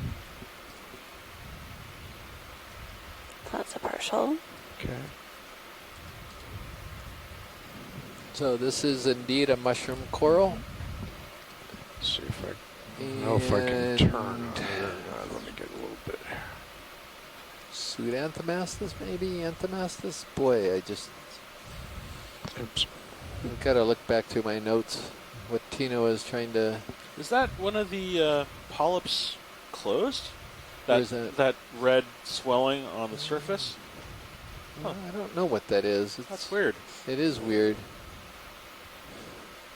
So for those of you who might not have seen one of these before, this is a mushroom coral. It's got a number of polyps that come off of this sort of mushroom-shaped central body. It's a colony. And each of these polyps has a mouth surrounded by 8 feeding tentacles. You can sort of see the channel moving from the mouth to that central mushroom, if you will. We can move on. Thank you. Okay. All right. You're clear? RV nav bridge, move complete. Okay. Move complete. Thanks, Bridge. Okay, thank you. There's that Chrysogorgia that was just to the left of it. If we could just do a quick zoom on that, I'm just wanting to make sure that's a brittle star. Okay, go ahead and snap on that. Right there where the lasers are, you're talking about? Yeah, okay. It's a squat lobster. Oh, it's a squat lobster. Oh, okay. All right. Again, I live in hope.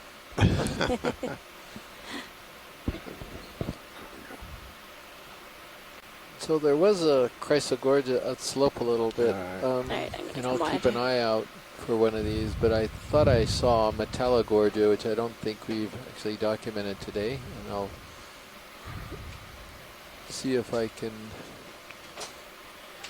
Okay, if we I got to can go off spot to one the of right those. here, Don. Okay. I think it's in the Get back direction where we we're heading. All right, let me go up and to the right. That's good.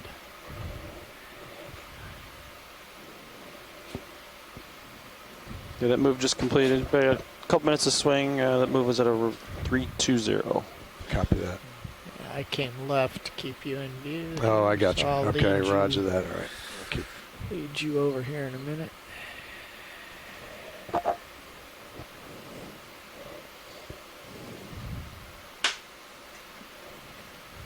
Some more of these bamboo corals. There was a little black coral to the lower left. And yeah, another one that could have been Trisopathes.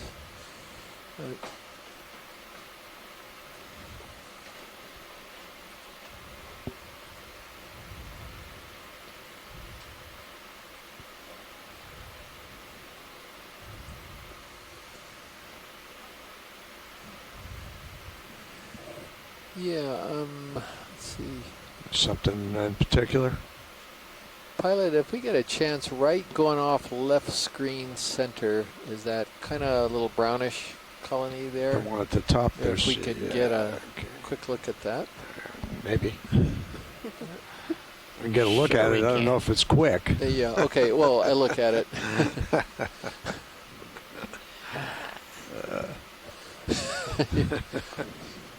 Where's it? Oh, there's a fish? Oh, yeah. Where is it? Oh, yeah, there is a up a- very convincing Oh, crack yeah. in the rock. Yeah. Okay, is this the guy here you were looking at it right? Yeah, the brown just one. below the That's- lasers. That's right. Okay, all right. Not too much vert. Yeah, Yeah, oops. you just- Okay, That's a rock. Okay, It's so a rock. a little bit of vert and a little bit of axial at the same time. Oh, keep We your do that a toes lot in there. here. We identify rockfish. Yeah. So that Okay, you little want to zoom in? colony of black corals, I'll tilt about before you 50 got it. centimeters Nah, or so. it's good practice. That's a Stretch partial. those fingers. All right. Partial standby. So this guy. Okay, a little more, is- Annie, please.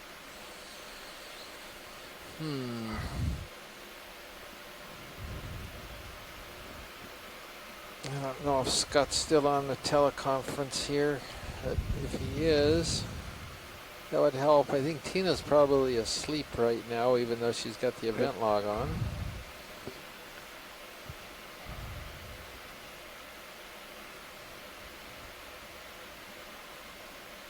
I'm trying to look this up in the Okeanos Animal Guide. I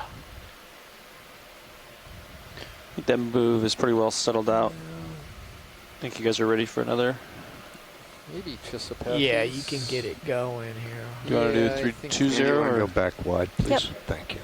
So that's a tough go, Don. So you Perfect. got Yeah. just Thank one you, toe Pilot. down. That Yeah, was I good know. enough. Okay. So it's just Copy that. balance, axial inverts, and Yeah, as soon as I reach out to move the camera, then I let go of Yeah. forward way, and the current just drug me back. We still got a good shot though. I'll probably Okay. call that move in at 310. 310, copy. If you guys I'm think- All looking right, at watch lead, we can go ahead. 3-0. Great, thank you, Yes. Pilot. Yes, okay, thank you. So coming to right. give you an idea what we're Sounds doing, good. we've I'll call it in. today we've Bridge, been are we coming now? up sort of on the southern side of this ridge crest. This is the bridge, go and ahead. Then we Yeah, got like a to the move. steeper Range part, and we're kinda 30 angling over meters, more toward bearing the 310 center and degrees, speed 0 part decimal 2 of knots. the crest as we go up slope, sort of Range tangentially. 30 meters, bearing at this 310 point, degrees. and just kind of speed getting an 0 idea of decimal the, two. just copy. what's happening Coming on up. this ridge.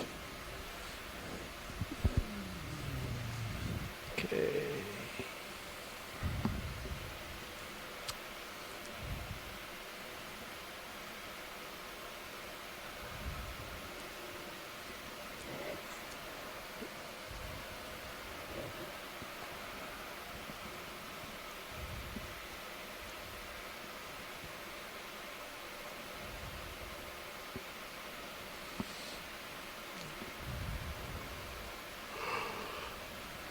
ROV nav, move initiated.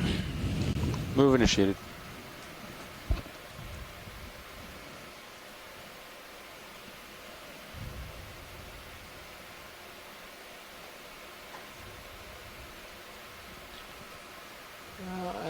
Maybe it's a mirage, but I think the number of corals has picked up. What do you think, Chris? No, I think you're right. Actually, I just think it's. Well, you mean abundance or diversity? Just abundance and diversity. The bamboos are coming back in that we saw earlier. We're not seeing any particularly new ones that we didn't see in the beginning, but we lost some of these branching ones for a little while, and they're coming back. As you can see, you can see up slope, we've got a kind of nice little stand of stuff that continues to increase.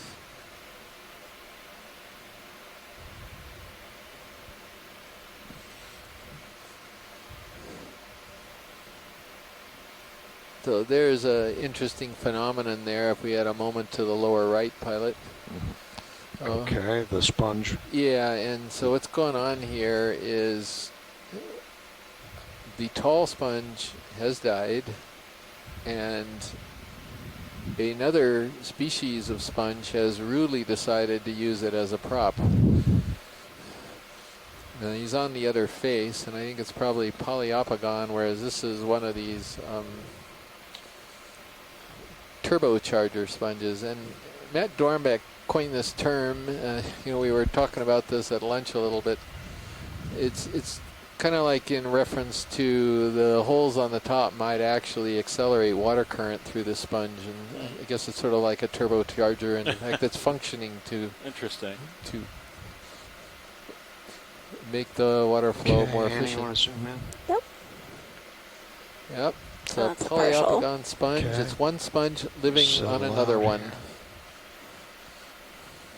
And there's a shrimp there too, as well as a weird Galathea. I think I'm stable.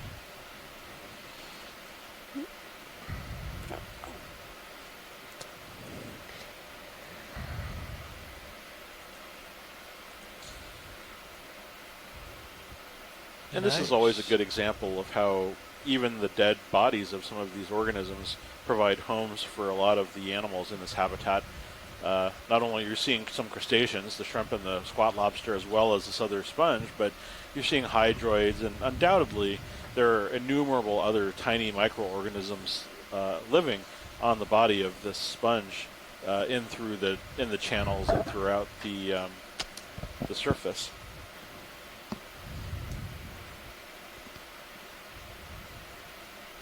But the crustaceans use the height of the colony to take advantage of water currents to fish for food. The hydroids are doing the same thing. And space is always at a premium. Good space, I should say. Okay, video, go wide. Cool.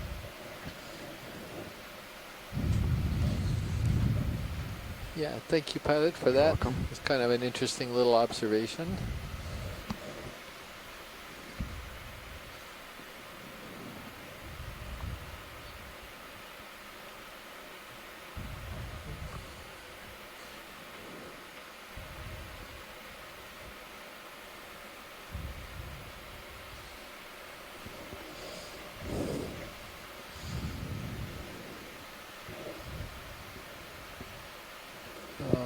Another Walteria sponge to the left there. They're pretty common today.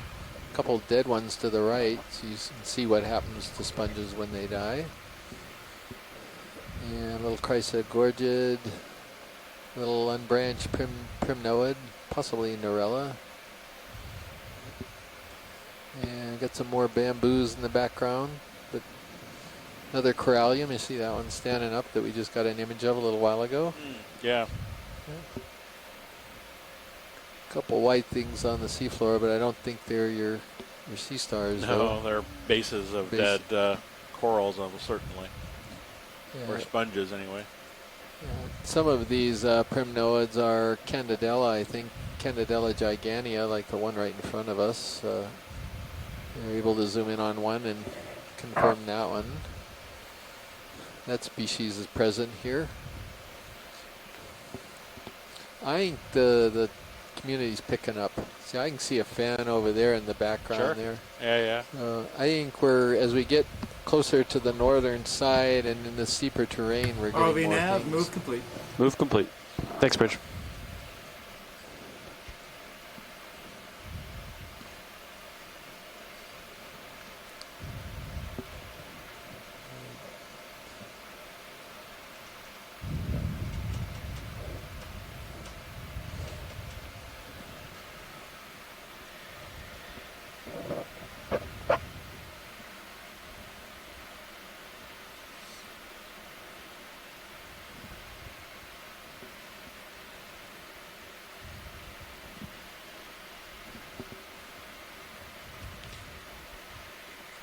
Can we do a snap zoom on this right side, on the right side, on the rock with all the kind of, I think there's just a bench of bases, but there's some white things. Okay, right there, you're talking about with lasers. Okay, go ahead, Annie. All right.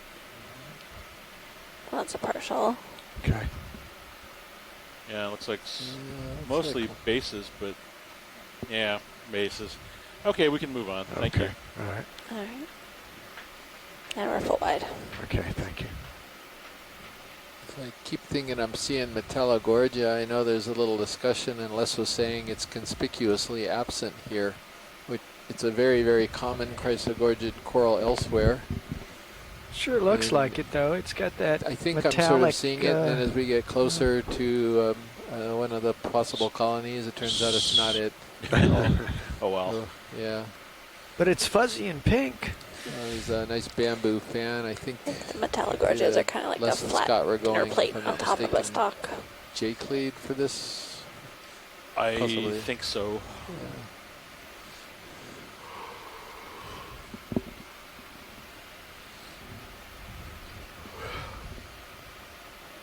I got a couple minutes left to swing. How does 300 sound for the next move? 3000. That's okay. I like the terrain better here. It's something about it that's That'll very ride this appealing. ridge nicely. It's kind of a three-dimensional. I mean, it's got like cliffs and shadowing and shadowing texture. Yeah. Bridge, RV Nav. The bridge. Go ahead.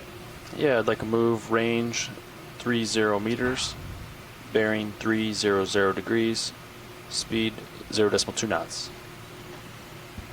Range 30 meters, bearing 300, speed 0.2. Good copy. Coming up. I am surprised with all these bamboos that we haven't seen any Hipposteria today. That just seems odd You to know, me. I'm getting the impression that there's just something about this environment that the water, or I mean the water current. I mean maybe the water current prevents things like larvae from settling, or maybe it physically just makes it difficult for them to feed. I don't know if I've ever noticed the water current in areas where Hipposteria abundance is high, but it could be that we've watched them adhered to the surface of these corals with their tube feet. Maybe that's a thing that requires ROV nav, move initiated. Move initiated. Thanks, Bridge. What was that heading? 300. 300. He's Copy at 310 right now. Copy that. Coming left. I think that'll take you nicely uphill. Kind of stay on this. Just getting caught up in the event zone here. Event log. So Bruce is noting that we haven't seen a whole lot of fish here on this dive, and I would agree. I think we've seen only one synaptobranchid eel and maybe two grenadiers. But yeah, the oxygen doesn't seem that low here. It's over 2. It's not as bad as some places. Tim Shank is noting that he thinks he's seeing Metallogorgia as well too, and then we get a little bit fooled as we get close to him. Turns out it's another one of these stock chrysogorgids that we imaged a few times today.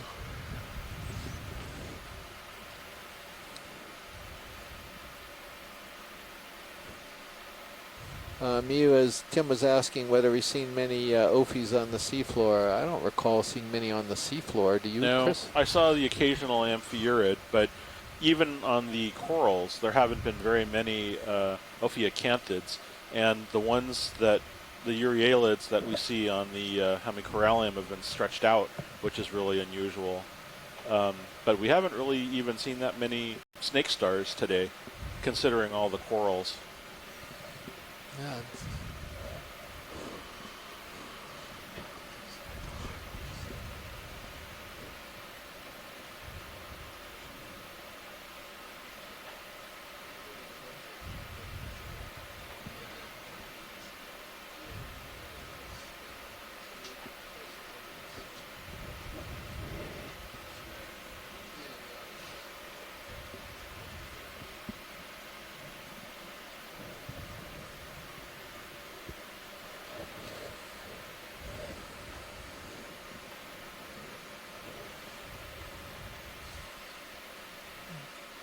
Got some different morphologies of bamboo corals there in the distance.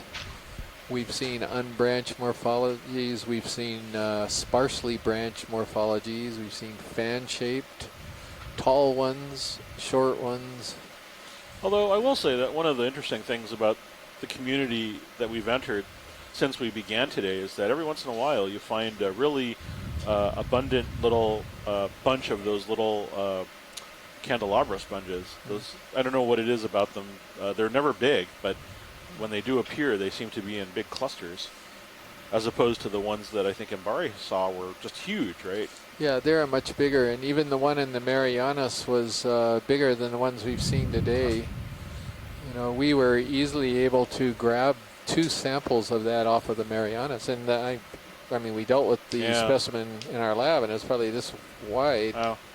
You know, about 30 centimeters wide, but I don't know how tall. Easy to grab. But these have all been really tiny things. Yeah.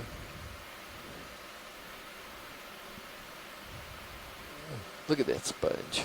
Is that a cool sponge or what? Look at that thing. It's an alien. It is cool. Yeah, it's neat. Yeah. You know what it needs? It needs a snap zoom on it. Okay. I mean, it's so cool. Again, we've imaged these already today. No. But What are is this Freya? Maybe. I think so. What, did I get it right accidentally? No, you did. No, you did get it. I'm pretty sure it is, but we got a piece of it today already. That's I think it is, so we'll find out later. Okay, so go ahead. What's really interesting about this is we had commensal black corals growing out of the one we took. I'm not seeing it on this one. But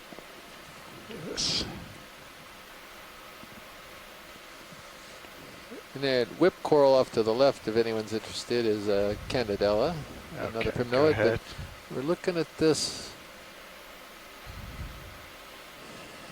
This one doesn't have it. Yeah, and I actually think this could be the sponge. It's a little different morphology, but at least related to the one we collected earlier in the cruise that did not have the black coral also on it. Well, look at this. Oh, look at this. There's some thready stuff up to the upper left. Co-pilot, take the camera, please. Okay. Thanks. I have it. Yeah. Right and there. Just go up a little bit. Is that it? It could be the black coral. Is that all we got on Zoom? Yeah, that's it all. Okay. I can get us closer if you want to. On the other side or on this side, you mean? On this side. Oh. You want to get on the other side of it?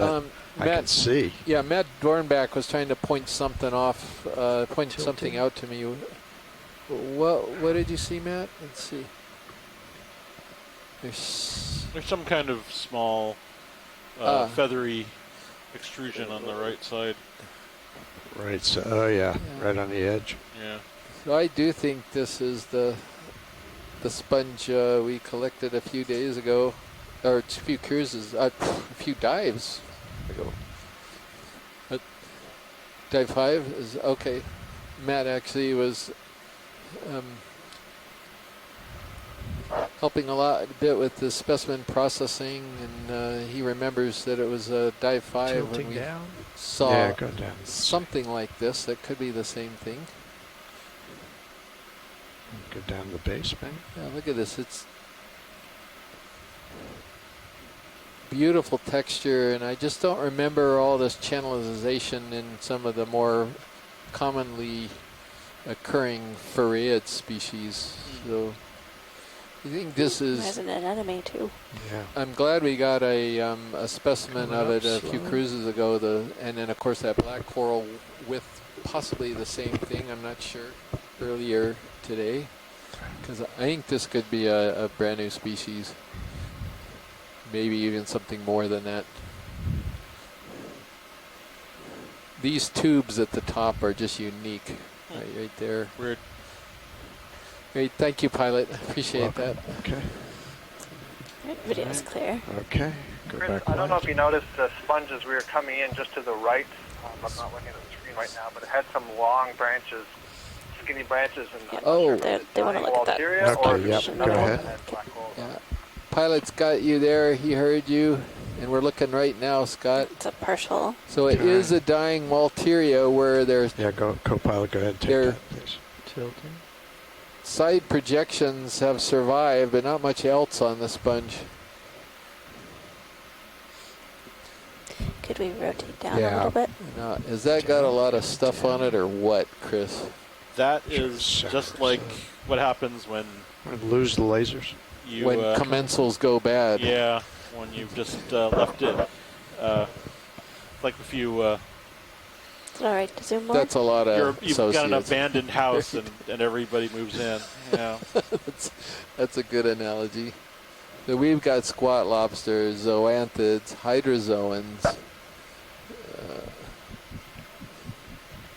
We got everybody, and that's actually this tall white stalk to the left is the original, the remaining live part of the original sponge, which is all yellow right now, in between all of this mess all over it. Yeah. And no stars. Nope. No worries. Okay. I'm sure something will come up. We're good when video is good, pilot. Thank you. All right. You guys ready for a move? Or not quite yet? Maybe. All right, video's good. Okay. Copy that. Maybe just go look and see what we got out there, and then I'll call it in, probably. We're full wide. All right, thank you. Yeah, and we're about ready for a swap, too. So we want to wait for that. Why would the side branches survive and nothing else on that sponge? Right. I'll pull up. They've got tiny little spines sticking out of the side branches, and maybe that's enough defense, or I don't know. Okay, let me get up a little bit. Well, I mean, I guess it depends on how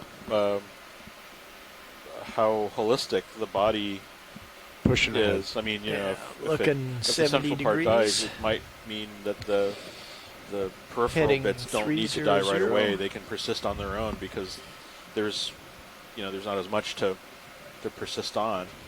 You know, they can just come filter up and give feed you a or little room here. survive for There's a a while fish. longer. Right. Where do you see it? Oh, He's just a fast guy. Oh, Where was it? some kind of tiny little Zoomed right on through, yeah. Well, things are It definitely... looked like a fish, maybe a midwater fish, like maybe cyclophony or something, but it was hard to tell.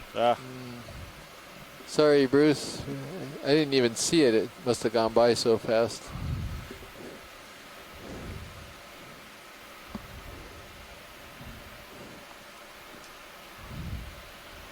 See, this is like prime real estate. Is that for a all starfish sorts up there at the top, or is that Where the is it? base? Oh, could... Well, top? yeah, look at the white thing It's up on there. top of a rock. Could be. Yeah, Could be. Yeah, if you wander over there... Yeah. Could we get lasers on? Yeah. Lasers coming on. There's hope here, I think, Chris. I hope Thank so. you. Looks like Looks legs. suspiciously like a base, though. I think it looks suspiciously like a starfish. Me too. Oh. That's the wrong way to turn that handle. That's nice to be... Port side is Stand reverse by. thread. Yeah. Moving in. It is a starfish, isn't it? Is Sure it? it is. Sure it's not just a broken branch? No. No, it's a starfish. Definitely a starfish. Don. You're the hero of the day. Yeah, You way get to go, Don. You get a big star. Yeah. So, Finally. Finally. So I didn't- Finally, I did something good today. What are you talking about? You're always doing stuff good. Many people who are listening may not realize, but Don was the pilot over the Johnson Sea Link, which is a submersible that is operated down in Florida, and that was the first sub that I was ever on. So this is kind of a nice revisitation. Let's see what it is. Okay, let me come to a stop here. Oops. I got an idea, but I'm not going to throw it out That's until... too close. Yeah, Can't I tilt think I know down. what it is too, but Yeah. let's take a quicker Current look. was Just going in to take case. me back a little bit there. Alright. Okay, you want to go for a partial zoom on that? I got your tilt. Okay, thank you. So that's a partial. I'm also curious about that track that Tilting was up. to the left of the sea star. There often is an animal at the end of a track like that. Yeah, you got too much bird Yeah, on. okay, yep. I want to get a different position on this. and Starfish come was around. announcement We're full bombed wide. this Yes. time. Yeah, all right, thank you. It's getting to be pretty Let me regular. get over here talk to about the it. right.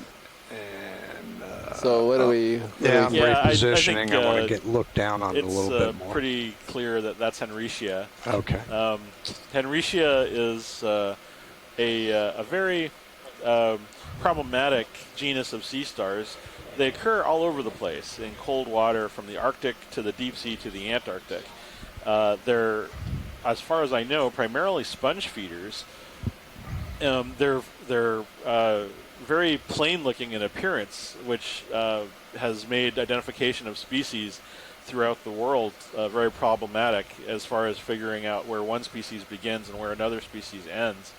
There are lots of also very interesting evolutionary problems, because you are trying to look at try a how little these joy have lock when you get things sort balanced of out. diversified in certain areas. Use your thumb. And you know, there are places like in the Aleutians where there's a ton of these. You'll still have and yaw. they're all a little different from each Joy other, lock. but there's a complex of them, and trying to figure them out has been very difficult. But they're ecologically important. They occur, you know, prominently in several ecosystems. Some of them are brooders. They can actually have little baby sea stars. Actually, as much as I'm appreciative, if it's we can sort of look at this trace on the left too, if that's a little easier. He's trying to set down. I'm trying to Josh set can down, take, so take yeah, over. yeah, yeah. Oh, all right. No, sorry. I'm not trying to sort of dismiss it. I'm just, if you can set down, that'd be great. But if it's a big pain, then. Well, no, I mean, he's trying to set down because there's a watch change going on here. Oh, well then. Oh, yeah, no, okay. I should have been more attentive. Thank you, Don. All right. Thank you for that was Don's exiting find right there. So that was a pretty good way to end his shift here. I commend you, Don. Thank you. So it's a pretty scene while we're waiting for the change in the front row. We are at 2,010 meters. We're on Wetmore Seamount, or what may be named Wetmore Seamount in the future.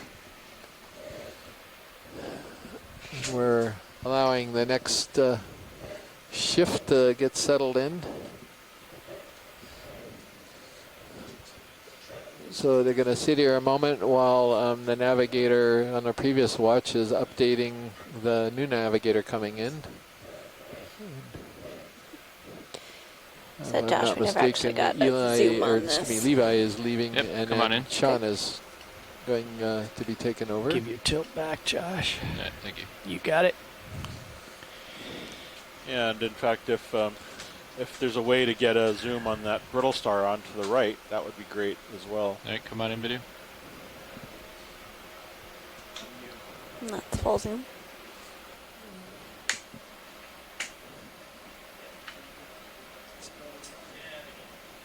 Yeah, And look at those little ball-shaped sponges there, demo sponges. Oh, wow, on look there. at them. It's like they're forming a... Oh, yeah, see, that's what I bet they're feeding on, Yeah. the Henricia, I mean. Yeah, come in tight.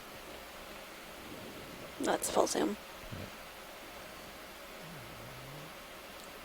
There's also some people have suggested that they're filter feeders, but I'm far more inclined to accept the fact that they're just predators, that they feed on just very, very non-moving things.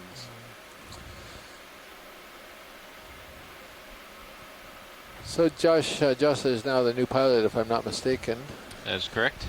Before we do intros, there's one thing in the behind the Sea Star after we're done with this guy that it's more of confirmation. There's some question as to whether there's Metallogorgia here so far, and there's one of these a little bit, keep going a little bit beyond it right there, and that's what I was looking at. Perfect. And that's not Metallogorgia, it's another stocked Chrysogorgia, and it's got a squat lobster in it. So I think we've been seeing a lot of those, and not Metallogorgia. Not Metallogorgia. So thank you very much. Appreciate it. Some nice shots of, I think, Ophioplinthaka and Ophiocanthid brittle star living on this, what is it, Primnoid?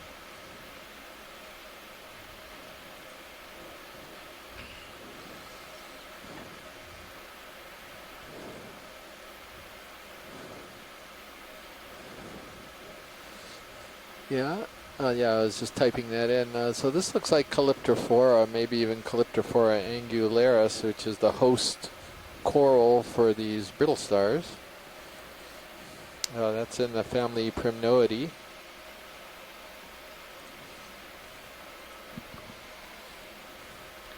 Hey, if you're good science. Yeah, we are. Thanks. Come on out. All right. So, what else would you like to see here? There's a trail you want to look at. Yeah, it was just right above the lasers. Yeah, I come think on that's what he was interested in. It's not quite full. Is that one of your sea cucumber trails, or? I'm not sure. It could just be a sediment-filled crack or something. Crack or something. Yeah, that's okay. I think. Thank you. We can move on. Hey, come on out. Yeah, I don't see anything immediately evident creating it. All right. Anything else here? It doesn't look like what I thought it might have been. I thought it might have been one of the trails from a monoplacophora or one of the gastropods, but it's Keep up that thinking, Bruce. Thanks for zooming on. Oh no, thank you. Yeah, no, we can move on. I think. Yeah, copy that. This was the first sea star today, so if you see one, buy a cookie at dinner or something. Yeah, copy that. Josh, who do we have in the front row now? So, piloting D2, this is Joshua Carlson. To my left is Sean Kennison for navigator. To my right is Levi Unova on co-pilot. On shading, video chair is Annie. And clipping, we have Bob Nutt, and we're all engineers and videographers for the Global Foundation for Ocean Exploration. All right, thank you very much. So just updating you, Josh, we've seen a lot of the stuff. We're trying to find new and different things. Yeah, seen copy all that. these big the whip-like corals and small chrysogorges and bamboo fans. But yeah, pilot. So the direction Sirius is facing 300. I think we were trying to sidle. Oh, you're over on the sounds good north side of this ridge too. And it was more productive. Oh, look at this large Anthomastus. This is new. Let's get this guy. Come on in, video. It's a partial. Okay, Let so me get stable here. All right, go ahead in.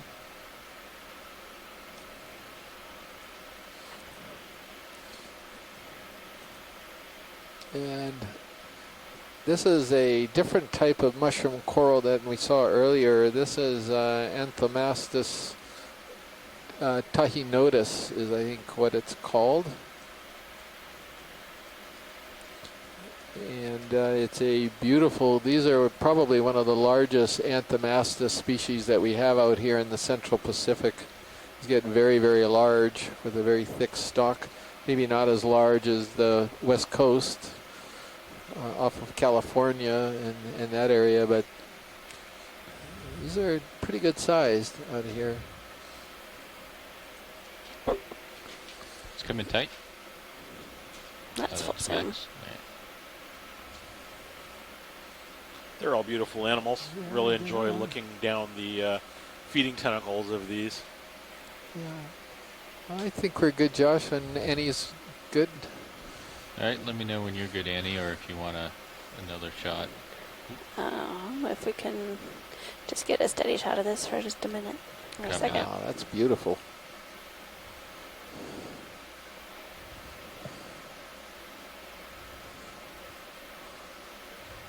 And we're looking at the reason why this is an octocoral. There's 8 tentacles around each of those polyps, and they're all pinnate, which means they have little pinnules along that make them look fern-like. And those are pretty distinctive of the octocoral group as opposed to the hexacoral group of cnidarians. Come out a little bit. Black corals are hexacorals, as are zoanthids and anemones and hard corals and the sclerectinia. Full wide. They don't have that type of tentacle arrangement. This is the bridge? Hey, you ready for ship move? We are. 30 meters at 300 degrees at 0.2 knots. Pilot, I wonder if you That could is take a quick swing range left. 30, just bearing to 300, speed I thought I saw 0.2. something yellow. Yeah, that yellow. It may be overgrown. Here we go. But it also could be a plexaurid. This guy center on the laser? Yeah, that's it. Hey, come on in video. Oh, it's a paragorgia that's overgrown by zoanthids, a paragorgia coralloides or something. Did we record any of these? I don't think we have today. Yeah. I mean, we've seen lots of coral colonies overgrown by RV nav, zoanthids, move possibly initiated. even more than one species of zoanthid, but I think this is the first time that we've seen paragorgia overgrown by a zoanthid.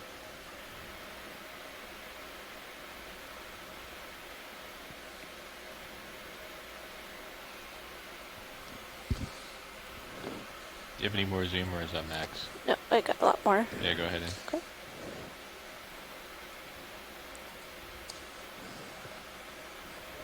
So, you know, a lot of these paragorgias that are overgrown, they're overgrown all except for their little growing tips. And I don't know, you know, the zoanthid can't expand its colony if the coral can't expand its colony. You know what I mean? I wonder if there's something going on where the zoanthids don't go all the way to the tip and the paragorgia keeps growing, allowing, and as soon as it's gone far enough, another zoanthid polyp can then go further. You know what I mean? Does that make sense? So what you're saying is the paragorgia has to have, since it's the intrinsic body, it has to create more body for the zoanthid to command? Right, and so it can do that maybe because of the tips are at least still growing and haven't been over. Interesting, yeah. I don't know. Interesting. I'm not even sure how... I'm not even sure necessarily how this works. I know that you can look at intertidal sea anemones and see that they're constantly fighting for space, you know, with their stinging cells pushing back and forth. But we've mentioned how these sort of commandeer the bodies of these paragorgia, but I don't know that I've ever seen exactly how. It's just with the, I guess with the mats or something that they colonize with, the sort of tissue that they use. Yeah, I guess so. The or a foot wide. The mesenchyme, what do they call that tissue? Anyway, I know what you're talking about. That, right? Okay. So we're in search of more unique critters.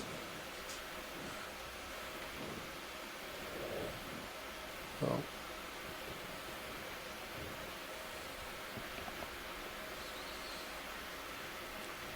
Got a stock sponge off the left and a lot of these whip corals all over the place. Just do a snap over here. Come on in. Yeah. Okay. How's that? No, go ahead and type. I just want to see what this is. Oh, okay. Yeah, and Just the could base. you zoom up on the stock coral as you're pulling out? Come on out. Yeah, right there. Right. Which guy? That one. Sit. Stock sponge. Stock sponge? Yeah. Oh, okay. You said coral. And there's so I was something confused. purple, Chris, right beyond, excuse me, Josh, like a right to the halogen. left of the ball on the stop sponge. Yeah, it looks like a sea cucumber. All right, let's get Is the that what it sponge. is? Yeah. Come on in. I can see the gut from here. Yeah. And it looks like the sponge has a crinoid on it. All right. So.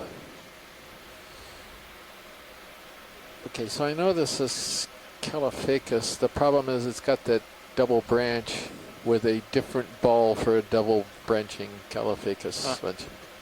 So Very odd looking thing, isn't it? yeah, so Caliphacus is a glass sponge. It's got spicules or microscopic parts made of silica.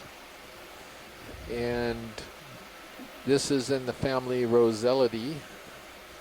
And they include vase-shaped sponges, that family, as well as these beautiful stock sponges. And they're difficult to untangle sometimes what their taxonomy is. So thank you, Pilot. That'll work. Okay, let's get the sea cucumber real quick. Yep. You want me to go in more? Yeah, go ahead. Okay. Yeah. Let's full zoom. It's another nice sort of translucent bodied sea cucumber. You can sort of see the dark array of feeding arms attached to the bottom, probably where it's feeding. There might even be. I think there's a little. If you are we at max zoom? Yeah, we are. Yeah, I can get closer. Yeah, I'm just trying to see what that little orange and white thing on the surface might be. But these are essentially detritivores. They like to roam around on the bottom of the seafloor and eat all of the ooze that is present amongst the sediment, and so they digest all of that together. And what you're seeing in the gut is all of that sediment in the having just been swallowed and eaten by the animal. And then move complete. Eventually, it sort of works its way through the intestine and gets pooped out as a sort of cleaned sediment, which is actually very important for the ecosystem because it's used. It processes microbial fauna as well as clears out the organic stuff.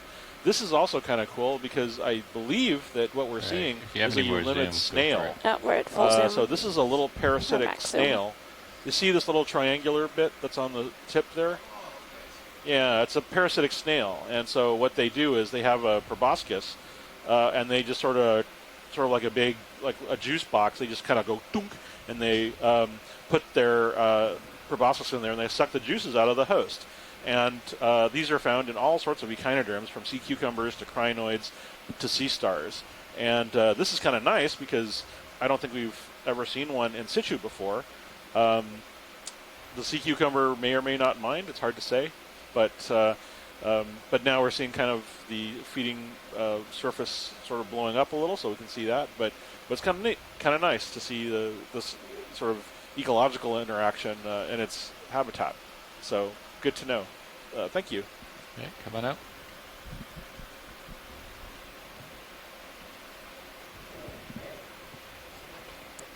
Alright, we're full wide. Yeah, I'm going to center up on you again, Levi. Okay. Sounds great. Glad you called that, Video's Chris. gonna switch out. Right. That eulimid was worth it.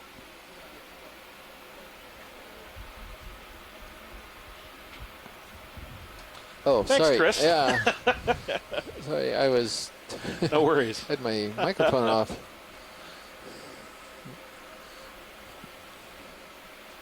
It is heartening to see that I'm getting the hang of it.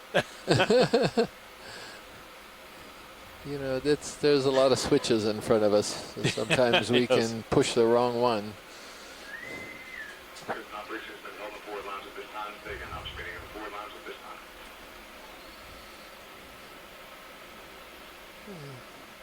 And one of these, I guess it's a J-clade bamboo. There's another one of those sponges, the turbocharger sponges.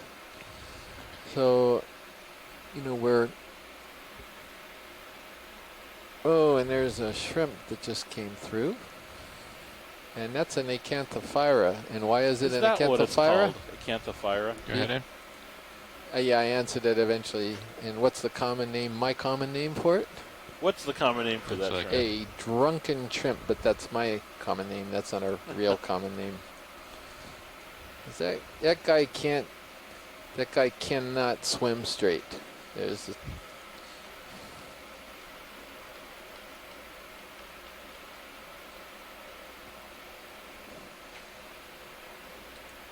So I think Acanthophyra is a sort of the shrimp version of a Roomba vacuum cleaner. So it just looks like it's got this random path, and it's bound to intercept stuff and get the dust and dirt like that shrimp is by just wandering all around in all different directions.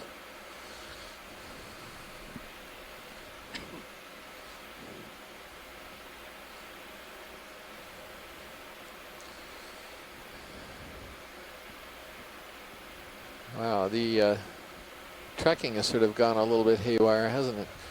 Oh dear.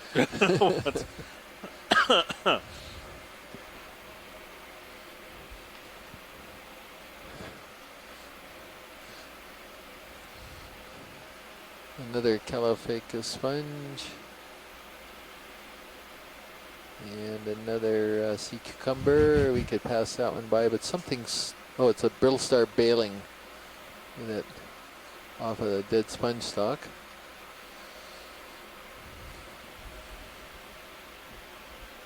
Some crinoids. Yeah, pair of crinoids.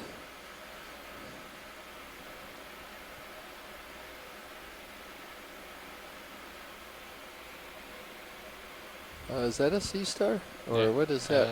Come on in. Oh, yeah, brittle star maybe. Yeah. Brittle star. Brittle star, okay.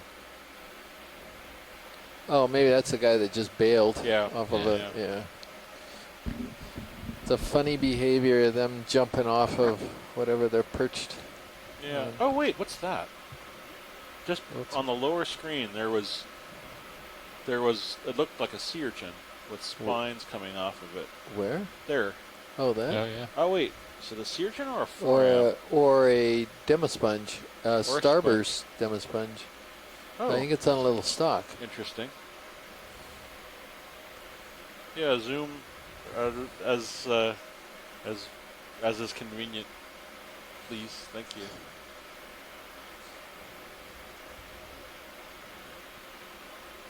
All right, go ahead. That's a demasponge. Are you sure? No, I'm not sure now. Is that an wow. Well. Yeah. It's an urchin. Is it an urchin? Yeah, it's an urchin. Huh. That does pretty look like that's Mexo. Flattened urchin. Thank you. Yeah. It doesn't leave a, I mean, I'm not even sure. I mean, it kind of looks like a sideroid, but not at this depth. And it's, how big is that? That is teeny. Come out and get the lasers. It's very, very small. Oh, nuts. Yeah, that's too tiny. Okay. Yeah, come back in. Interesting. No, it's a fascinating urchin. I don't know. A pedinid, maybe? It has kind of that spiny pedinid appearance. Sort of. Sort of, yeah. Yeah, no. That completely barren top is pretty strange. Is it upside down? No, and it's not upside down, is it? No, I don't think so. 'Cause if it was upside down, there'd be a bunch of stuff around the mouth. Yeah. Okay. That's just a bizarre. Huh. So frustrating. Okay. There's only so much I think we can. That's fascinating, but yeah, I don't. Come on up with you. It's too bad it's not on a rock or something. Chris, let's leave out hope that was a baby one of those. Permission to put another move? Yeah, right.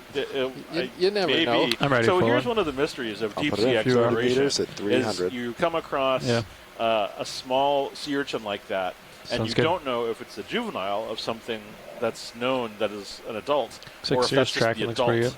And because there are lots of species, adult species, that are simply very, very small, and there's a reason. There's usually some adaptive reason for it. It can. Bridge, go ahead. And so usually this is why. Yes, sir.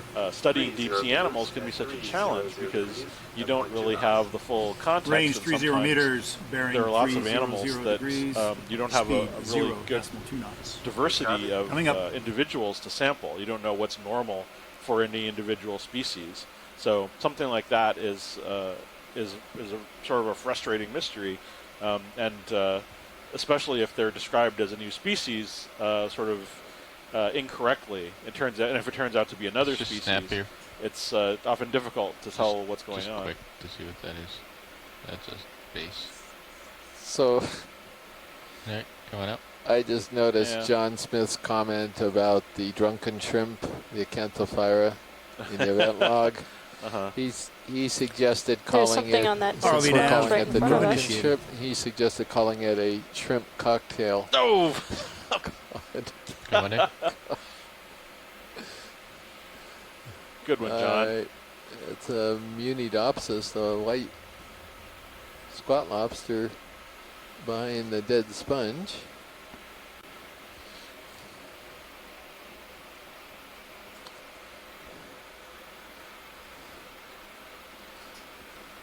Have we seen one of those yet? Wow, there's a lot of stuff on that. Little snails, squat lobsters, hydroids. That's neat. It's a dead Walteria sponge. Walterias are some of the kind of stranger vase sponges in the family Euplectellidae. It's a glass sponge, but they have this very weird morphology of this lattice work structure, and then all of these lateralia is, I think, what they're called. These spines. They coming seem out. to sort of persist longer than the animal itself does. Yeah. Interesting. I don't quite understand that.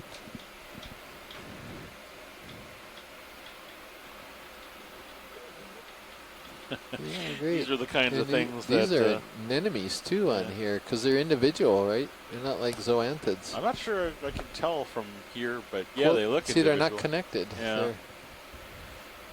Huh. It's a treasure trove for sort of discovering different little new species. Okay, we're fine when video is. Thank you. Coming up.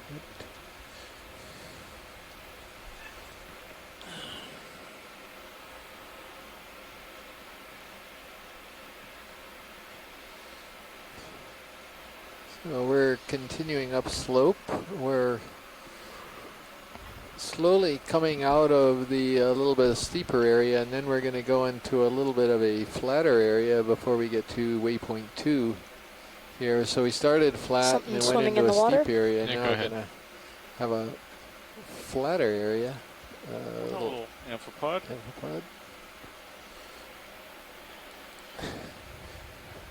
Trying to think of what they look. There's something funny about the way they swim. I don't know. Does that guy have any hope of swimming against the current? I don't know. Huh. Is it a Hyperiod? Huh. I don't know what that is. Yeah.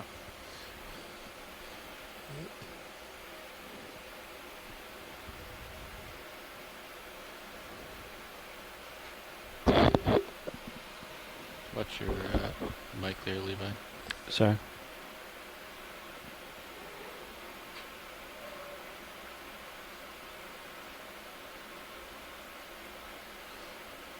What's our off bottom time? 1 hour from now, I think. Yeah, 1:23 UTC. So yeah, just under an hour. Okay. Pilot, I didn't hear him. What's our off bottom time? Off bottom time is going to be 1:23 UTC, so just under an hour. Just under an hour. Okay, thank you.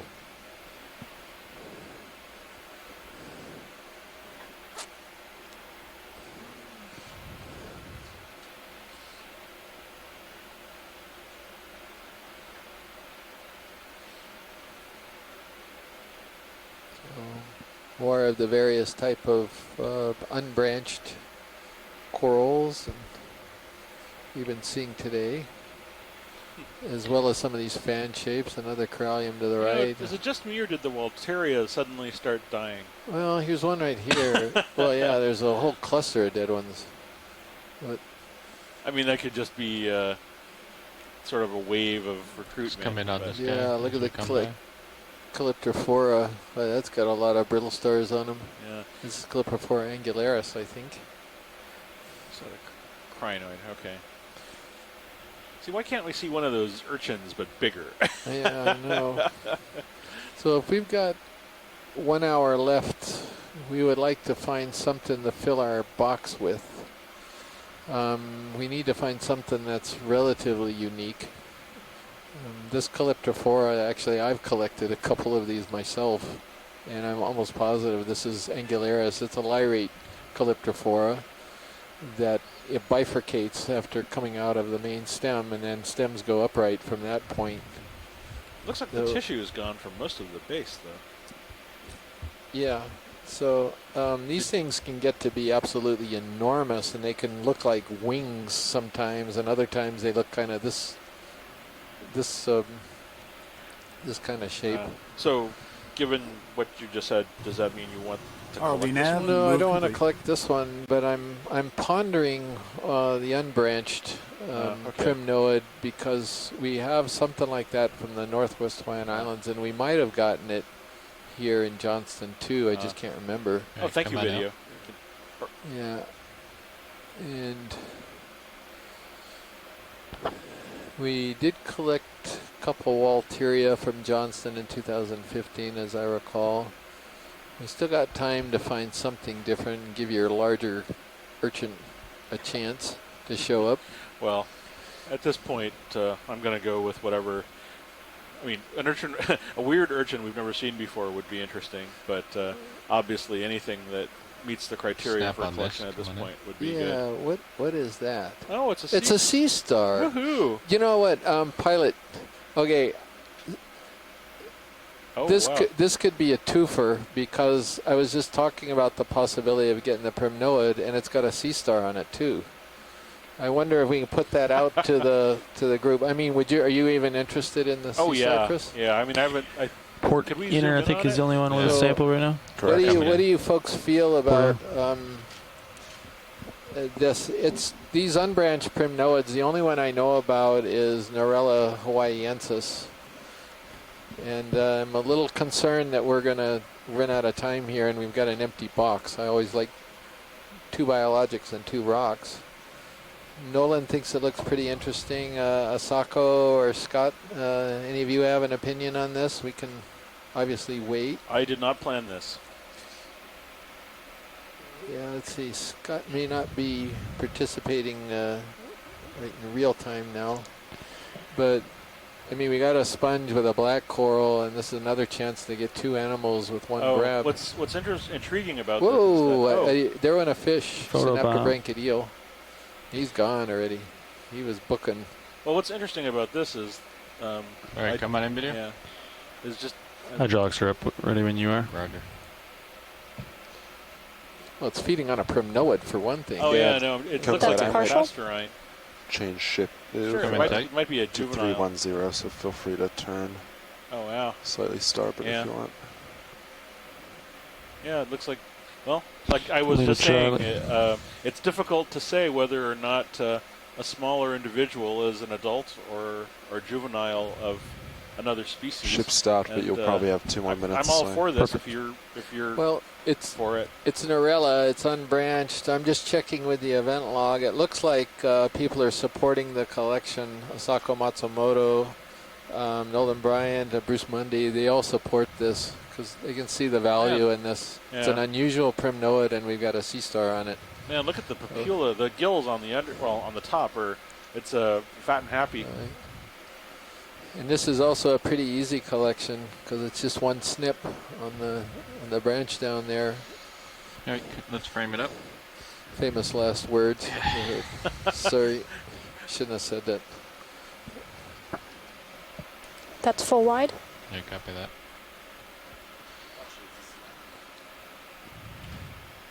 Yeah, Nav, go ahead, please.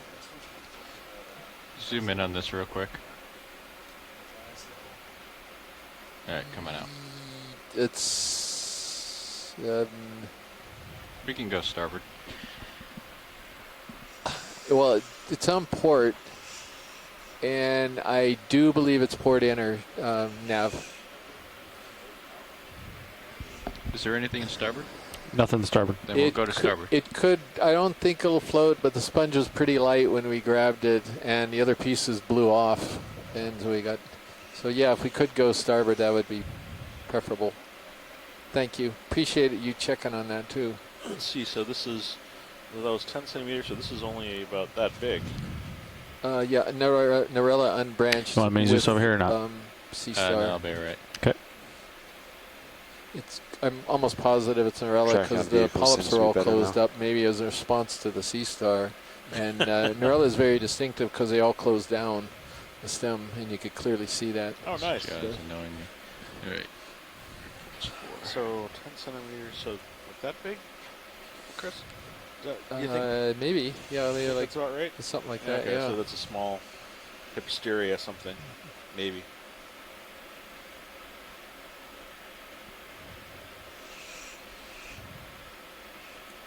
Maybe the.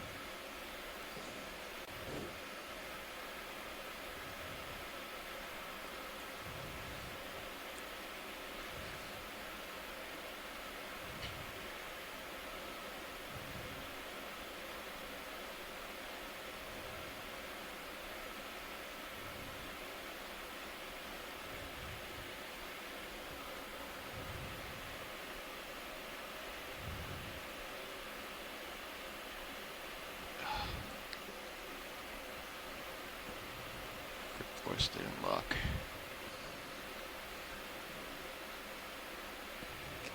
He's got it. Would you like me to Whoa. Whoa. Sorry, my arm went wild there. My heart just stopped. I thought that was just for show. You're gonna, like you were holstering your gun or something. Yeah, I don't know why that did that. All right, when you're ready, we can open the box. Shows you the Sea Star's got a pretty good Extending grip now. on that coral. Keep an eye on that port side. It's got good motivation. Yeah.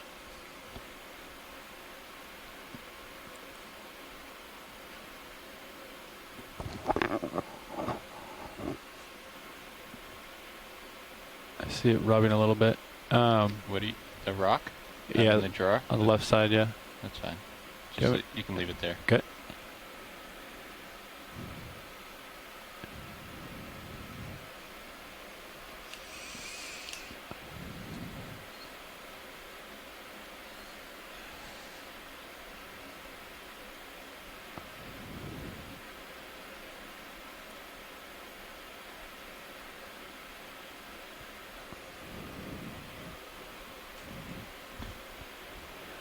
Yeah.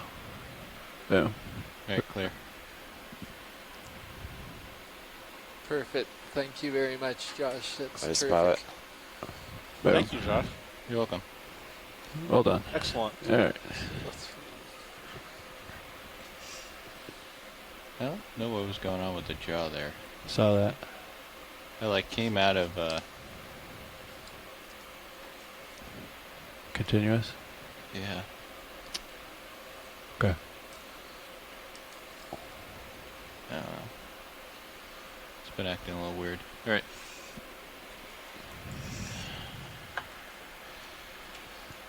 Did you say that was Norella? It's an Arella, yeah. Like, I know Steve was All right, hoping I'm gonna we push out collect here, some more and then do you primnoids wanna- too, so that kind of You want to fly for the rest of this, Levi? Sure. Have you flown today? Not today, no. Okay. I really got to try to keep a list of everything You've done a lot we've of collected and try work to in current. That's not a lot, no. Win-win. Well, that was a win-win right Yeah, there. That was obvious. We've got a dominant species here that we need to confirm. They're all over the place. Yeah. So it just happened to find one toward the end that had a sea star you on gotta it. Here's Yeah. a stocked crinoid. Oh yeah, I wonder if we could get a look at this. Yeah. Sure. This is similar, I think, to the other one that we saw earlier today. Okay, come on in video. You saw one of these today? Yeah. It's not, I don't know if it's a hyocrinid, but Looks it like has the same. Bathycrinus. Oh, yeah. Yeah. It does have the, so these are the stocked version of the feather stars we saw earlier. This one's interesting because the stalk has stuff growing on it, including hydroids, and it looks like a sea anemone. Hydraulics disabled. Here's the mouth, or more precisely, where all the mouth and all of the kind of the viscera of the animal reside, which is in this cup. That little pyramid that you see sort of protruding is likely the anus, where after it's fed, it has sort of a chimney current, it's going to want where it can eject all of head into the it. It's going to want to twist nasty bits into the water away from the mouth. It's kind of nice in that you can find oh wow, that's just, lovely. Just video. the right That's amount beautiful. I love of crinoids. thrust, and you can stay stationary. So you just maintain thrust, and it's pretty good. But you got to keep an eye on your manip cams because you can drift in and out really quick. So those will tell you, you know, I have it centered up here, and I'm using my manips to sort of tell me how I'm moving relative to it. Yeah. So I'm not even looking I've always really never, at the I've never main understood HC. what's Yeah, I going found on myself with the stocks. I mean, Yeah. I thought Keep it echinoderms centered. Use were your covered peripherals with to- yeah. tissue, so the fact that there's stuff growing on them would suggest that either the tissue is gone or something else is going on. We're done. I'm happy when you're done. Okay, come out wide. Thank you. So Josh, the current's still coming from the north. Is that correct? It looks like it. Yeah, almost straight out of the north. Yeah. Yeah.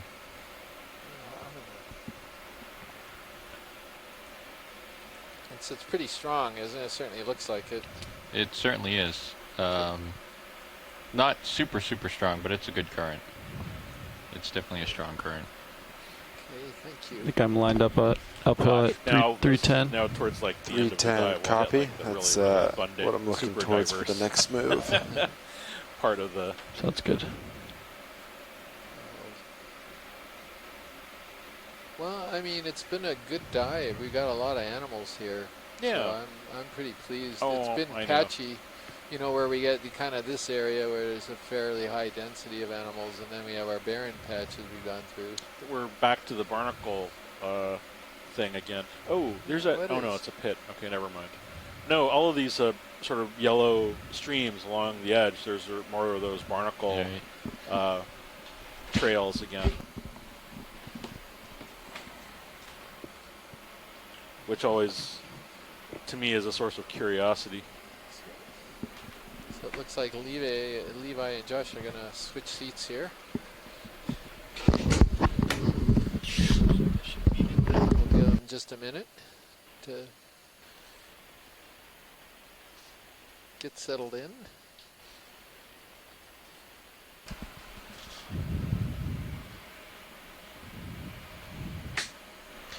Yeah, Chris, I'm going to go give Levi a chance to get some experience in a moderate current. Roger that, Josh. That's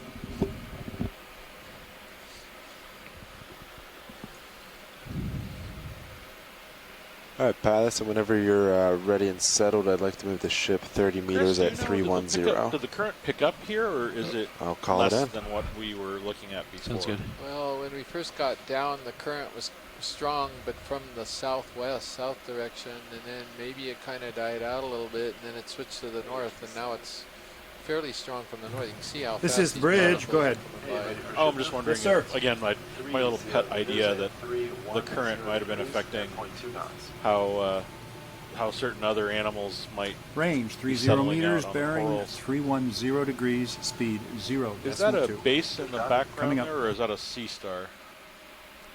We're headed Oh, you that mean way. way up Oh there? yeah, Oh, way up there. Could be a sea star. Another Could be Henricia, Henricia, maybe. Yeah. Oh, there's another Henricia right there, Where? right below us. Oh. Next Well, to I wonder that. we could do a snap zoom, probably, I Yeah. don't know if that was possible. Yeah, I can He's grab that below real quick. right corner. Yeah, it was a sea star that's... Yeah, it's white, right at the base Right of there. this sponge. There it is. Yeah. Copy. Coming in for it. Sponge is kind of weird too, so... All right, video can frame this up. ROV nav, move initiated. Oh yeah, it's the same thing, isn't it? Yeah, except that it's precariously close to, these bamboo corals, but my guess is that it's probably there to... These are primnoids, those two Yeah. close to it. Oh, sorry, Yeah. primnoids rather. Yeah, so it could be feeding on these little spherical See how it's like sponges, or turning it you? could be preparing to Kicking feed you on that around. big one. Yeah. You get a sense by where the direction Yeah, the there's tether's going, oh, and that's Yeah, we can move on to the next one. Okay, video and you're clear. Thank you. Levi. When you're done. See the difference in that turbocharger sponge, Matt, since you saw the specimen as well? It's so it may just be morphological. Yeah, I think we're going to head up that way. It's maybe morphological plasticity in the species, or it could be something a little bit different. Yeah.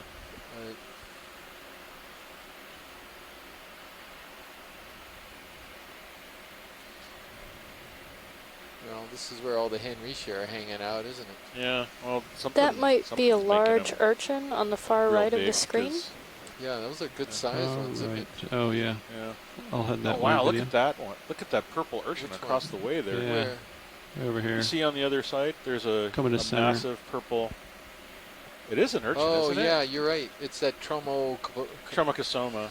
How can we say that so fast? Because I've heard people say it, so Oh, I know how it's okay. pronounced. That's good. Can we shine lasers and see how big it is? Absolutely. Thank you, sir.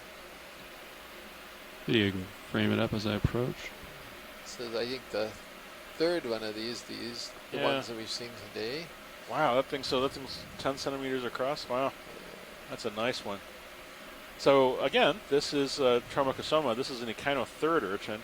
Sometimes they go by tam o'shanter urchins. Again, we can see a very nice shot of how the spines around the edge, the ones directed towards the bottom, have these kind of tips, that the white tips that they use to walk around on. These are sort of interesting in that they've developed this modification that their spines actually provide them some... excuse me, upper left, please. Right there. There it is, and zoom in on the little guy. The little white... The little white thing. Yeah. It's another one of your weird brittle stars. Yeah, let's... Ooh, oh yeah. Matt, by the way, Matt spotted that. Yeah, like Matt gets a kudos for the day. Go ahead and zoom out to keep it in view. Yeah, okay. I'm going to get closer video so I don't lose it. It's very small. Yes. So this is something we saw right at the tail end of yesterday's dive. Super close to it because we didn't get a closer zoom. Last time we didn't get a nice zoom on it. Take zoom. Yeah. Oh, that's a better view of them maybe today. So this is what's called Astrophiera. You probably put your right toe down. This, up until yesterday, I don't think this had ever been seen alive in situ before. That's max zoom. I had always thought that these lived flush on the surface of like wood, because a lot of sea stars essentially look like this. But you'll notice the difference in the morphology. The arms are really, really small. They're really reduced. They almost look like they're broken off. But in fact, try to get more stable that's here. just they're just really short. And the disc is extremely sort of large and developed. And so this is a brittle star. It's a very highly modified brittle star. And it apparently lives flush right on the surface of this rock, of this rocky surface. They've been seen alive. People have recovered them alive. People have seen pictures of them, within the original color, but I don't think we've ever seen one actually alive in its original habitat. So we don't know what they do or how they live. Conceivably, these are feeding on whatever types of small microbial life might be on the surface of the rock here. But these are, to give people a general sense of scale, these are generally between nickel and quarter size. They're really tiny.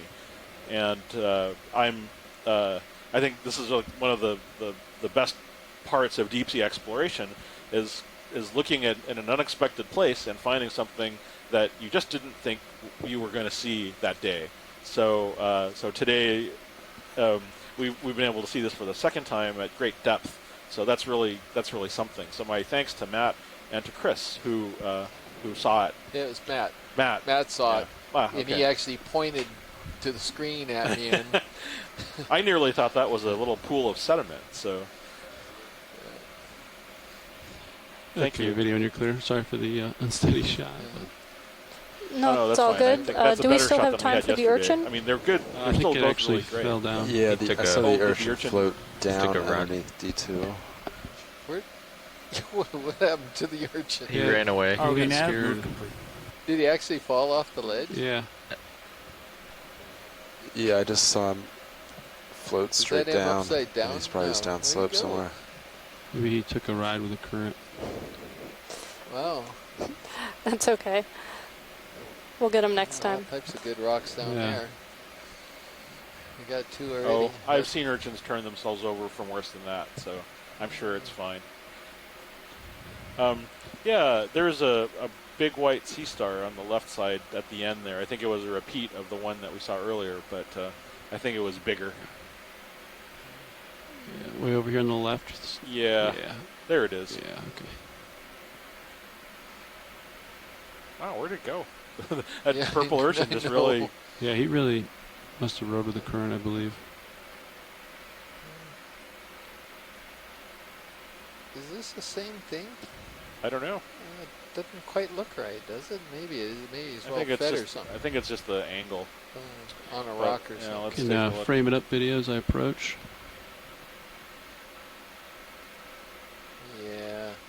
Yeah, that's Henricia. Okay. Yeah. Okay. Yeah, that's enough to identify. Copy. Thank you. Yep. All right, video. When you're clear, we'll keep searching. Okay. Video pulling out. All right.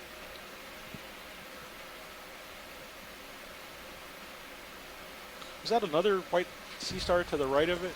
A different one? Oh, yeah. Little guy? Yeah. as long as we're here. Yeah, video. Let's snap on. Small subject. Baby Henry ship? Yeah, it's another Henry Shea, a small one. Huh, yeah.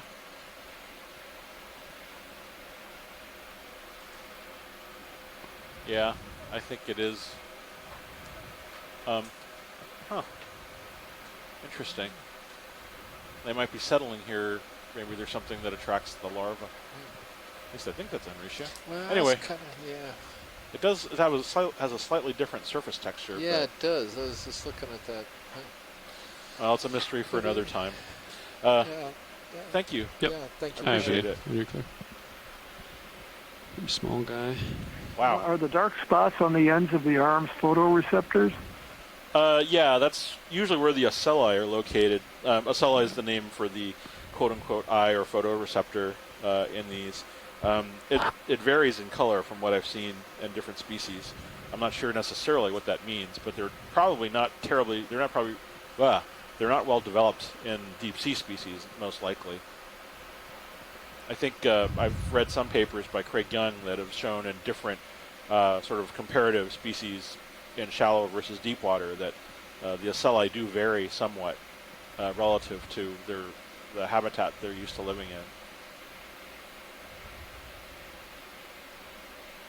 Yeah, I know in fishes this depth, the eyes are large in some of the species, like the cutthroat eels and the grenadiers, and they're more sensitive to light in the sort of greenish or blue-green spectrum for bioluminescence, but they're not really good for forming images. Is there any information about the sensitivity of the photoreceptors, rather, on the sea stars? Sort of.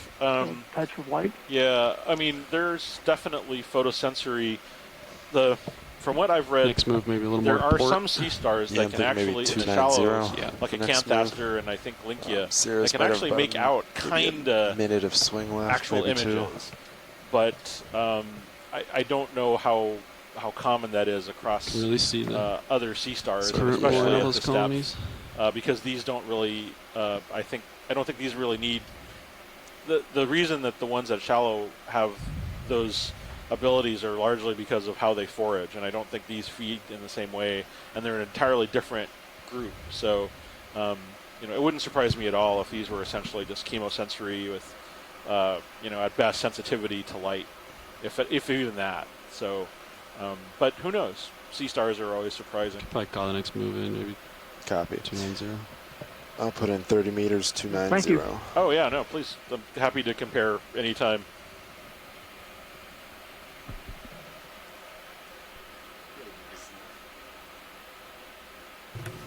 The bridge, go ahead. Ready for another move? Yes, sir. 30 meters at 290 degrees. So this is Chris Ma from the Smithsonian's National Museum of Natural History, and my colleague... Range 30 meters, bearing 290, speed 0.2. Coming up. Hey, this is Matt Dornbach, and I am part of NOAA's National Centers for Environmental Information, and I help out with the Deep Sea Coral Program.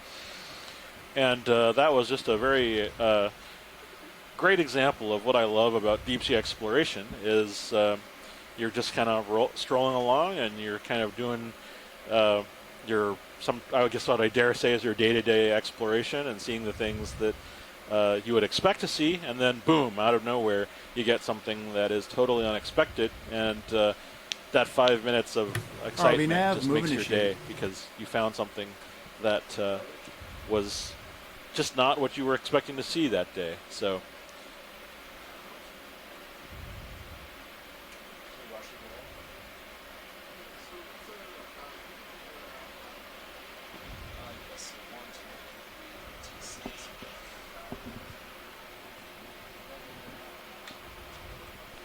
So I just checked with Nav, and we got a half an hour left in the dive, and I want to remind everybody that we are going to have a pre-dive.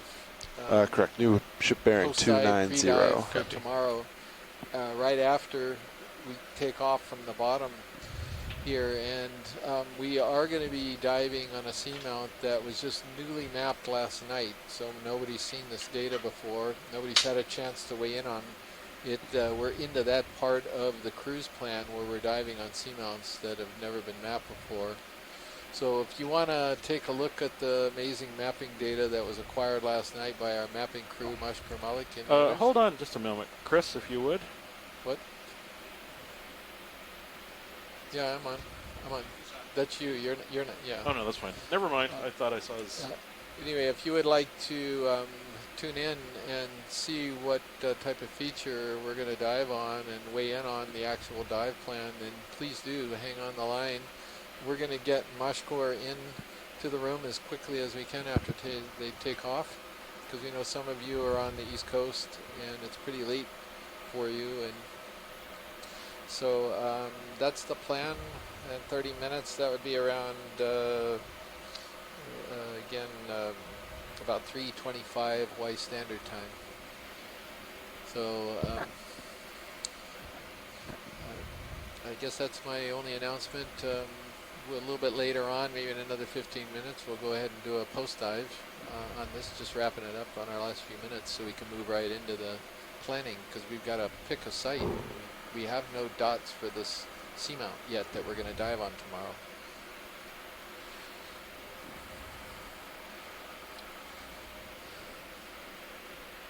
There's another corallium up there, and more of these unbranched primnoids. These are probably Candidella, so it's a different type of unbranched primnoid.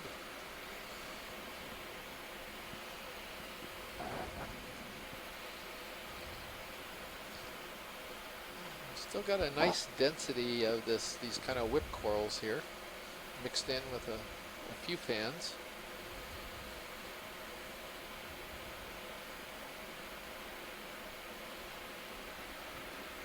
Beautiful pillow formations that we're looking on, manganese crusted pillows to the right of the screen.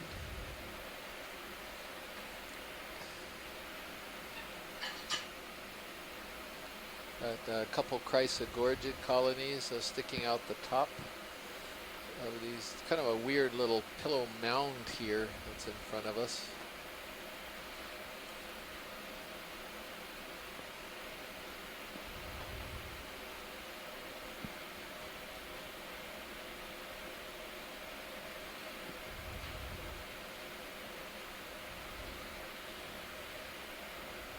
Starting to see some Bolosoma, I think. Were we seeing those today? I don't know. Maybe we could take a zoom on that white ball-shaped coral. Or sponge, sorry. Maybe you can frame it up, do a snap zoom. See, I don't remember any Bolosoma. Is that it? That's what it is. It's Bolosoma, right? You nailed it. Huh. Way to go. Now, this is a stalked glass sponge in the family Euplectellidae.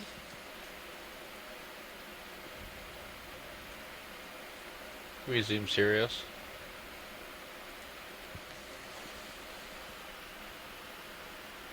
Do you need a closer look at this? No, we're good, thank you. All right. No, there's a squid. Squid between us? Yeah, you could probably get it. Let's see, that's another. Video come on in my below Zeus. Thanks. Looks like it's floating pretty quickly. What's that? What's that? Oh, it's a squid. Where? Where is it? Oh, near the tether. Between the two vehicles. It's got big fins. So it's on stream 2, is that right? Yeah. Yeah, he's going back down. Come out a little bit. Where is it? Can't see it. I think the D2's coming around to try and take a look. Tempting, yeah. Hey, come wide on Sirius. Yeah, I lost him on Sirius. Do you see him? Yeah, keep turning.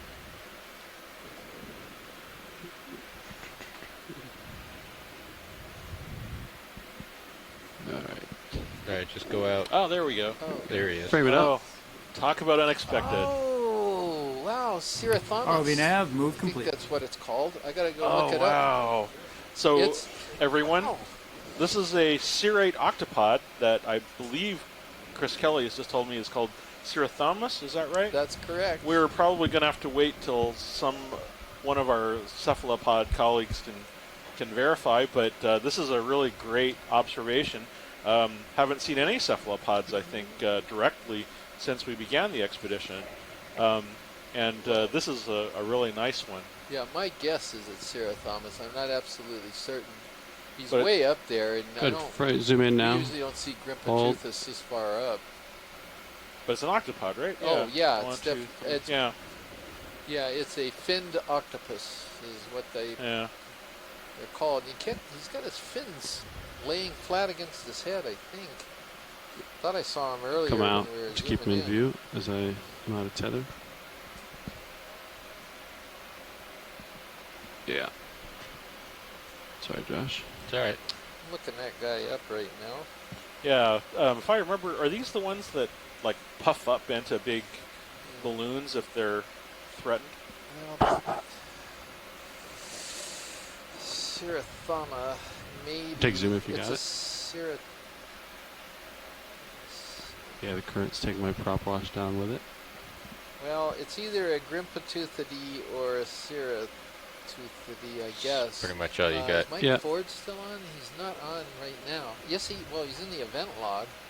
Alright, he's out of there. Boy, Mike, if you see this thing. It's kind of an awkward chase downhill. Current took him too fast. So this is what what I was saying all again. It's like all day you're looking at corals, and then boom, 5 minutes you're looking at some rare echinoderms, and then boom, 5 minutes later there's an octopod that just pops out of nowhere.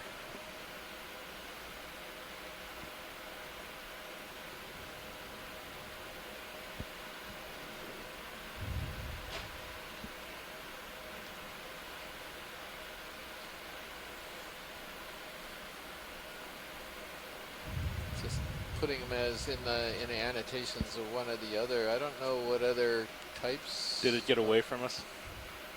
Oh well. I don't know what other types of octopods. Well, Scott wonders it might be a vampiroteuthid. Vampiromorph.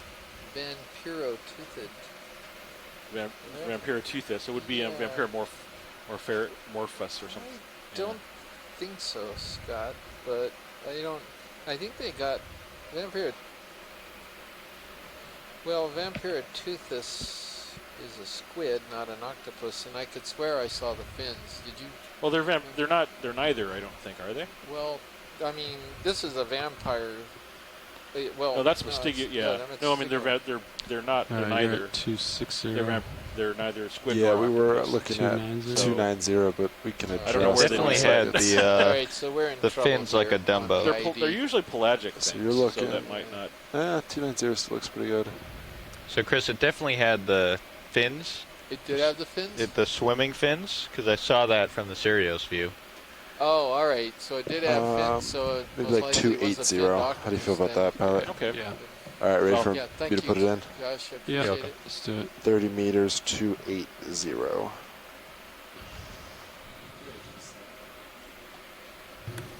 This is the bridge. Go ahead. Ready for another move? Yes, sir. 30 meters at 280 degrees at 0.2 knots. 30 the midwater meters range bearing 280. Stuff's up in there. You got to get to it.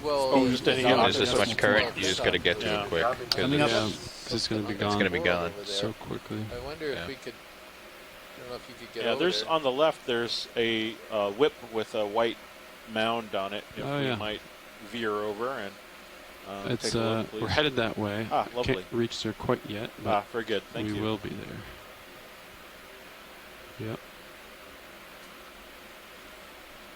But you can get some really, really nice shots There's when some it's up in stalks the water column behind it. like that. Yeah. That's maybe They can what it is. crush the I get blacks the in the impression back, that and there's it's a mound. Okay. Really nice. Oh, it's to the squid's. Something is swimming to our right. Arnie, It's a fish. have. Oh, it's a moving replay. Replay. Oh, I'm sorry. That's a replay. Instant Never mind. replay. Yeah, sorry. Got it. Can I I take thought. a look at that, Bob, real quick?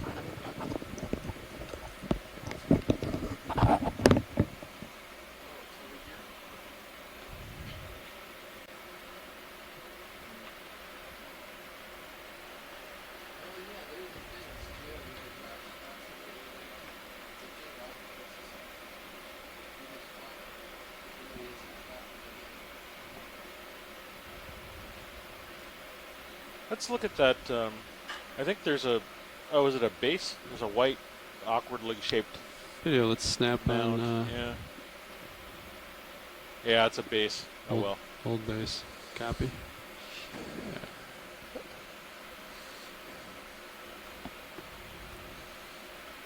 There's an Iridogorgia in the background. Those are pretty. They kind of petered out for a while, and then we got one back. Oh yeah, yeah, that's right. We haven't seen one for a short period.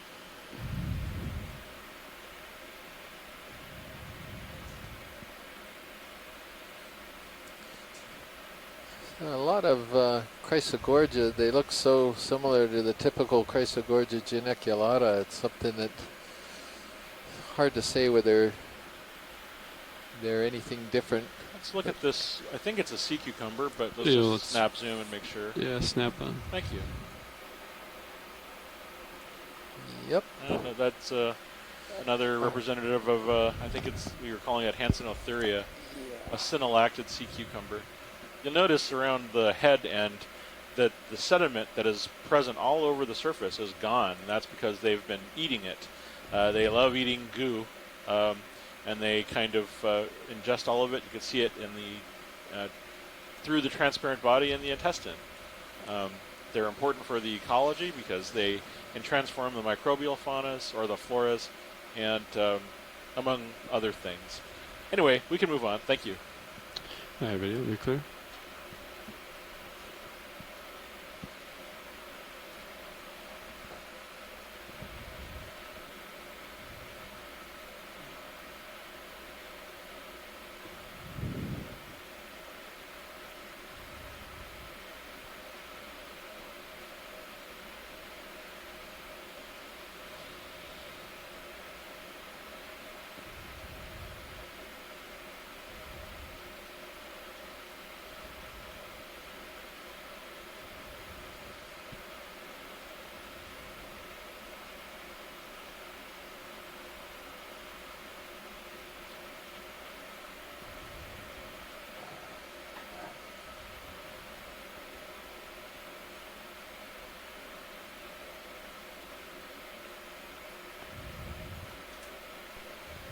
All right, pilots and wash leads, we have about 15 minutes left in the dive.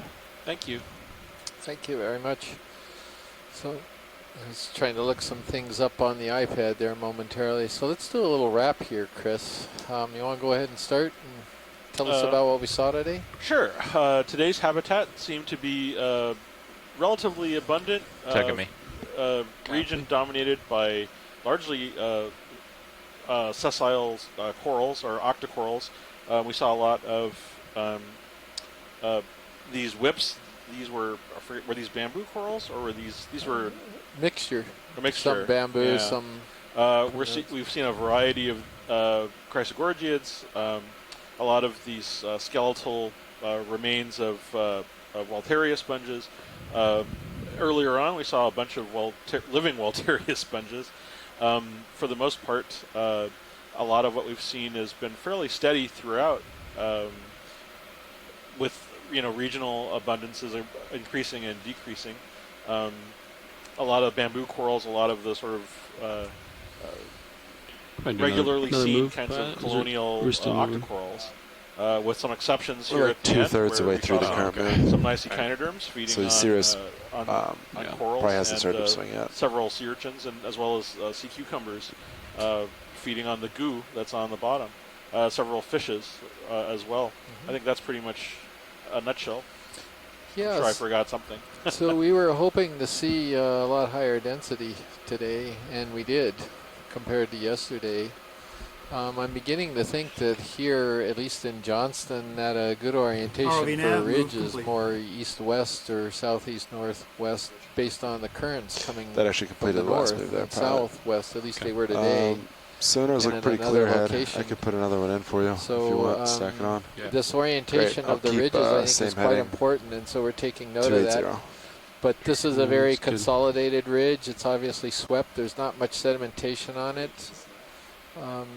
It's in a This is depth Bridge. that Go we ahead. found a lot of these animals or corals and Yes, I sponges am. Go before. ahead. meters. So it's, you never know until you get down there, but certainly we're getting more and more information that supports that range 30 ridges meters, are a bearing type of 280, topography speed that's 0.2. conducive to the Coming development up. of pretty nice communities.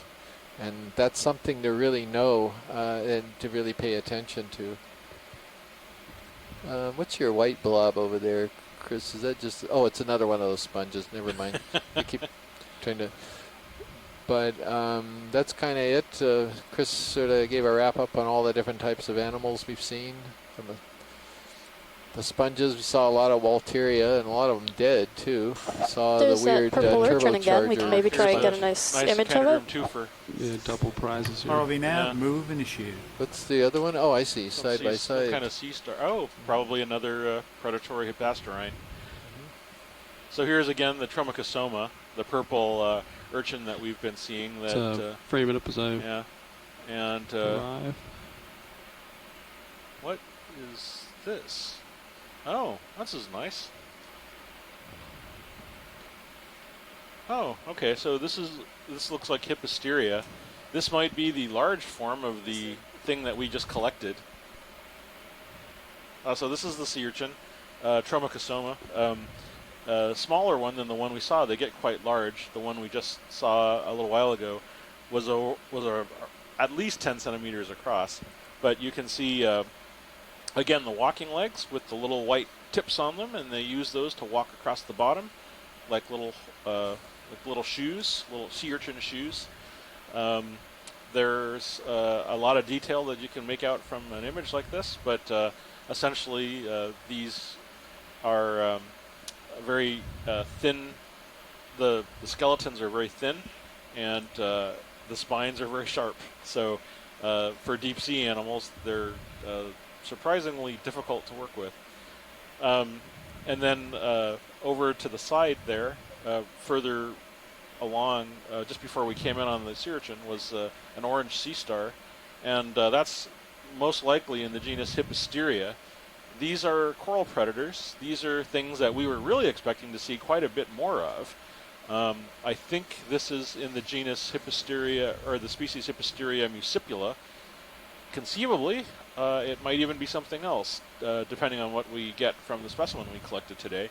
You can see all of these orange kind of these lip-like things that are on the surface. They look like sort of hot dog buns on the surface. Those are called pedicelaria, and they're frequently used in a number of different ways, not all of which are clear, but possibly to aid in feeding or possibly as defense.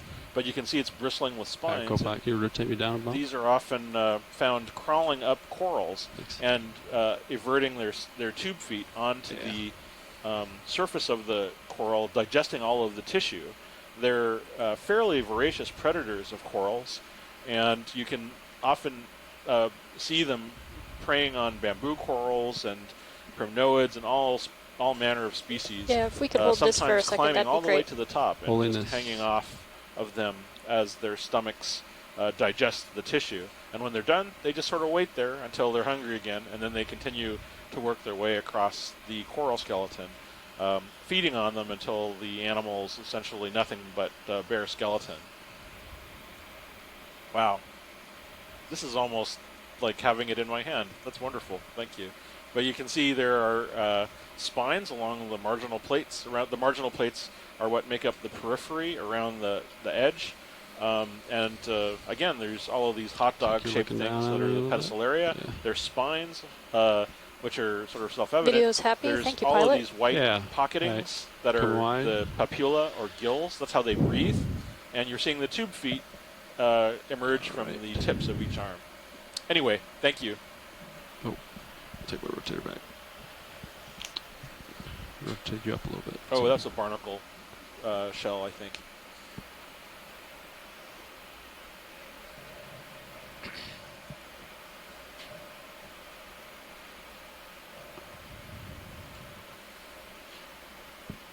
This might explain that sea star might also explain why, for example, we have a coral that looks like this, where you'll notice the majority of the stalk is bare, except for the tip, which is the only place that has any tissue left on it. Yeah, so pilot, there's kind of an elongate columnar colony there to the left. I don't think it's Walteria. Maybe I'm wrong, but, and if you sort of about 1/3 in, slightly up from left. With some is that a associates coral on it? Or? Well, oh, it's a dead Walteria. Okay, never mind. Sorry. Okay. Thought we were seeing a very columnar. Chris, Go ahead, Scott. is that yellow thing another overgrown zoanthid?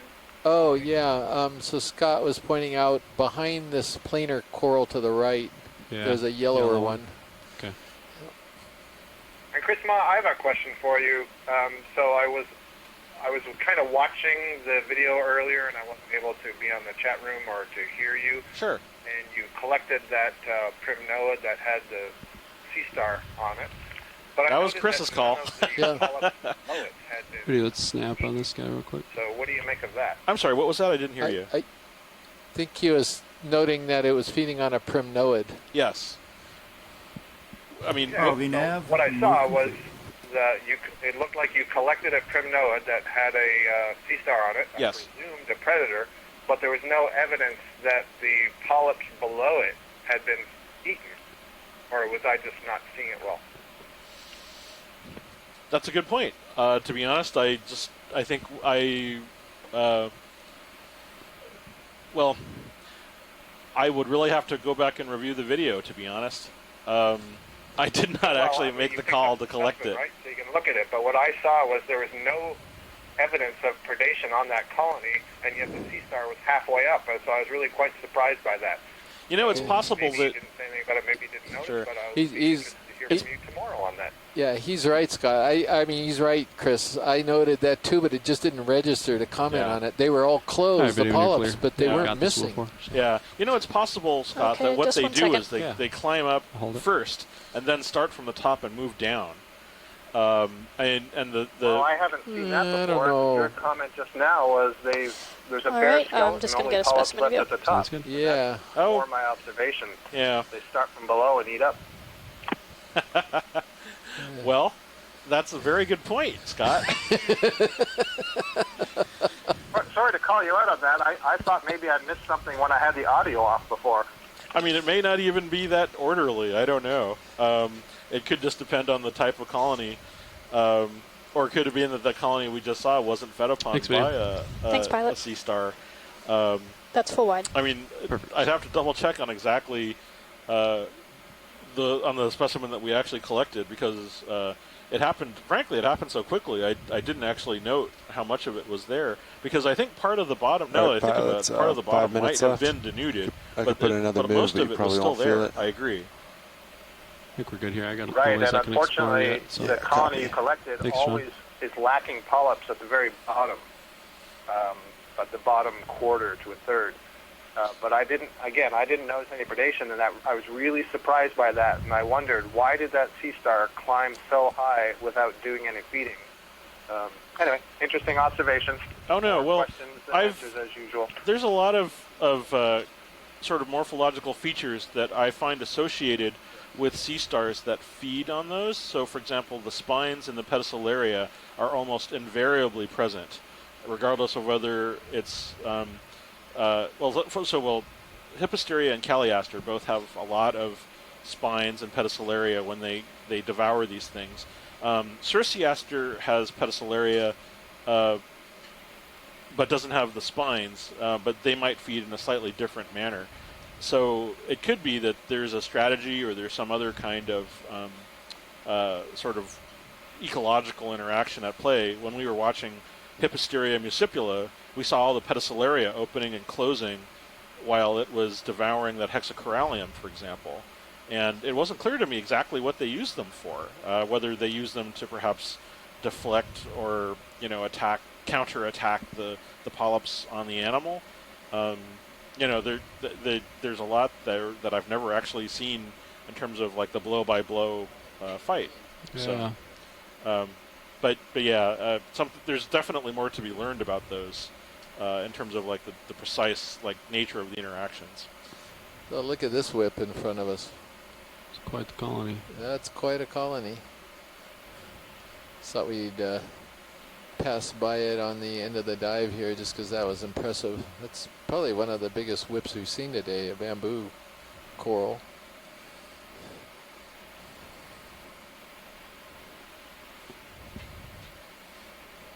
You have any idea how high that is, Pilot? Yeah. At least 6 feet. At least 6 feet, yeah. Jeez. Well, about 9 feet tall. It's like wow. In my light bars. I bet it's close to 8, maybe. So that bamboo whip is taller than we are, Scott, by a couple feet. So that's a tall one. It's right about, I'd say 9 feet. Yeah, it's right on my light bar there. Yeah, It's right at the light because bar. it's sitting That's next to huge. another bamboo. I wonder if they're two of the same thing, and one is just much older than the other. You mean the little one with the curl in it, Scott, or is that the?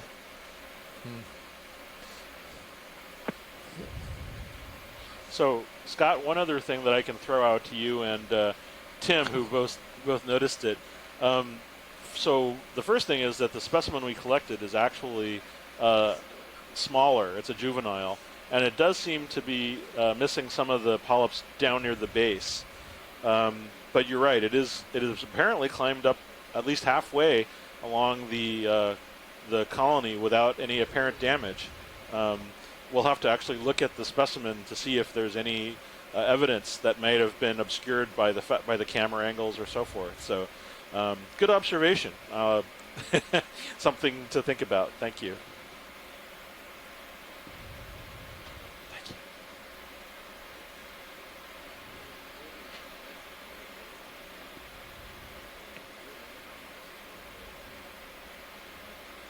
All right, how much time we got? Is it time to pack up?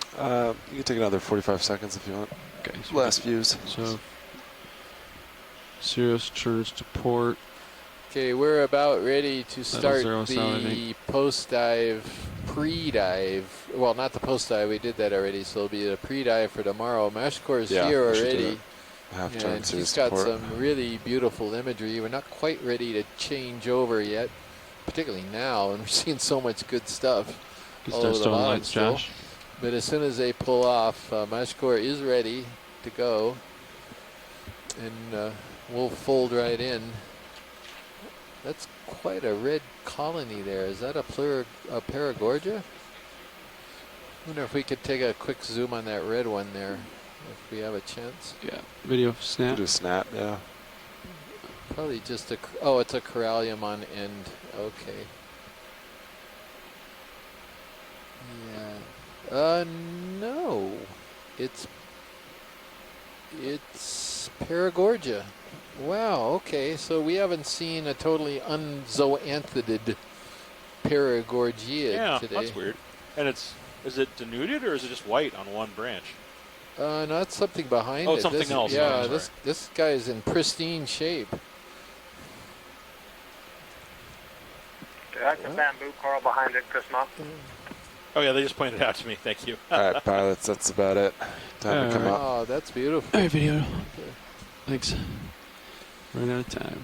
There we are. Yeah, that was a way to finish it on a beautiful coral like that. And it'll be kind of interesting as we pull off just to see what we can see in the distance. Just because we're seeing some, again, some more of these big, huge bamboo Yeah, corals. there's a big whip back there. Oh, yeah, huge whip. Big monster. Look at Wow. that.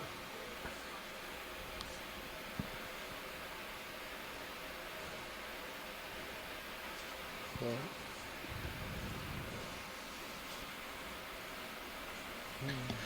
Shilling looks like it's in a good spot, I think. this is, again, kind of a unique composition of Yeah, I members. started this We morning, see so it's something probably different every one of these pristine position. things where they'll a lot of the same characters, but they're in different. Somebody like shook them all up, Oh yeah. and then you only took out 10 out of the 30 that you had in the jar, and it can all be a different group of 10. Yeah, we're all stowed. All right, go ahead and come up a little bit, and then So you turn to port. I need to turn to port. I'll stay right here, and then come up. All right, let me know when you're ready. Go for it. All right, I'm gonna send and then turn the port. I'm in auto depth. It's 1974.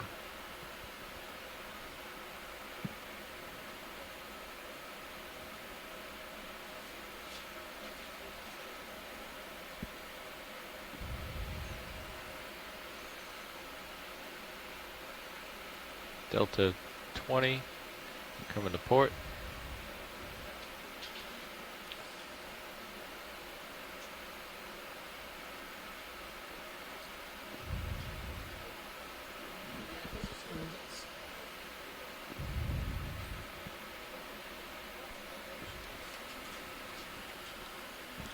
So we're sort of ascending right along the ridge crest again. Let's keep this going for as long as we can see stuff on the bottom. Copy. I'm pushing. I'll wait until you ascend. Yeah.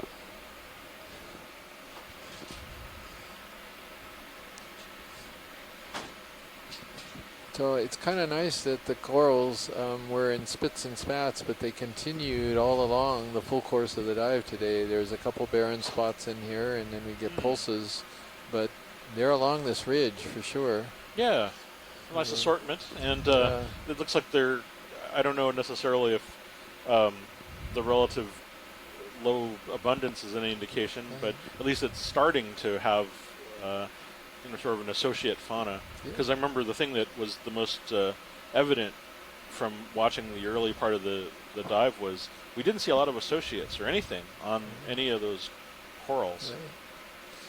So we're going to go immediately right into pre-dive for tomorrow. So are all of you who are on the phone line at least, well, let's find out who's on the phone line to start with. Could we see who's here? There you are. Yep, Scott France still here. If you think the tether's happy, you can take out your auto heading. John or Bruce, are you on the Well, line? you're gonna swing out to south, right? Yeah. I'm still here. This is Bruce. Yeah. Okay, Bruce, So- do we have anybody else? Auto heading is off. Okay. Killing your lasers. All right, so All right. maybe Ready to John will start jump ascending? in later. Go Are you for it. guys looking at feed 3 right Yeah, now, right. by any chance? Yes, and it looks like I didn't quite catch the end of that, Scott, but it sounds like you said yes, you were looking at it. So, yeah, I Mash, said yes, and Later Mouse was just loading, and it looks like it's up now. great. So, Mashkor, tell us a little bit about the site that you mapped last night. Hello everyone, this is Mashkor, and the site that we are diving today is this site which is labeled as 12. So yesterday night we had an opportunity to go down and map in this area, which I'm just pointing my mouse to. So I will hold it here for a couple seconds so the shore participants can see it. And this area, once we have mapped it, it turns out to be a very elongated feature with a lot of activity going on top. And it's understatement of the world there. But actually, it's Josh, as one I of looked, the it does look like the shilling might be I think touching the rock prettiest rocks. looking Someone feature must that have we have moved mapped. So I've switched over to a little bit higher resolution, and that's why you have started Maybe seeing just now like the all the tiniest holes. smidge. But just to give you an idea, this feature at the top here is about 2,400 meter. And then this ridge runs along, and over here the depth is 2,500 meters. So our goal, which is going to be a little bit tough, is to figure out where we would like to go tomorrow. And so I have a couple of different layers that I have available, including backscatter and slope.